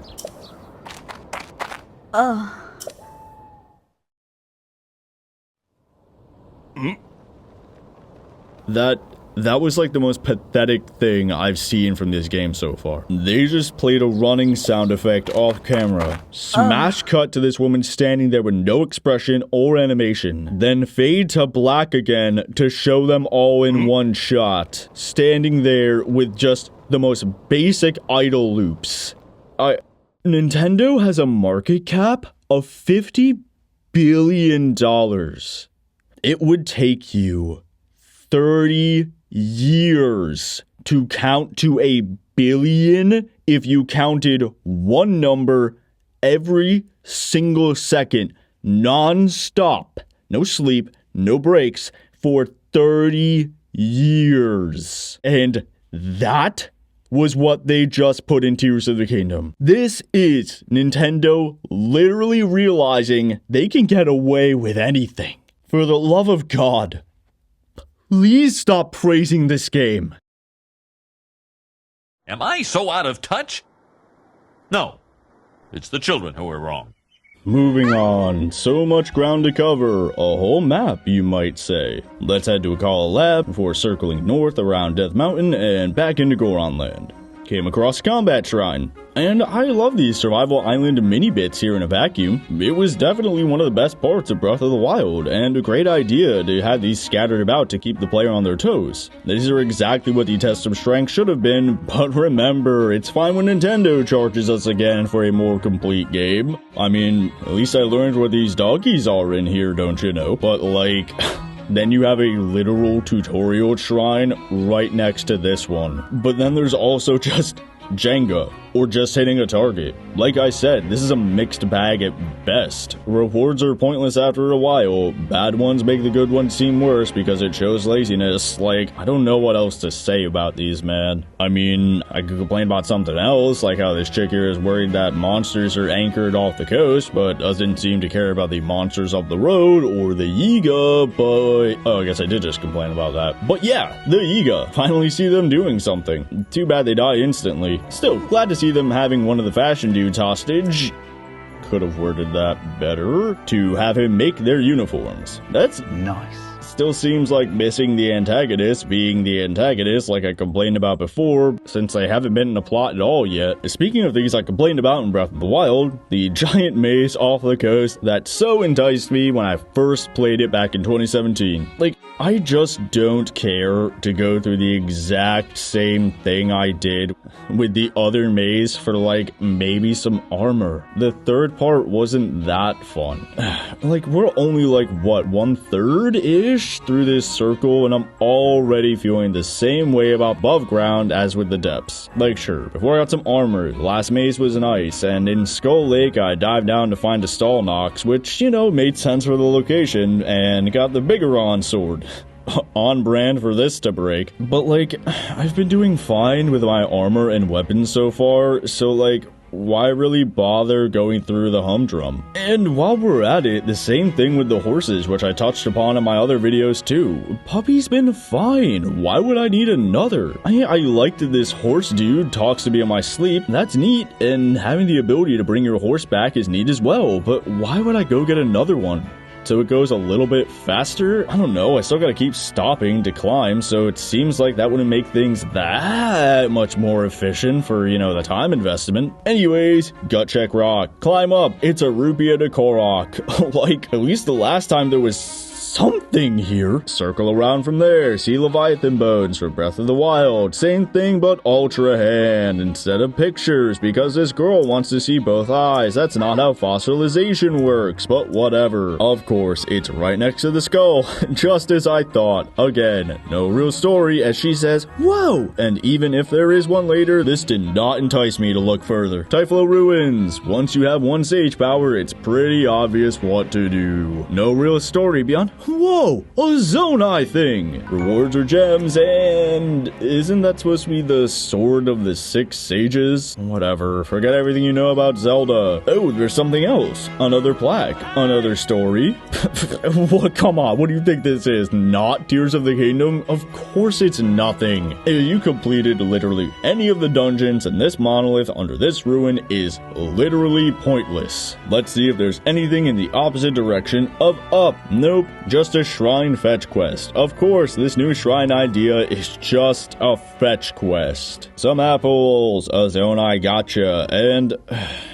Man, of course I'm bored of my new favorite dude here. No real new ways to fight him. Never mind. Back down to the memory, which the log says is one of the last ones, and I'll be honest, this kind of feels like the setup for Zelda's own separate story. Like, you know, everything before this was like some prologue section or intro cutscene from before the start of her quest in the past with the goal of fixing the Master Sword. Like, okay, forget having sections where we play as her. Can we just have this be her game, please? That just sounds way more interesting than Robot Boy T-posing while everyone tells him to fight the bads. Honestly, Breath of the Wild already felt set up for that too.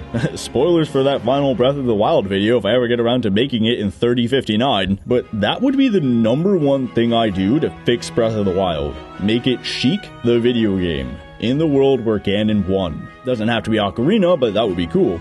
You would have to use the new sneak mechanics and creative environment traversal to avoid enemies and take them out with rocks? You know, use your Triforce of Wisdom? Tell me the Great Plateau wouldn't fit with you playing as Sheik. I could go on, but we gotta move on. Still though, this cutscene just shows how G-tier of an anime this main plot is. Like, so before the story was like, no, I have a magic self-insert overpowered OC who's totally cooler than Link and Zelda and everyone likes him and etc. who just says screw you Ganon with his super cool Kikoho. Then oh no, how will Ganon be a threat? Screw you, now he's stronger because he just killed one person suddenly with no build-up in one hit, then oh no, what now? How will the heroes win? He's just so strong! Oh, Rauwu still did on Magic Man magic to stop Ganon anyways, but oh no, Ganon is still just so strong, you guys, that he's still fine despite being stopped by Rauwu and killed in Breath of the Wild, so Zelda gets the Master Sword conveniently magic to her for no reason so she can make it mastery-er with her magic, so they can win. Yeah, sounds pretty juvenile put like that, huh? Either that or it's lazy. I'm gonna go with lazy, since again, they had a journal, Yonobos, tucked away in an easily missed spot with a crucial detail, so when I say it should have been shown, pedants will be like, well, it is there! You just didn't put in the work to find it. Also, how come so many people can read and write in this game? Like, you know in medieval times, most everyone was illiterate, right? And like, how do the Gorons write with their like big boy hands in these tiny journals? Anyways, let's do a circuit around Death Mountain to see if I was right that they just replaced the one small area outside of Goron Town in Breath of the Wild with a bistro and called it a day. Then go into the city, which involves minecarts. And this little loser wants me to take him to the ancient city of Gordania. I could genuinely sit here and pick out so many things that were stupid about this side quest of moving this kid down one track for 5 minutes. I'm not kidding. The main thing though is that this proves that the Gorons have no way to move their carts without Zonai fans, which is what I meant in my third impressions when I said they had fans by the carts. BT dubs. At least in Breath of the Wild, they had like bomb holes in the back, which somehow made the carts go forward. Like, we never see the Gorons use bombs, or I didn't, but it was something. Here, there is no way for these carts to move forward. Do they roll them up the tracks with their roly-poly? Are we ever going to see that? Should I have to ask these questions? And is there mining equipment around Death Mountain? Okay, yeah, sure, but does that count as other settlements? I mean, not in my book, just set dressing, which is nice, but, you know, expected. And the few times I stop to engage with anything, it's a Korok seed, a shrine, or moving one cart again with the stuff that is literally behind it. I could rant about this dude being in his cave for another couple minutes alone, I am not kidding. And there's nothing better in the city. Maybe a side quest where the Gorons come from? I mean, that's kinda neat, but I've already been so soured on the story and side quest that I just don't trust Tears of the Kingdom to handle this well if their main plot was such a joke. And the main side quests in the 3 biggest non-story city settlements were just pathetic. I don't know. Maybe you can argue I'm no longer finding the good here and missing the quality parts, but be honest, dude, that's victim blaming, man. If your spouse said they'd cook dinner every night for a week and only did it once on Friday, and that one time it was burned, I think you'd be well within your rights to not trust that Saturday will be any different. Pattern recognition. Insanity is doing the same thing over and over and expecting different results.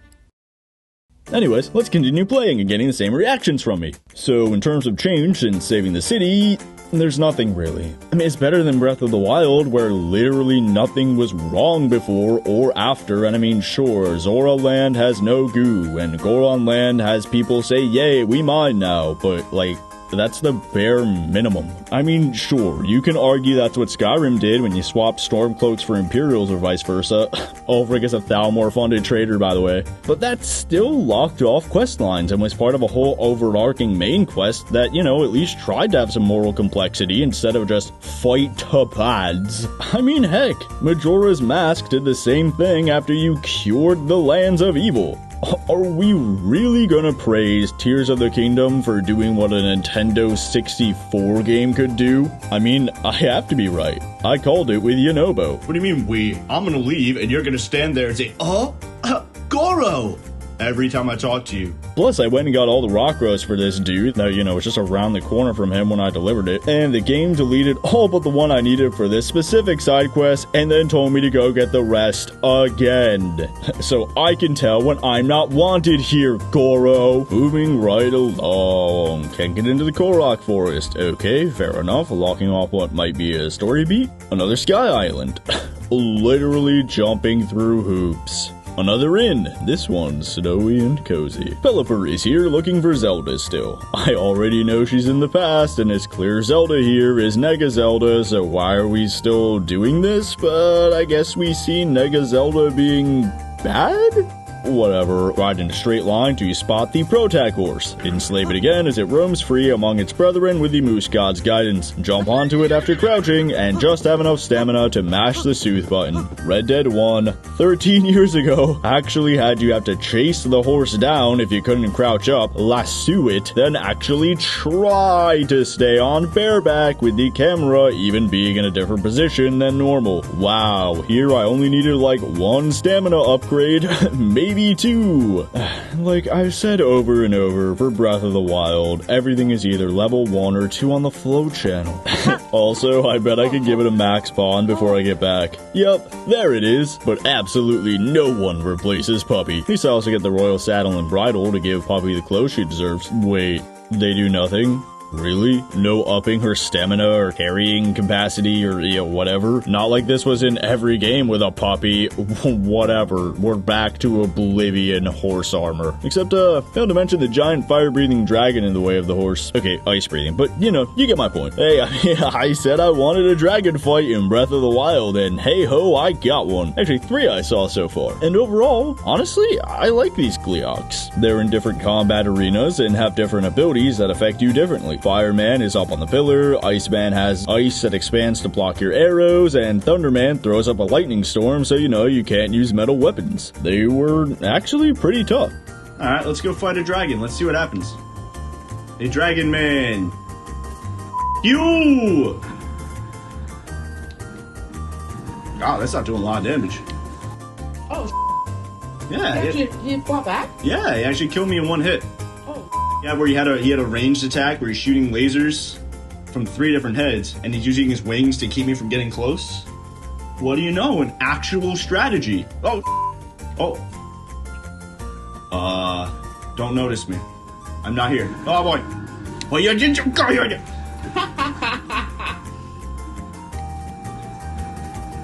How? Oh. Yeah. Yeah. I don't know. Now this is a boss. Let's just try the same thing. That'll work. Oh. Hi, friend. It's like, hang it up. Oh, he swatted me with his tail like a bitch. Yeah, she's in the same strategy. That'll work. Ooh. Damn, you're lucky you were a little farther. How much if I sit behind a tree? Did I didn't do anything? Oh, shit! Yeah, down he goes! Damn, look at him tumble! He's dead. In fact, it's why you may have seen I, for the first time in Breath of the Wild or Tears of the Kingdom, upgraded my stamina to prepare to fight these dragons. Maybe it's a bit annoying to try and hit their heads, but there is cover and you can attach key size, so you know. But is it a bit annoying to have to farm for those keys?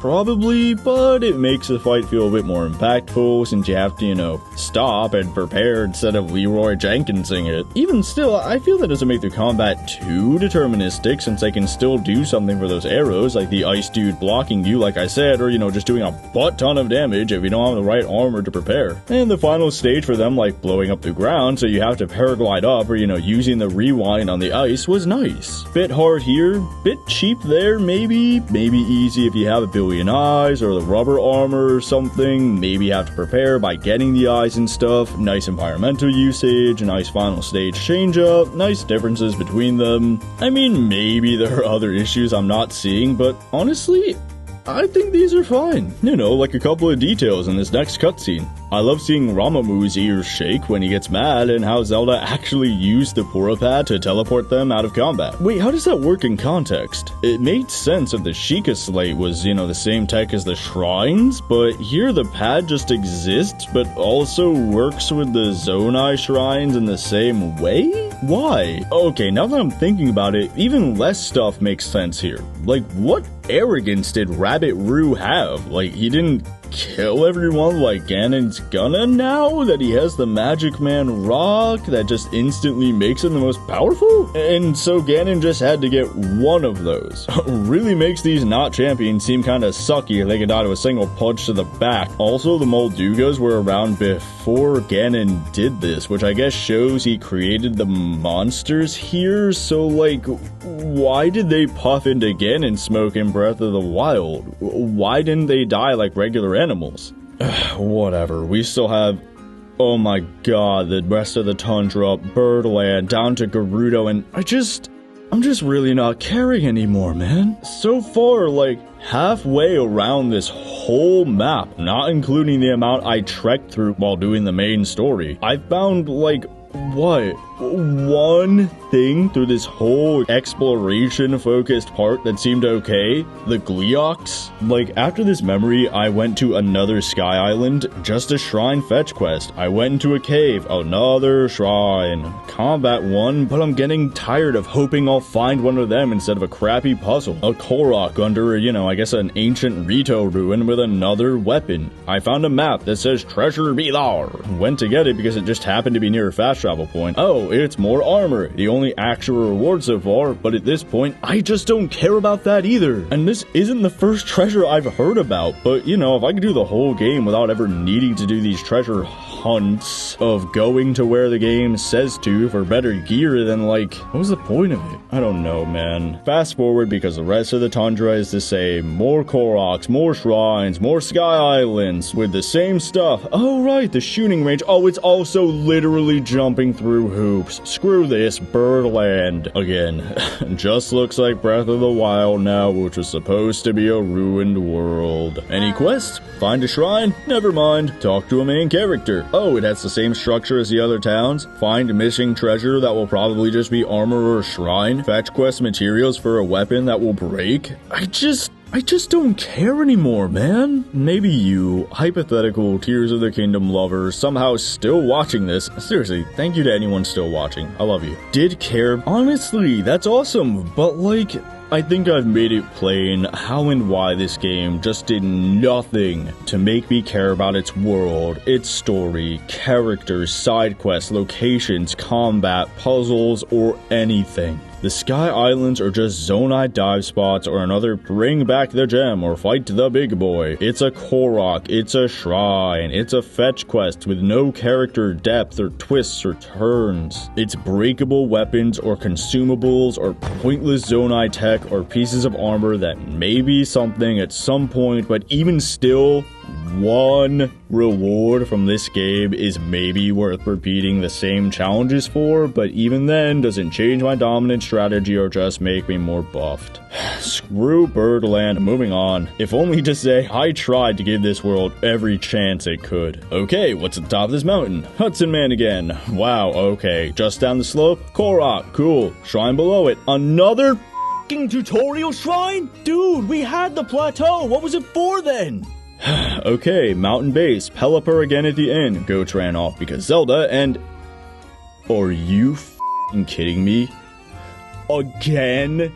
You literally left me a f***ing line to follow? Are you serious? I don't think. Just follow the sparkles even though it's dark and raining. Next memory. literally pointless. Zelda saying, I want to go home. No duh. And saying Link is cool. Nothing that says anything about his personality, just giving a cop-out for why he says and does nothing beyond video game objectives. At least this time it's in a memory and not tucked away.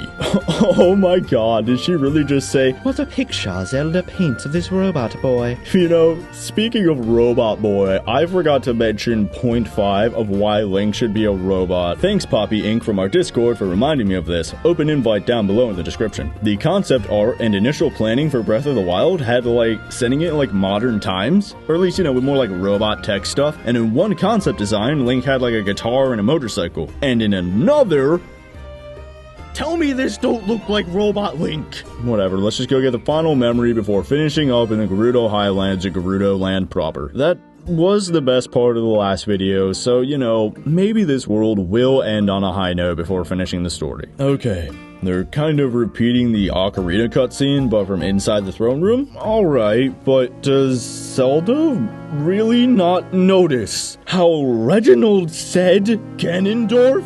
Even if she somehow doesn't know what he looks like. Dude!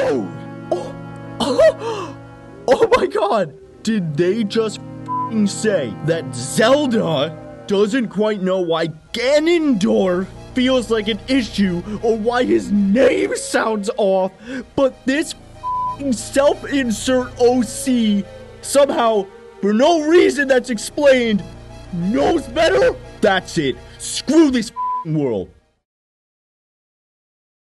Great. I've hit another screw this I quit moment like I did with the Koroks on the floating plateau in the first video, the retconning and blizzard from this cloud line from the second, and that time skip making no sense at all in the third. I would have quit this game at any of those if I wasn't finishing these videos. Screw it. I'm not finishing exploring this open world. This game is a joke. This game is literally laughing in our face with what it can get away with. I don't care what's up in the Gerudo Highlands or Gerudo Town side quests. Even if it's the absolute best stuff in this entire game, garbage like this doesn't make any good stuff worth it. How about we just look up what the heroine statue quest version 2 is, just for completeness' sake, since I talked about it in my Breath of the Wild videos.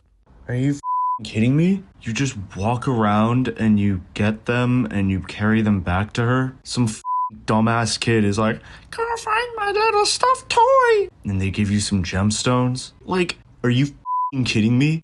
Screw looking things up anymore if this is one of the most in-depth side quests out there. The other side quests were a complete joke. Same with the shrines. I'm not doing them anymore. I did 50 of them, and there's 100 more. Screw that. Even if some are fun, I'm not wasting any more of my life hoping they're another one of the survival island ones, which are a great replacement for the test for strength, but fixing a problem that anyone could see was a dumb idea ain't a positive, buddy. Screw getting the dragon claws, and maybe finding out why the dragons are coming out of the depths, or if they're people too, like Zelda, if I can help them. I don't believe anything would come of that, but now I'll never be proven wrong. I heard there's a quest with the Yiga underground, but I don't care, I'm not going to look for it. I don't feel there will be any more new enemies that aren't beaten by just hitting the weak point with the arrow. The new bosses I liked are now boring, but even if there's another, I can just go play Monster Hunter, dude. I don't care about all those maybe I'll learn more laters that I said now. Screw this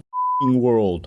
I don't know. Maybe that means you can now say with impunity, well, you can't have a real opinion on this game because you didn't try to see literally everything. Well, don't know if you remember, but we all railed on Final Fantasy XIII for being hot garbage for the first 20 hours and then only getting decent after that. It was a point against the game, not the player. It's not on me to put up with Nintendo's crap and try to find a still-wrapped Snickers in their septic tank. I think I made it clear so far why it seems this game is truly terrible, and honestly, not just a taste thing. Not saying you can't have fun with this, man, but this is a bad game. Congrats, Tears of the Kingdom. You made me not care.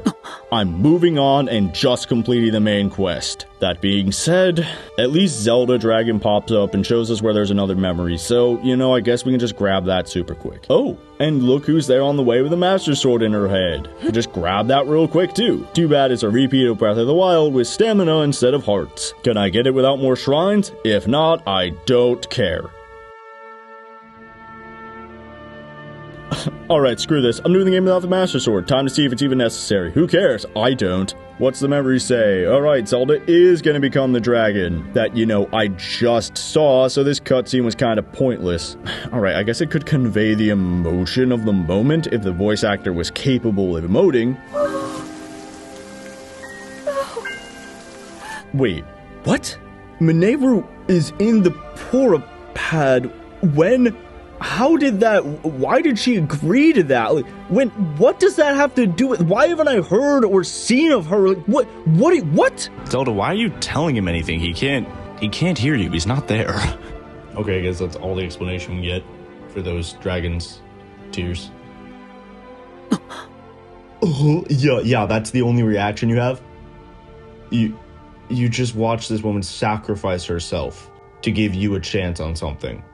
Oh, slight surprise as there's suddenly the silent princesses we never saw throughout this game. Oh my god.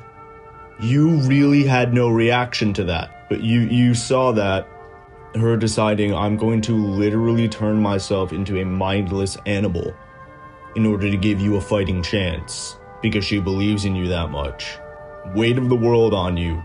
And your only reaction is, oh, and then... look around, oh, there's some flowers here. And then you look up and see this dragon and you turn to it. You, Nintendo. You, man. I loved these games. I loved your games. I cannot believe you would charge people money for this. It really is like I'm watching the hero become the villain. These games meant so much to me. All the other games you made meant so much to me. They were like my entire childhood, man. And that's what you do? Because you know you can get away with it now. And you don't care. You know, man, I don't care. F you. I'll finish up this game just for the video. Alright, let's just plow through this main plot and get it over with. I'm so done with Tears of the Kingdom and Breath of the Wild. Fort Town, once again, and cool, we get to see people we've helped throughout the game showing up here. Oh hey, there's Hestu too. So, Tapura, and we see Zelda standing around. Oh, we actually see her face this time. Cool, maybe that's the real Zelda. Alright gang, the not champions aren't here for reasons. Even still, let's storm the castle. But no, what do you think this is? The Battle of Kaer Morhen? Or the end of like Mass Effect 2 or 3? Where all the work we done has led to a dramatic crescendo and all of our friends throughout our adventure join us? Of course we don't muster the forces available to save Zelda. There's just a throwaway line to justify Nintendo being lazy so no one but us can get up to the castle. But why not have the flying Rito join me? At least have the Rito carry a few people up, or I don't know, have me build a bridge for the forces to invade. Building bridges is like your fucking fetish, Tears of the Kingdom. But nah, Link, just go ahead and do what we watch. Fine. And of course, no reaction to seeing Zelda. I looked up the cutscenes online because I, still had my robo-face on. Just a bit of surprise of, where is she? Not like that's the literal bare minimum logical response or whatever. More proof Link is a robot going off of what they determine should be the logical reaction or anything. Also, I'm just gonna take off the robot helmet just to see his face so I don't have to do that double check again for no reactions next time. So, I think I've proved so far you can replace him with a T-posing mannequin that says and does nothing, you know what I mean? And honestly, this castle is somehow easier than last time. No goo walls blocking me, I can ascend through the ceiling, no laser bots at least trying to stop me from climbing. Can still get around it with all the waterfalls, fight the same enemies as before in a corridor, I guess. That's it. You know what? Whatever. The quicker this is over, the better, man. Make it to the top. Zelda shows me the throne room in the past that should awaken my memories. I f***ing bet you this is a cutscene they planned for Breath of the Wild. And yeah, okay, this boss fight is fine too. I like that the dudes switch up their weapons, and one of them throws down gloom, so you gotta focus on him. I mean, it's not really winning any awards, but I think it's fine. Too bad it pulls the old losing game, winning cutscene. Where the have you been the whole goddamn game? You just show up when I need a Deus Ex Machina? I don't think you were even in the f***ing town. I don't care about this.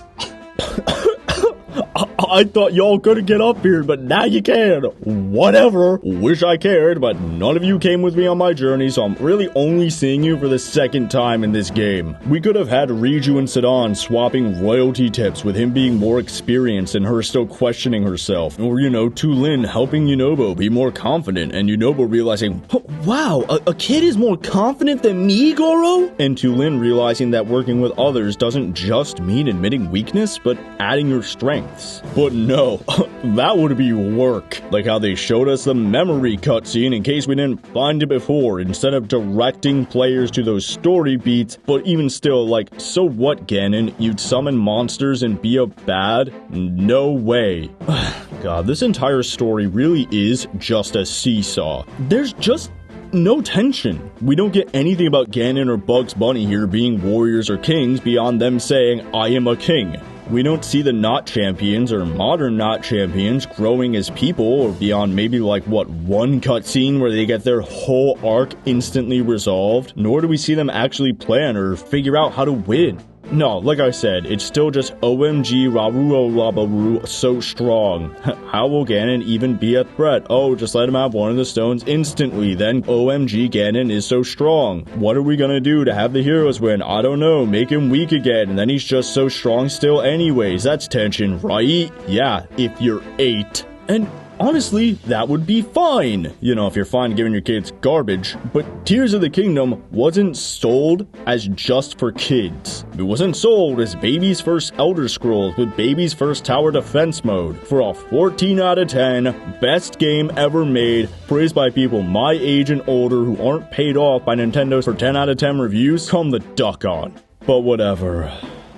At least we see the only line of dialogue that made me think for half a second where Riju's like, well, if he ran away, he's not at 100%, right? Cool. Finally, something that was actually written beyond dialogue that just restates what to do or what's happening. But also, Ganon says the puppet distracted me. But from what? Him recharging? Is that what he's been doing this whole time? Was it established he was doing that? Like, he was already strong enough to lift the castle as a mummy and make all these problems throughout the world. Like, you know what? Whatever. Don't even think. Not even on the only decent line so far. But you know what? Even though I'm pissed this game isn't over yet, this fake out for Hyrule Castle, it honestly isn't the worst idea. It does sort of fit into the fake out of Zelda not being Zelda, you know, if that wasn't obvious, but whatever. It is cool how they're saying, dang, guess we need to find that 5th sage. Where are they?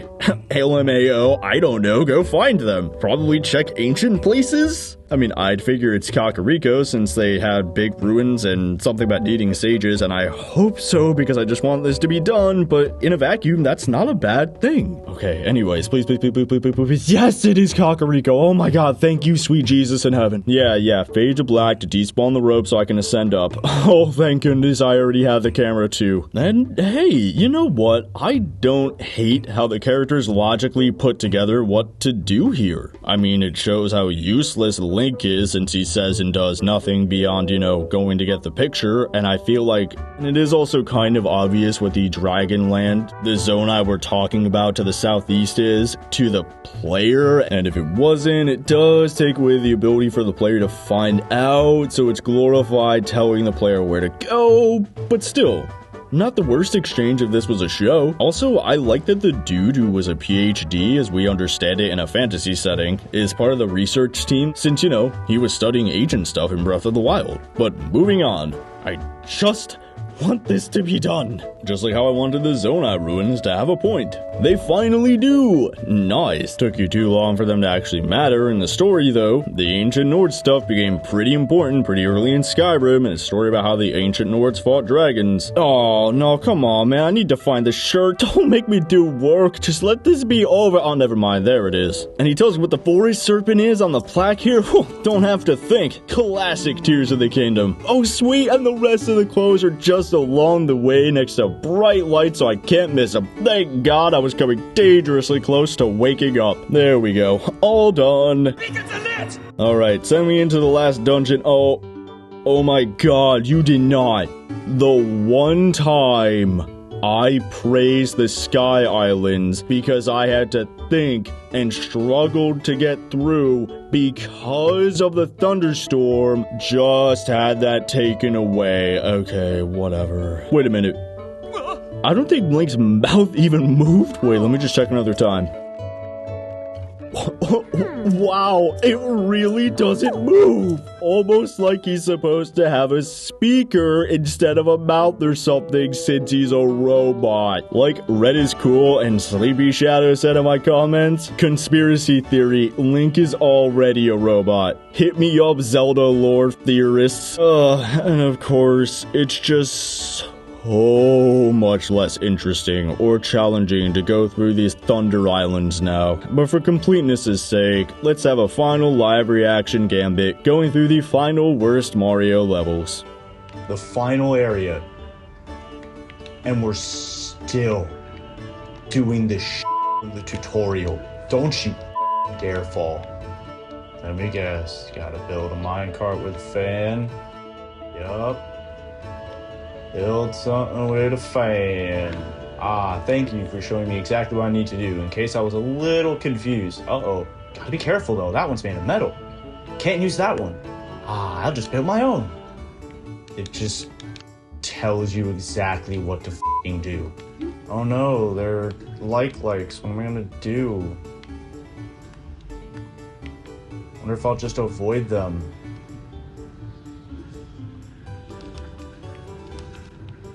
Did that even hurt me? Took off 1/4 of a heart. Wow. Oh boy. The exact same thing. Oh, good. There's already one built. Thank you. Makes my job just like 2 seconds easier. Oh, that's what it is. I have to build a bridge to the minecart. Oh boy, it's my favorite thing in the world, the blood moon. I don't care. I'm not doing these shrines. Make me do them. Please do not make me have to do more shrines. I didn't actually mean it. I didn't really mean it. It's totally fine. You can...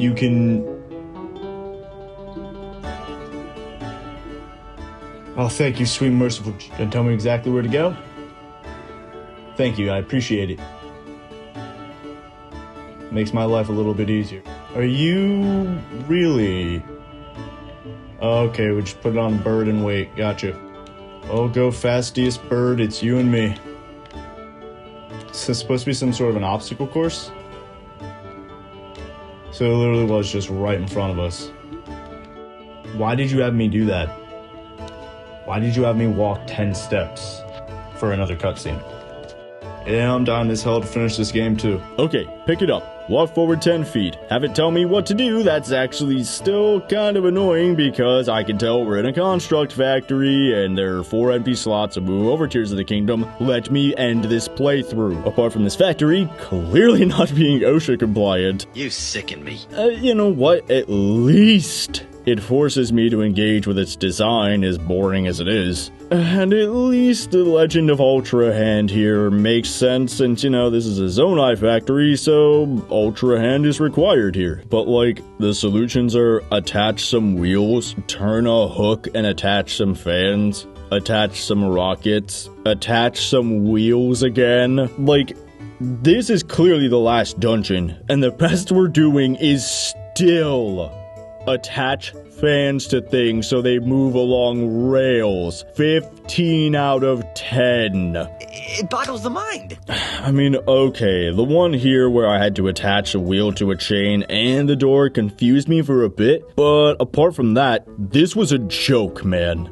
Just busy work of aiming with the bridge here and redoing it if you got it wrong. And speaking of that chain door, Nindy Gamer, hope I'm pronouncing that right, made a comment on my last video about a Twitter thread from some developer praising that as like a programming miracle. And like, maybe it is. But if Tears of the Kingdom only used it for one puzzle that's alongside 500 make a bridge busy work tasks, maybe you wasted some effort here, man. Whatever. We're closer to done. Hurry up. Wake up, robot, and join your robot boy comrade here for the robot revolution. Comrades, throw off the chains of Hylian. oppression. aggression! Are we actually gonna see you do cool robot stuff, or are you just gonna stand there and say Robo the whole time? Oh, alright, cool. My posse expands. I can't help it, man. I'm a sucker for parties and games. Why do you think I love Pokemon and Skyrim and like Mass Effect so much, man? I just love the image of this cross-dressing robot shorty, his 4 ghost buddies, and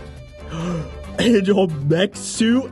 I can ride you? Is this game actually doing something? And we get to give you weapon. Oh, of course it uses batteries. This game is no Stop Having Fun, the video game. Oh my god, and this mech suit does like no damage. It's slow, it's not very maneuverable. I still take damage from Gloom despite being able to walk on Gloom in this. I don't want to sit here and stun lock dudes or spam fire. You know what? Just like every other time, screw combat, bye. Oh, okay. For some reason, you didn't start with the actual weapons, Robo. Alright, whatever. Hey, I'm Mr. Hinox. Hey, you, man.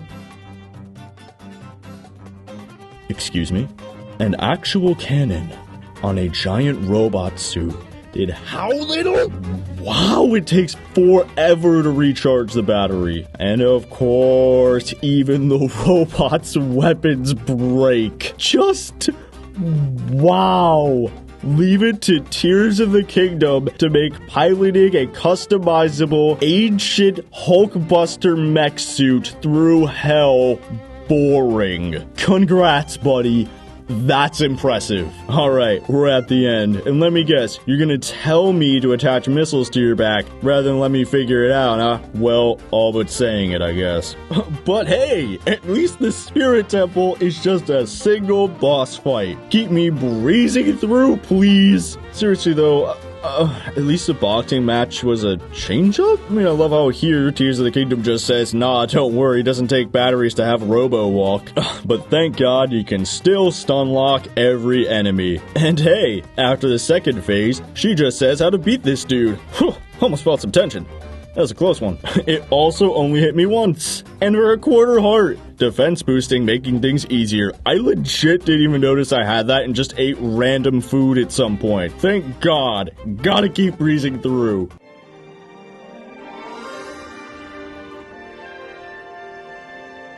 Why the hell is there this, like, reveal music? Like, we know who this is. She said it. We saw it in the memories. So there's literally no reason for why she didn't help us before. She just said, I wanted to, but didn't. Yep, taking off that mask was a mistake. He is not reacting. See, he could have been Mineru's construct. Circumstances forced you to, so there's literally no reason. I can't believe you're literally just saying what she said at the beginning. Pride? It's a single attack. Not pride. He saw one attack and he was like, I see this. Rauru does a magic man magic and just fixes everything. Rauru is a self-insert fan overpowered OC. Change my mind. Smug. He's not being smug. He's just like, bro, you're really gonna like do this? Name. Oh, you. Don't you dare play that music right now. Get that music out of your f***ing mouth. Bring yourself away. Generic, non-specific fatal cough. Oh, the worst disease in all of cinema history. Well, you didn't seem too upset about your brother sacrificing himself, but now this random lady who just showed up one day, oh, now it's all a big problem for her. Oh, for a second I thought she lost an ear. God forbid you show anything more than just like splotching some color onto her model. Love how Ganondorf being part of the Gerudo is still never brought up. You know, you could have said that before instead of just saying, oh, circumstances made me have to do this. Didn't react at all, did he? This is the worst story I've ever heard. Okay, so they are actually gonna make me get the Master Sword. Whoa, what a novel idea. Like dumping all of this info on Mineru's construct in the loading screen when I thought us going through the worst tank mission ever was the tutorial. Whatever. Korok Land. Oh my god. Stop right there! 2 NPCs outside the Lost Woods are saying the exact same thing. That the forest is broken. Oh, but the Korok just tells me how to fix it. Fight by me. Closer to ending this game. Geronimo, Korok. Oh, even better. 2 Koroks tell me where to go, and they're posed in a direct line, so all I have to do is follow the pine codes. Thank God. Oh, what do you know? Tears of the Kingdom is finally working for me by not caring, not thinking, and just wanting things to be done as soon as humanly possible. Wow. Back up we go! Everyone is silent for no reason. Wow, just fight one dude when last time I had to fight 5 at once. Remember last time we went into the Deku tree and there was a whole dungeon? Apparently Nintendo doesn't. Who cares? Makes things easier for me now. No, I don't give a f that you put in the narrative that yeah, exactly. You know, heals itself or whatever. Just like, because it's the same just because you explained it doesn't mean it's fine. Right, like, how would it be any different from me just having 50 goddamn great sticks? Yeah. And that's all I have. So when one breaks, okay, I move to the next one. It's the next one, it's the next one, it's the next one. Like, at that point, how is it any different? Yeah. No, seriously, I really don't understand why the shrines are such a huge deal. Exactly. Like, especially this last one that I just walked in on. I literally sat down, didn't even see the shrine. I was like, oh, do you have to hit a target? Yeah, exactly. I literally didn't even see the shrine for 3 seconds. Yeah. That's like... That's and you baby know what's so like, when somebody in your comments or whatever is like, oh, just get good scrub. And I'm like, all right, but you're really saying that when half the problem is that everything is too easy, that it takes no thought at all? Exactly. Oh, yeah, I love this. That's Zelda, apparently. Oh, I see it. Yeah. But like, oh yeah. Did you just stab her in the head? No, that's where that's just where it was when she swallowed the stone, and apparently the Master Sword knew to just embed itself into her. Aww. Also, look, what a trial. Woof. Just hold a button. A. Like I Hold A to save your life. Yeah. Like you don't even have to push it fast, which is hard. That is the first bit of actual emotion I've seen from him in this entire game. Paying a little bit of due reverence to the sword of the goddess, who's supposed to be, you know, the god of his religion. And we're gonna go over there and be like, hey, poor, he's gonna be like, oh, he's gonna wiggle his hands without moving his mouth. Mm-hmm. And then he's gonna be like, oh, here you go. I found the sword. And Porter's like, what? You say you found the sword? That's amazing, Link. Wow, what a way to attempt to have the bare minimum of continuity. Look, I bet you the next one it's gonna be the exact same map. They're gonna have a few more bells and whistles, and they're gonna be a calamity, upheaval. What's that? This is the new problem. Yeah, don't buy that. See what I just say? The Master Sword is restored, you say? That was a joke! Damn. I did! I just got here to tell you this. Okay. How was that not my main quest to start with? Which one's just a dude, and who's the seasoned warrior of the desert sands? She's like, I know the ways of the Muad'Dib. Oh my god, right? And this dude's like, yeah. Okay, go underground, follow the path. No problem, Chief. Let's get this done. Oh my god, the floor is lava. Oh my god, no, this is for children. The floor is lava. Found a new decent enemy, though. The is that? Hey, you, man. Oh, Jesus. What? Oh, God, let me out. I got, dude. Oh, Who's that? Douchebag. He said I literally eat bitches like you for breakfast. I did call him ugly. It's because he's ugly. He shouldn't be so ugly next time. Yeah, take that, bitch. First try. You know, that seems to be the main theme of my positives. I think some of the bosses are okay, but like I said, Monster Hunter. Okay, here we are. Probably. I love how they give me what may as well be a core mechanic, like, right at the end, but I don't give a crap about Zonai buildies, and maybe you can do this earlier on, since diving into this hole seems cool? I don't know, whatever. Oh, hey, it's Koga! Okay, he's actually popping up in the story. Makes sense he's down here, since I knocked him into a hole before. Still not too sure I like him being the comedic relief when, you know, there's really been no active villain but goofy-looking monsters. Really feels like he needs that Suga guy from Age of Calamity to, like, balance him out, or, you know, see Koga doing more evil, so it's kinda creepy how he's still so goofy, but still, like, you know, being evil. I don't know. Just want this to be done. Who cares? This fight is a joke, but that's fine by me now. And he tells me where to go. Thank you. Is this not supposed to get old? Because, like, we get it. He's goofy. Yeah. Bye. What you call it? Link just watches him leave. See you. Yeah, because he's a joke. He's not a real threat. And I guess they leave me with a present because there's literally no way that anyone else left that for me. There were the little Yiga tag things that flew off. They said, "Here you go, Link. Have a chest." Because they're secretly fans. The Yiga are tsundere for Link. Confirmed. Yep. Makes as much sense as having the tutorial for the auto build a second time. Whoa, that's so amazing!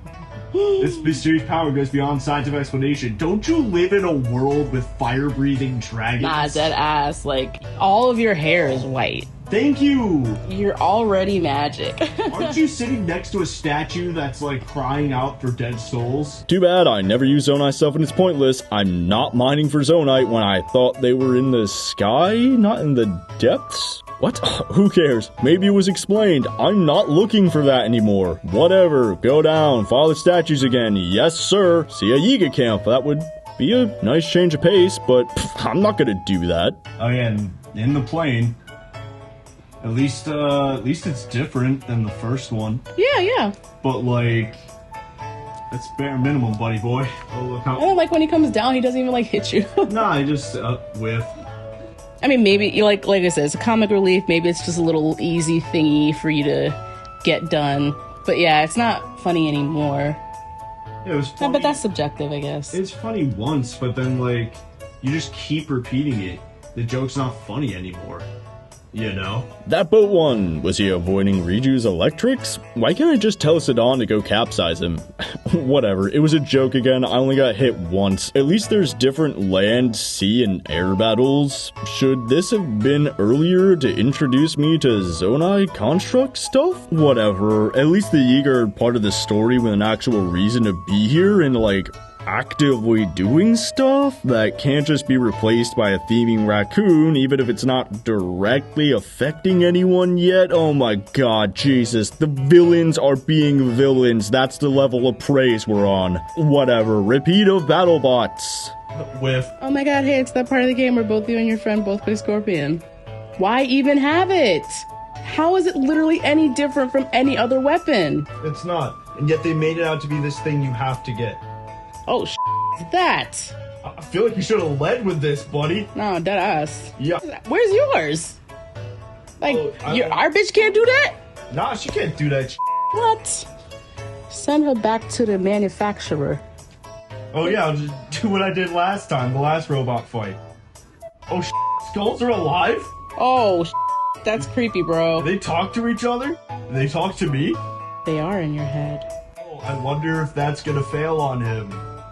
I wonder if it's gonna be literally exactly the same as Breath of the Wild. Okay, that's a cool looking weapon though. Well, it looks like the type of you would draw when you were in 7th grade. But like now it's funny because it's just like, all right, Koga, see you next year. Yeah. Okay, buddy. He's going up instead of down this time. Oh, isn't that cute? All right, Koga, see you next year. Thanks for the treasure. Thanks. I love our little training weeks. Our training weekends. See, you know what? If Link was sitting there like that 80s cartoon, sitting like, excuse me, princess, while Koga's over there like, you know, reaching at him, but Link's got him like, holding his head, and he's like, as that's happening, and Koga's like, I will destroy you. Yep. Like, I would watch that show. I'd still watch it anyway. That shit was really cute. Alright, Koga told us where the Demon King is. What a title! What was wrong with Ganon? Did that make it too obvious how you're retconning how Zelda said Calamity Ganon has given up his physical form? Why did it take me so long to say that? Who knows? My brain is fried. Back to the castle and... oh my god. This is it. the end of the past 6 years of hating on Breath of the Wild and Tears of the Kingdom so far. The end of this playthrough that I can't believe made me praise Breath of the Wild by comparison. Alright, let's end it. Not Calamity is below Hyrule Castle. Hold on, let me get this straight. We didn't think to check the last place we saw him. G-tier anime, people. Wonderful. Well, let's blow all our money on some supplies, get some extra hearts, and... Alright, chums, let's do this.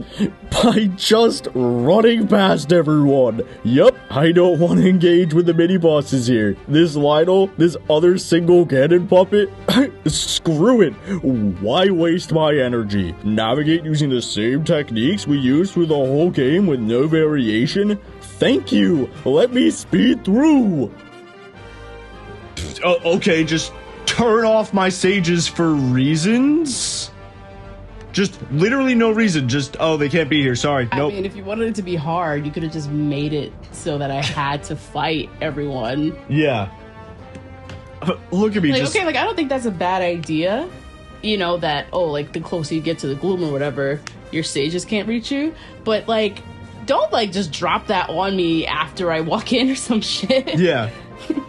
Look, like, how much is prepared for that? Look, in the middle of this fight, I'm just switching out my weapons and everything. Oh, that broke. You know what?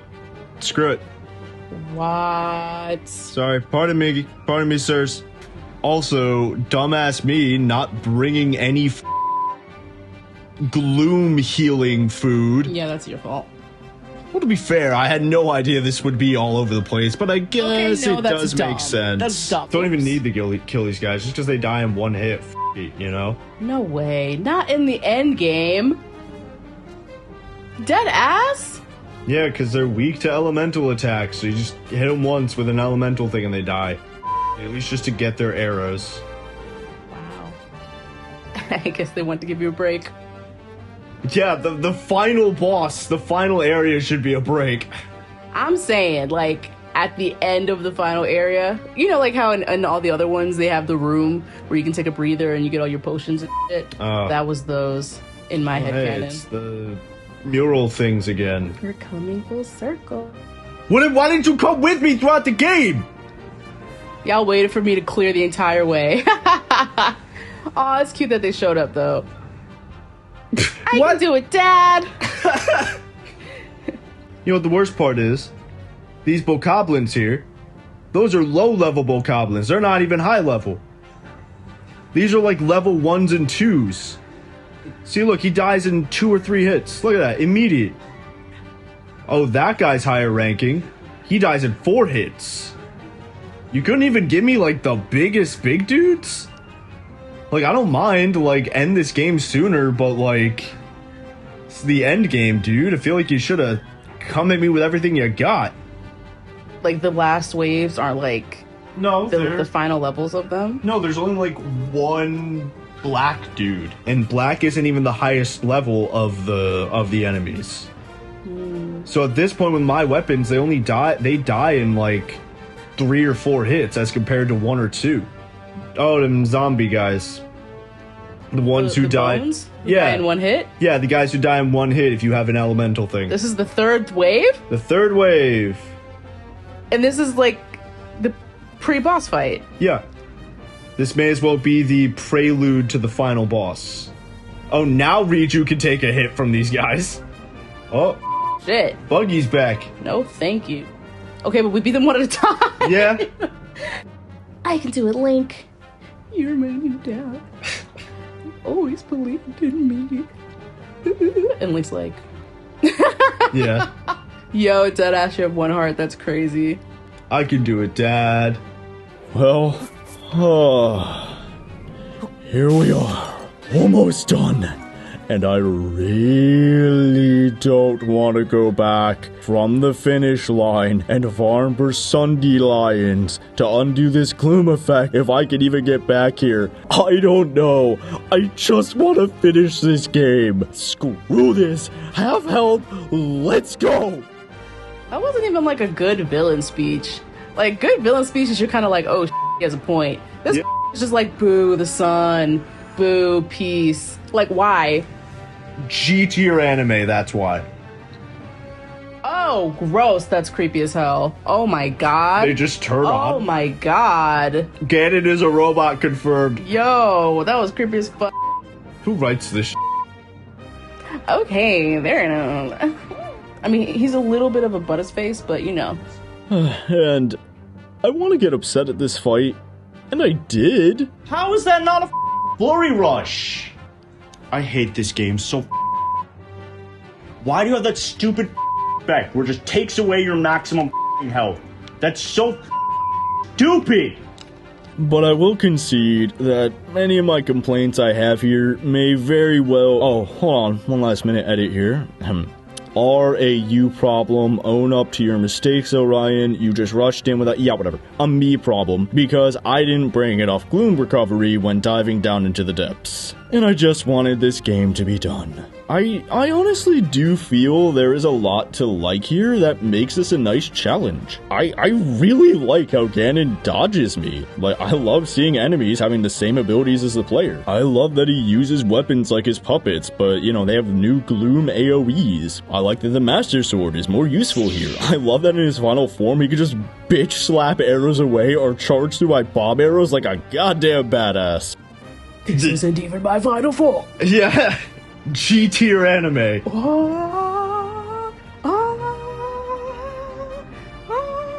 Okay, that's a cool look.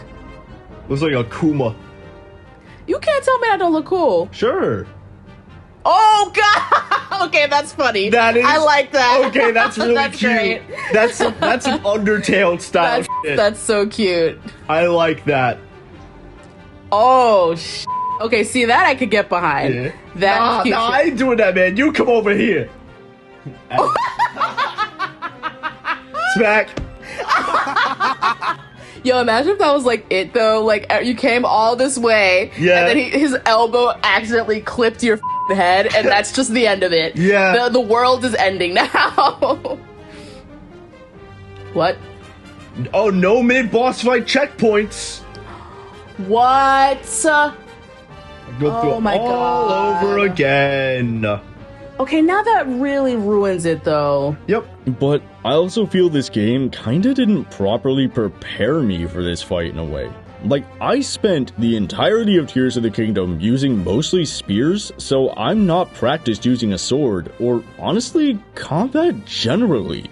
Like I've been saying, I avoided most fights, so I'm really not used to doing flurry rushes or parrying or something. Maybe I can argue this is a broken skill chain, like me not parrying lasers with Ganon in Breath of the Wild, but honestly it could just be me here. But with a final boss in a freedom-focused game, why not have multiple options like Deus Ex have, or, you know, like Breath of the Wild with Ganon and his everything-proof shield? I could use Urbosa's Fury on him like I did. I don't know.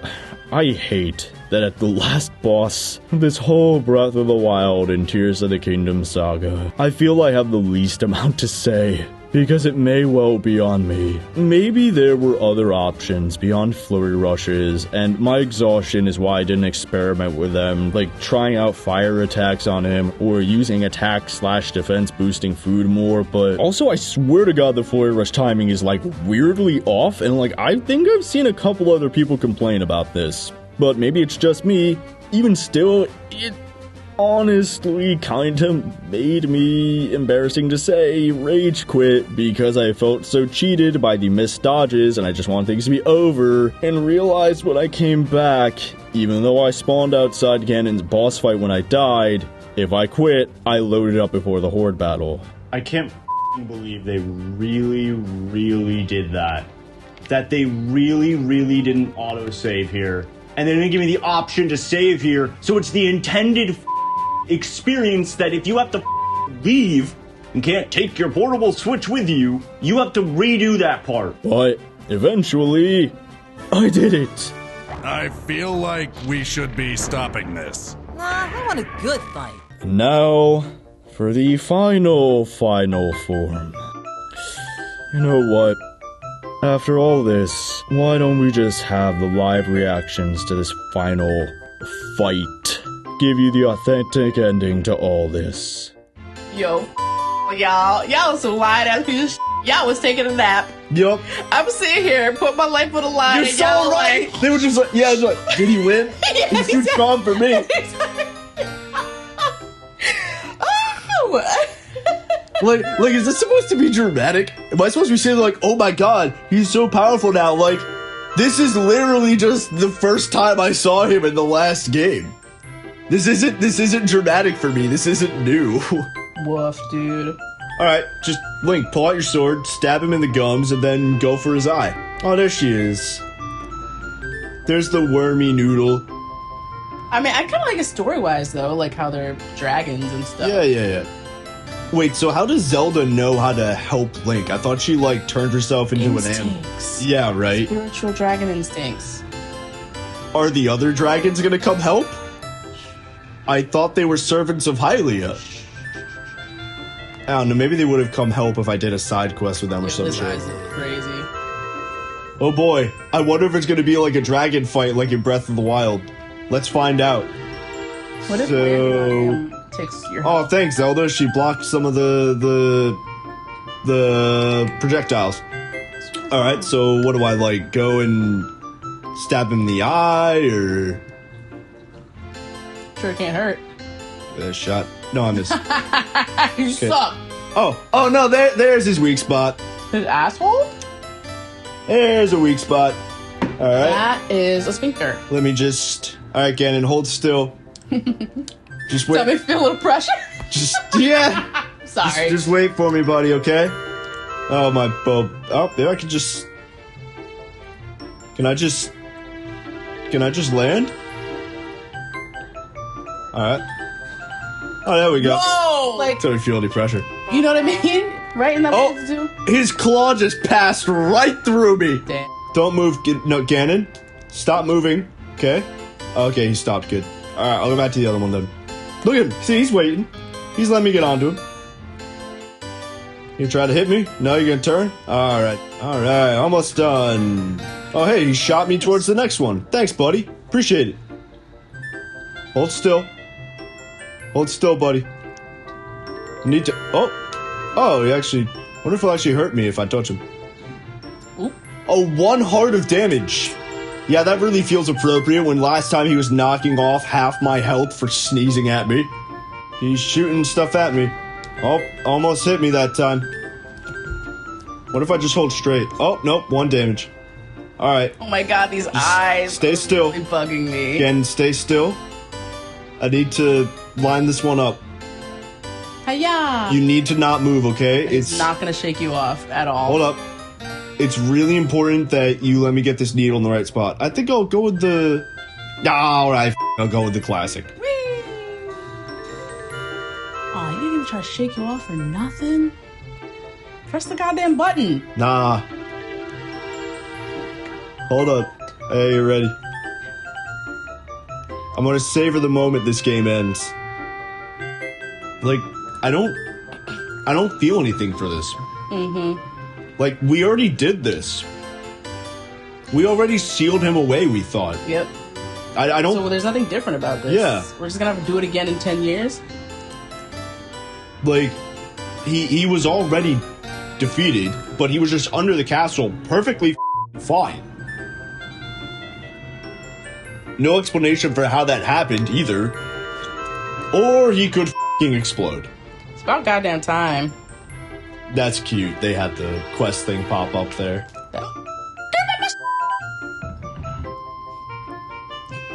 Why is he shirtless? I earned that bitch! Oh look, surprise. The only emotion he's shown this entire game. Yeah, that's the appropriate reaction to having defeated the Dragon Demon King and now being transported to the astral plane with no shirt and a ghost furry and his furry wife. Well, just his wife. Show up and you use your light magic from your robo arm to turn your best friend or whatever back from an immortal dragon into a princess. The appropriate reaction to that is, oh, Zelda gets to keep her clothes. Can show man nips, but not female nips. Disgusting.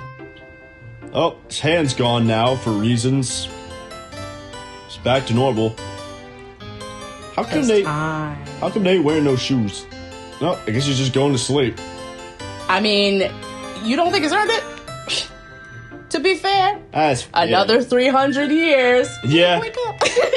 We need you. He's like, can't you ever just want to give me a goddamn present? That's why he should be a robot. They turn him off when they don't need him. Yeah, Zelda's as dumb with this shit as I am. She's like, I'm fucking... Oh, we have to save her one last time. Alright, fine. This music is cute. It's like, alright, Knight. Save your princess one last time. To be fair, she also did just transform from a dragon. So I'd probably be beat too. Oh, that's cute. I think that's really sweet. It's a good shot. It really is. Get that music out. That was cute as fuck. Alright, you need to curve now. You curve around that bitch. That was... Heart contusion. Pancake. Wow. So much emotion. He doesn't say or do anything during this. He doesn't help her up. Doesn't help her up at all. Is he shorter than her? From what I saw, it looked exactly the same as it does now. That's cute. The mission complete thing there. That is cute. Oh, there's the actual title. Don't know why you had the logo branded onto it when you very clearly just didn't want to make any more of these. Do you have any final thoughts? Or do you just not? I mean, I like this music. And I think I feel like this finale was pretty strong, but it's just a shame because it doesn't match the entire rest of it. Like, it doesn't feel earned. Yeah. Like, I feel like... Well, apart from the dragon fight, it's not a good finale. Oh, well, yeah. I don't care. Yeah, that's what I mean. Like I said, I feel like, you know, the Ganon fight was pretty strong. And like some of this narrative stuff, like the music choice and some of the stuff with Zelda just now, I feel like it was good, but it just didn't follow well. Yeah. So I don't feel like it was impactful. But I thought it was nice. But that could just be me emotionally reacting to those few frames where Link was reaching for Zelda, because, you know, I'm a sucker. Because it's so cute. It was a good shot. Like, down, like, yo, excuse me, why are we talking about Mifa or whoever? Like, obviously, if y'all just made Zelda and them romantic, like, I don't give a 2023 or whatever. If y'all just made that romantic or whatever, that would have been mad cute, okay? Mm-hmm. But anyway, but that yeah, like, we're seeing all this like, I don't really care about, you know, Tulin and his dad, you know? Yeah. Because we didn't see him prove that he could do it. Like, we didn't see him prove that, hey, you know, my dad was right. Like, just because I can do that doesn't mean I can pretend that I'm the best at everything and I'm not going to take help. Yeah, he got help one time from one dude and then went with Link, who did everything. You know? Literally any Rito warrior, anyone who was a Rito warrior could have done that, you know?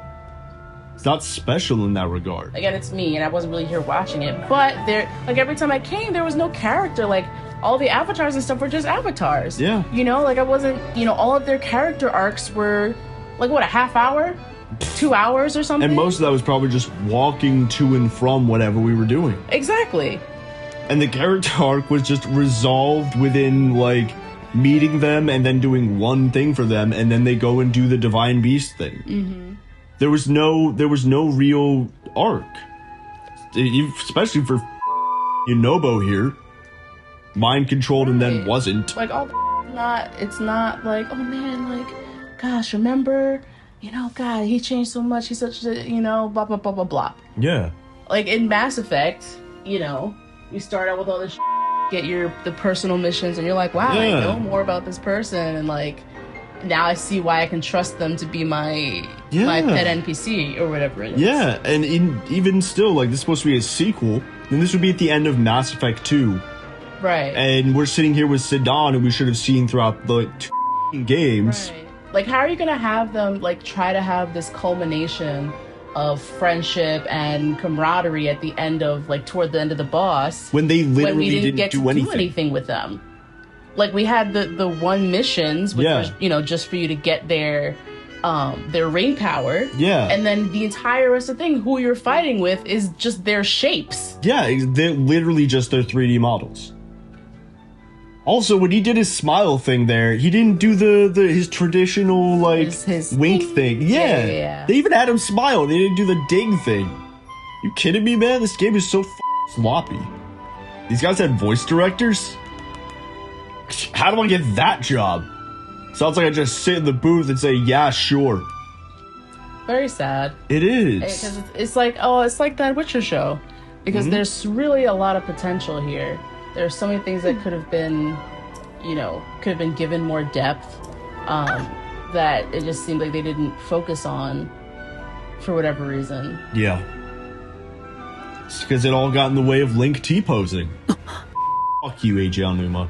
How fitting his name is over Ganondorf. Shut up. Kim. No, it ain't. You're gonna release another one, and it's gonna be 80% of what you wanted Breath of the Wild to be. Oh. Post-credits cutscene. I can't believe such an impressive landmass can float in the sky. You're saying that now? You're saying that now at the end of the game? The whole thing about floating sky islands, and now you're saying, wow, that's impressive? This is only a theory, but Raru's power of light and Sonia's time power. For Zelda to transform back, they both must have channeled their abilities through you, Link. Yeah, I was there. Only a theory, and yet Link says nothing to confirm that that's exactly what happened. What is this pause? What the f was this? Say it at the same time? Wait, did you all not swear your fealty to your queen before this? Did they know that memory thing was there? Did they know? Like, why did they do that? Of course, the only death in the entire story is the person who's already dead. Oh, that's that robot lady? Yeah. They're poor. She's back there like, man, I'll get paid enough for this. Pour a space the f out. I respect that. Well, that's that. Alright, cool. I wish it could have been better. I wish it was more emotional or whatever. I wish it was better too, man. I really wish it was.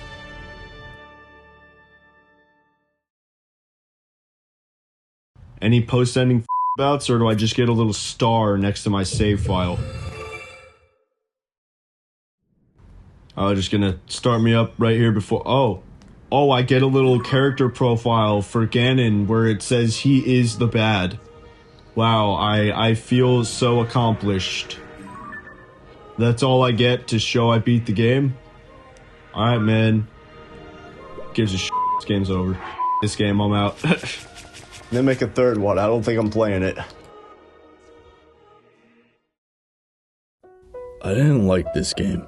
Like I said, this was the worst game I ever played. Taking that title from Breath of the Wild, despite making some improvements in some places, and that feeling of these two being the worst games ever, coming from Zelda and Nintendo, which practically raised me, were what spurred me to make these videos at all. These have been incredibly personal videos for me, as you can probably tell by now, and especially if you see my Breath of the Wild videos with my ending monologues, or that now very mid part 1. And that's because I think Breath of the Wild sucking was one of the biggest turning points in my life. I think it was my coming of age moment. It was when I finally turned away from video games. Sure, I came back to them with a hat in time, but like, it wasn't the same. That boyhood wonder was gone.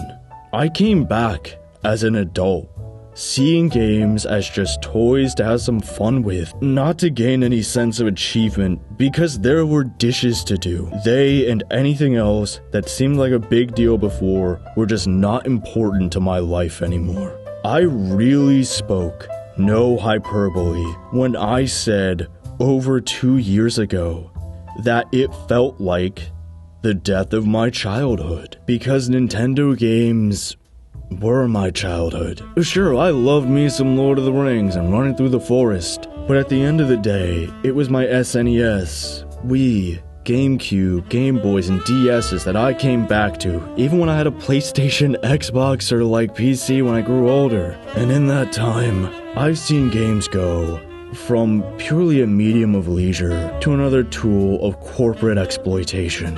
And let's be honest, that creed has always been there, but it wasn't what it is today. And even that didn't drive me from video games. But when Breath of the Wild reduced the ones I love to here's an open field and everyone ate it up with a smile, and I eventually decided, screw it, I need to make what I feel known. Because I was seeing everyone say the sky was red when I knew it was blue. I took the basic editing I knew and self-taught myself the rest. I studied further than I ever did in college. I worked on these videos alongside what was one very dark period of my life, just to give you some idea of how much I was committed to these. I said in previous videos I was pretty sure I was losing my voice. But you can see I have now. This is not like exasperation. I mean, it is, but because I just want to get this video out.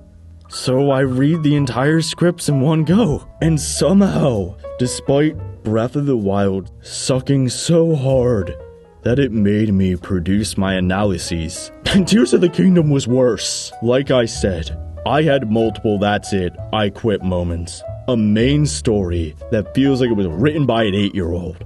Arcs that are instantly resolved. Global amnesia, still only shrines, and random chests and Koroks, bland dialogue that just repeats what we saw, or says what to do with maybe a GORO at the end, or overly praises us for stacking some bricks. Repeated cutscenes, puzzles that are just a tutorial over and over, sloppy mistakes, down to the readability of the text, how completely useless the Zonai stuff is, which just despawns anyways. Like, there's so much wrong with this game. There's stuff I didn't even really get into, and I can't reasonably sum up everything here. And don't get me wrong, I didn't want this. I wanted this game to be good. Believe me or not, people who can't understand that not everything is black and white. I hated Breath of the Wild, but I wanted Tears of the Kingdom to be good, because Breath of the Wild had a few very good ideas. I didn't want to be hurt again, man.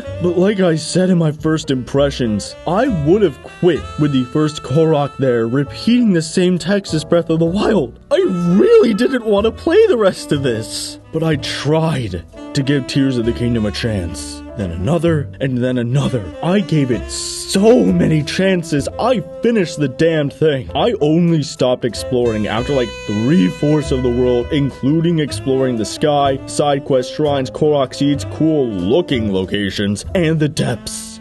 I gave this game way more than enough time to determine if it's fun. And if there is stuff I missed, well, it didn't seem worth it to explore more when most of it turned out to be a waste of time before. So I don't want to hear I didn't give this game the time of day. And at the end of all this, really, I can only confirm that we're overpraised for the most basic things, making it seem like this is the Candy Crush of open world games, massaging the rodent brain for finishing the most simple tasks. Heck, when I started not caring and not thinking and trying to get through things as fast as possible, Tears of the Kingdom made more sense. And maybe this means it's just for kids, but people my age and older have praised this, and you know what? Kids deserve better. That's like saying we should only feed our kids candy. Zelda before this was made with kids in mind, and it didn't treat them like this much of an idiot. And Tears of the Kingdom wasn't sold as just for kids either. But even still, for the people who still admit that Tears of the Kingdom may not be perfect in those areas, you know, 90% of the game. What's the main praise we hear beyond, well, at least they had actual problems in the town now, since Breath of the Wild didn't have that, which isn't a praise, by the way. That's admitting Breath of the Wild was unfinished and we were just charged again for the bare minimum. It's that we're still supposed to make our own fun, but rather than exploiting physics that offers no meaningful choices and evolves us into spoiled sport players with no structure around those exploits, now we're supposed to go with the meaningless choices of a fiddly Legend of Ultra hand that solves most of the puzzles to create Zonai machines that despawn. Why? Because we better find something to do in this game, but this has no connection to the rest of the game. It's just sprinkled on top with maybe one or two make another fan on a minecart. It's just like saying, well, the main obstacle course is boring, so why don't you just get off it and do jumping jacks along the edge? It's like being given a Pee Wee Herman breakfast machine to pour a room temperature glass of water. It's just like last time, being handed a blank book and told to write our own narrative when that's a book's only job. And even if we want to admit it's still disconnected, the praise I hear then about Ultra Hand videos, beyond the like 10 epic Zonai builds, is that it's impressive how it was designed. And even if it is impressive how it was designed, it's pointless how it was used. Look, I may be wrong, since I'd have to look deeper into actual mechanics and structures of the physics system, but still, looking at Banjo-Kazooie nuts and bolts compared to this reminds me of how I feel about Breath of the Wild's physics system. I was planning to expand more on that in my level design video of Breath of the Wild, but TLDR, it's like we're praising wood catching fire, which seems to be a lot less impressive when big money Nintendo does it, since, you know, Ocarina did that, and Minecraft made a whole physics system itself 6 years before Breath of the Wild, and that was an indie game made by like 3 dudes before it became the best-selling game of all time. So what if Tears of the Kingdom copied a build system from 15 years ago? Okay, I guess I'm repeating myself, but the point is, this is a bad game, and that sucks, coming off of Breath of the Wild, when the bar was on the floor. So here we are at the end. And what score would I give Tears of the Kingdom? I'm not one of those people who thinks review scores are bad, you know? Games should have a theme, movies should have a log line, reviews should have a score, basically. And people have often asked, what score would I have given Breath of the Wild out of 10? I was planning for that to be the end of my Breath of the Wild videos, but I guess y'all have waited long enough. I'll say now I'd probably give Breath of the Wild a 2 out of 10. So what constitutes a 2? Well, I'll put full explanations for each score on screen, so, you know, feel free to pause, but for now, the important info is that I reserve 0s and 10s for games that go beyond traditional ranking. 0s are like overtly hurtful, like unregulated gambling, or simply unplayable. They don't deserve a score. 10s are genuine pieces of art that deserve to be put in a museum. 1 is you basically have a game that turns on when you turn it on. You know, gravity goes down. 2 is just, it's downright awful. Maybe there's something that could be done well if given to another developer, but the bad so outweighs the good as to make any good pointless. Guess where Tears of the Kingdom is going? Yeah, I've used that logic a bunch for a reason. If I want to be generous and not logical, in a vacuum, I'd say Tears of the Kingdom is a 3. Bad. Because it's not just below average like a 4. Even ignoring Tears of the Kingdom being a sequel, which we shouldn't, there's enough terrible puzzles, and the story sucks and etc. to bring it all down. Still, there's 1 or 2 things that you can have some fun with if you're already a fan of this type of game. But there's still way more bad than good, and it's just not really worth it. Like some of the boss fights, just play Monster Hunter, dude. Still, that's it. And improved upon Breath of the Wild in some ways, like having an actual dragon fight. In others, though, it's still doubled down, like having a flat flow channel. And with Breath of the Wild in mind, honestly, I feel it's more generous to give Tears of the Kingdom a 2, and more logical, or at least more passionate, to give this game a 0 out of 10. Like, where is the Sheikah stuff? Why does almost no one mention the Calamity except the most token acknowledgements that we still had to go find? Why do the Koroks not remember me? Was there a time skip or not? The copy-pasted cutscenes, Link still standing there doing nothing, fading to black every 10 seconds. The side quests can be completed in those 10 seconds with no story. How insulting some of the puzzles are. Being literally shaped peg-shaped hole, still building carts and bridges up until the end of the game, avoiding all enemies in the final level, Zelda not knowing who Ganondorf is, and that Ganondorf laughing face. You know better, Nintendo! But like I said, this right here is Nintendo admitting they don't care even more than giving you a literal piece of shit for completing all the Koroks. They're saying, fuck you.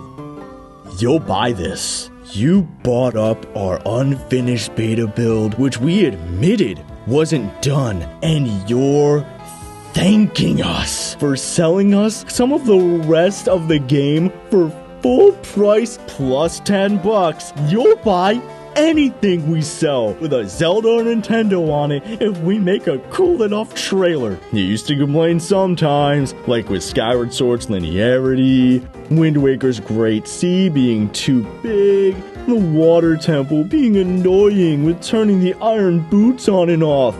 But now you'll just lick ours. We'll give you a half-baked, still unfinished game. Call it a sequel with some of the worst levels we ever made, with a joke of a story and global amnesia, and not fix any of the combat issues, and maybe give you one or two half-decent ideas, so you'll scream, "Put the Zonai planes!" if anyone dares to say Tears of the Kingdom 9 out of 10 instead of 16. And guess what? You're gonna say, "Thank you, sir. May I have another?" F*** you. Thanks for your money. Like I said, I can't believe I'm saying this, but you could maybe say at least Breath of the Wild was trying something with complete freedom, and that they were cut short by having to port to the Switch. But there's no excuse here now. Obviously, Nintendo is not monolithic, so some people there did try, but I think we can see here, someone higher up knows Nintendo can put something like this in their game and not be laughed at. It'll just be seen as cute meme fodder, when this should be one of the most dramatic turning points in the whole narrative. Stop praising this game, please. If we don't push back on this, Nintendo is gonna be like Homelander at the end of the season finale of The Boys, where he killed a man and got cheers, and realized he really can do whatever he wants. We pushed back on loot boxes, and we're pushing back on live services. I know we've all got beaten down and used to the corporate exploitation. Heck, I'm sure some of you watching this literally don't know a video game world without that sh**. You grew up with the DLC, the loot boxes, pre-order bonuses, the exploitation, roadmaps, seasons/battle passes, the microtransactions. But I promise you, this is new. This is not normal. And saying Tears of the Kingdom is good is adding being a bad game onto that pile. We can enjoy bad things, sure, but if we can disassociate our enjoyment of the room from its quality, we could do that here. Oh, hi, Mark. I know nobody who needs to hear this has watched this long into the video, but let's be honest. Would they have listened if I put it earlier? I don't know. All I know is I will never buy a Nintendo game again. That game company, the biggest hero of my childhood and of the 1980s game crash that practically saved the entire video game industry, at least in the West, really did live long enough to become the villain. And it didn't have to be this way. Say what you want about Destiny, but at least Bungie had the gall to say we're done with Halo and to move on. But Nintendo didn't. They could have admitted they didn't want to make another Zelda, but instead just puppeteered the corpse to show how they're willing to degrade themselves and their creations for money, doing a corporate 180 and kowtowing to no formula and no linearity, since those were the main complaints of Skyward Sword. It's like Casa del Lavo said in my comments. I can't believe I'm watching my favorite video game series burn and die, while people are breakdancing on the grave and calling the funeral the best party of all time. But I'd add the party is barely even a party. It's like one looping pop song from 2010 with some room temperature Kool-Aid.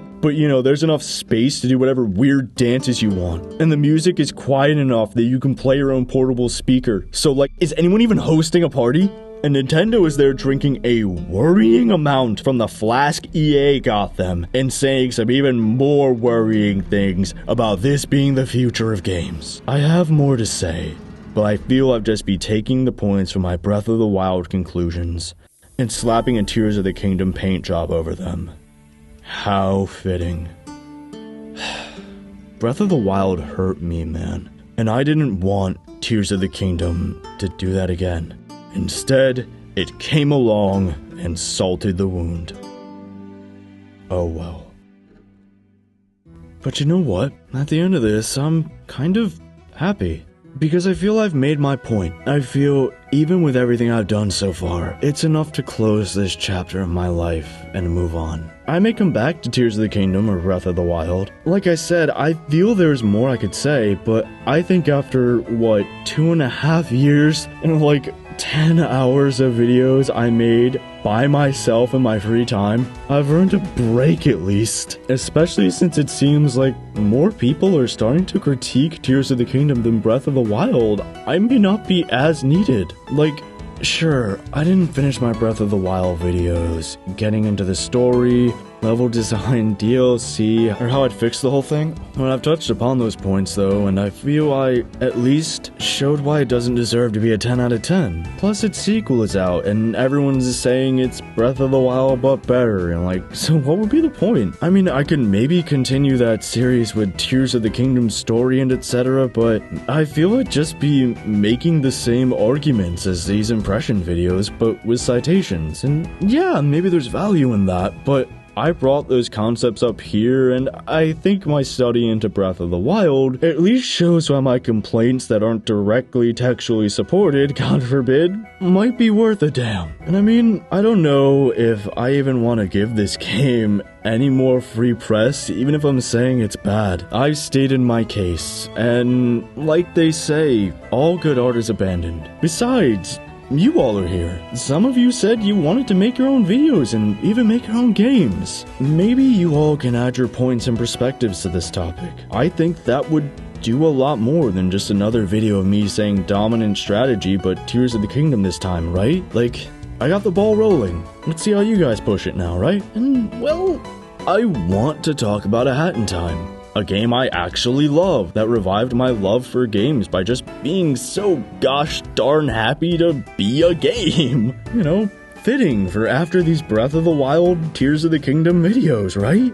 I want to make another Pokemon Nuzlocke video to detail B2 Bomber's sortie over Alola, which, you know, I've never played Sun or Moon. Heck, I don't even want to critique Sun and Moon that much like I did with Pokemon X, because after Tears of the Kingdom, I don't really want to crap on things for a bit. I'll make my positions clear at least. You know, gotta keep the brand. Speaking of, be sure to check out that Nuzlocke for more channel lore, like who's canonically been making all the robot voices. I mean, heck, I'd also love to make all the videos you all suggested. But at the same time, this is kind of scary. I don't know if you all knew this, but I wanted to be a writer. My first couple of videos were about writing, but I enlisted them to try and help the algorithm here. Heck, I even wrote a book and hocked it in my Breath of the Wild videos, link below. But I feel I've lost a lot of passion for that. Now I'm finishing up what has been my creative endeavors for 2.5 years. We're sailing into uncharted waters.